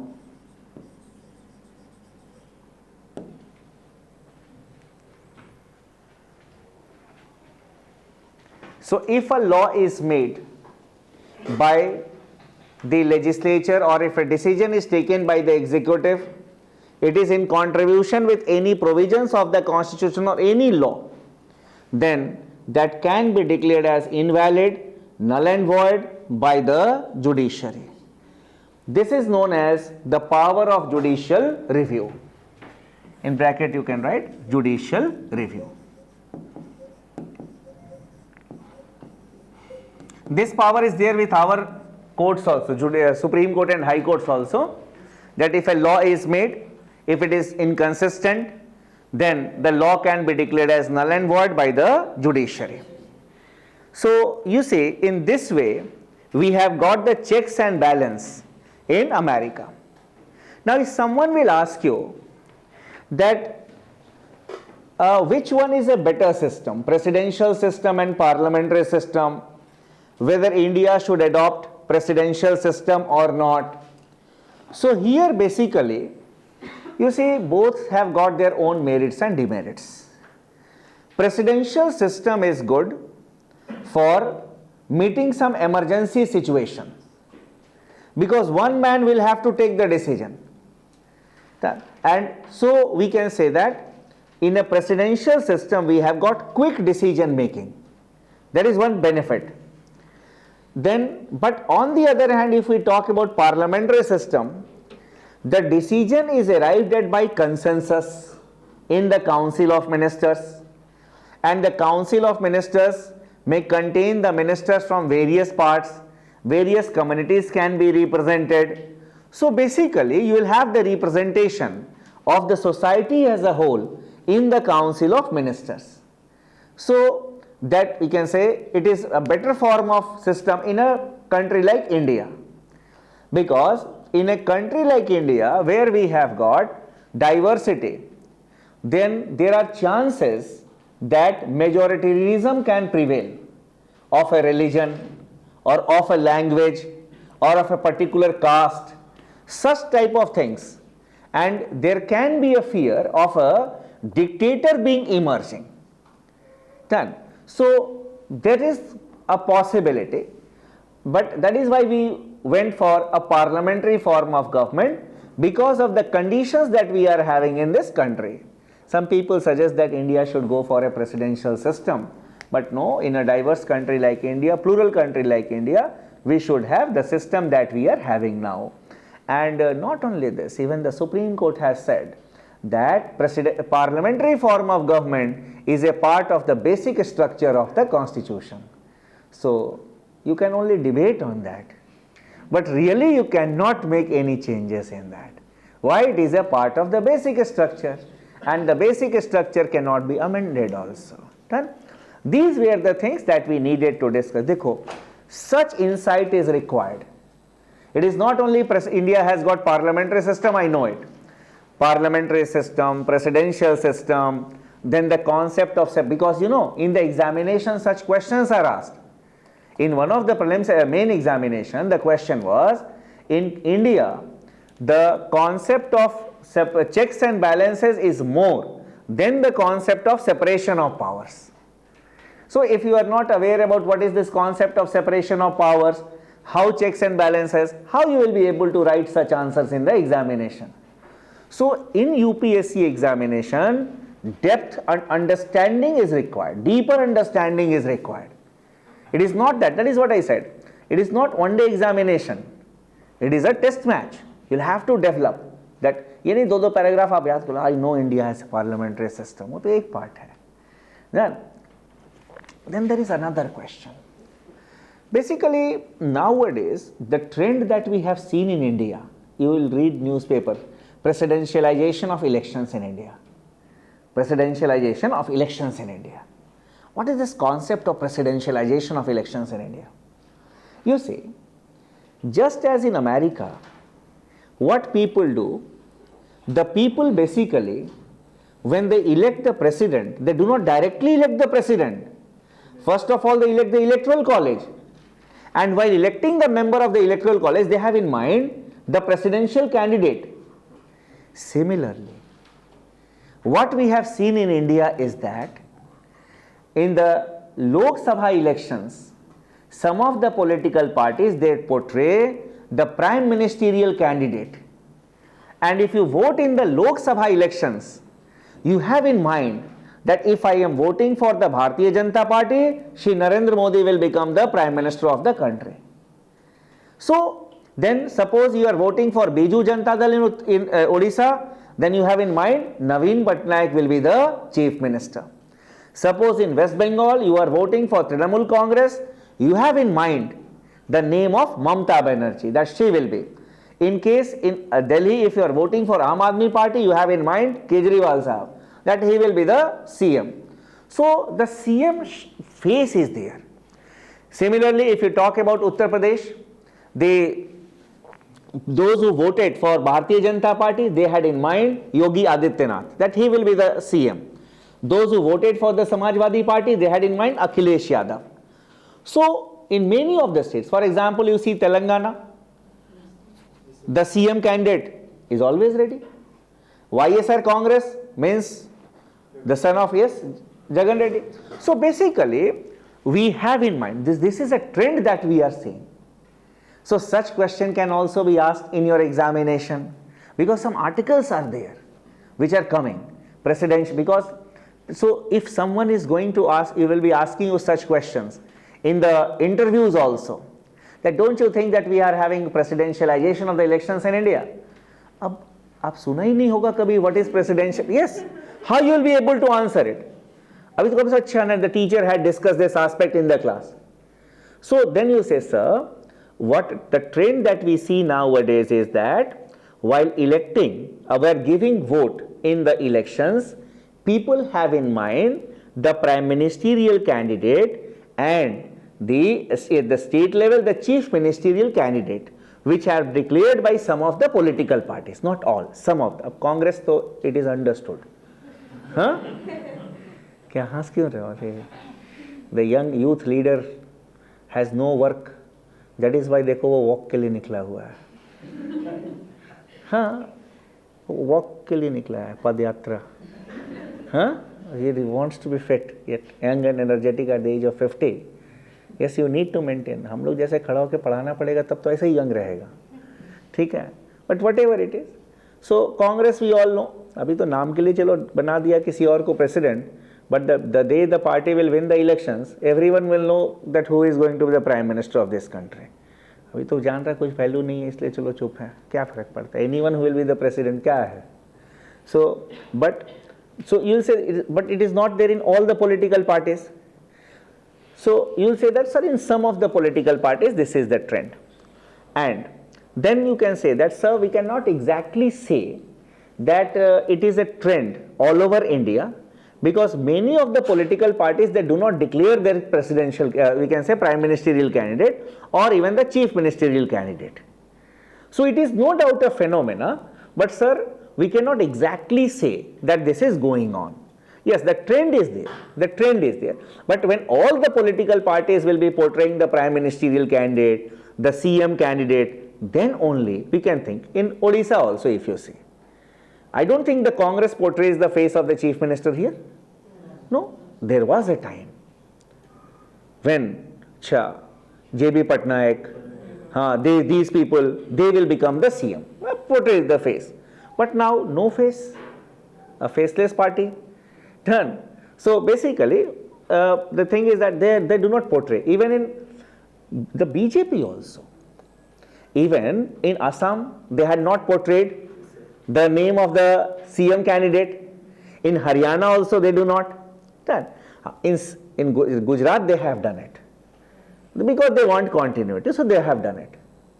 So in Uttarakhand they had done it. Here and there they do that. But it cannot be a generalization. In Karnataka they did not do that. So in Goa also they had not done it. So it all depends. So you need to talk like this. You need to develop some ideas regarding it. These are the issues that can be asked in the interviews also. Because when you read an article, presidentialization of elections, obviously these discussions in the class, they will be helping you out. In what context the articles have been written down. These were the things that we needed to discuss in today's class. We'll stop here for the day. I'll see you tomorrow. Thank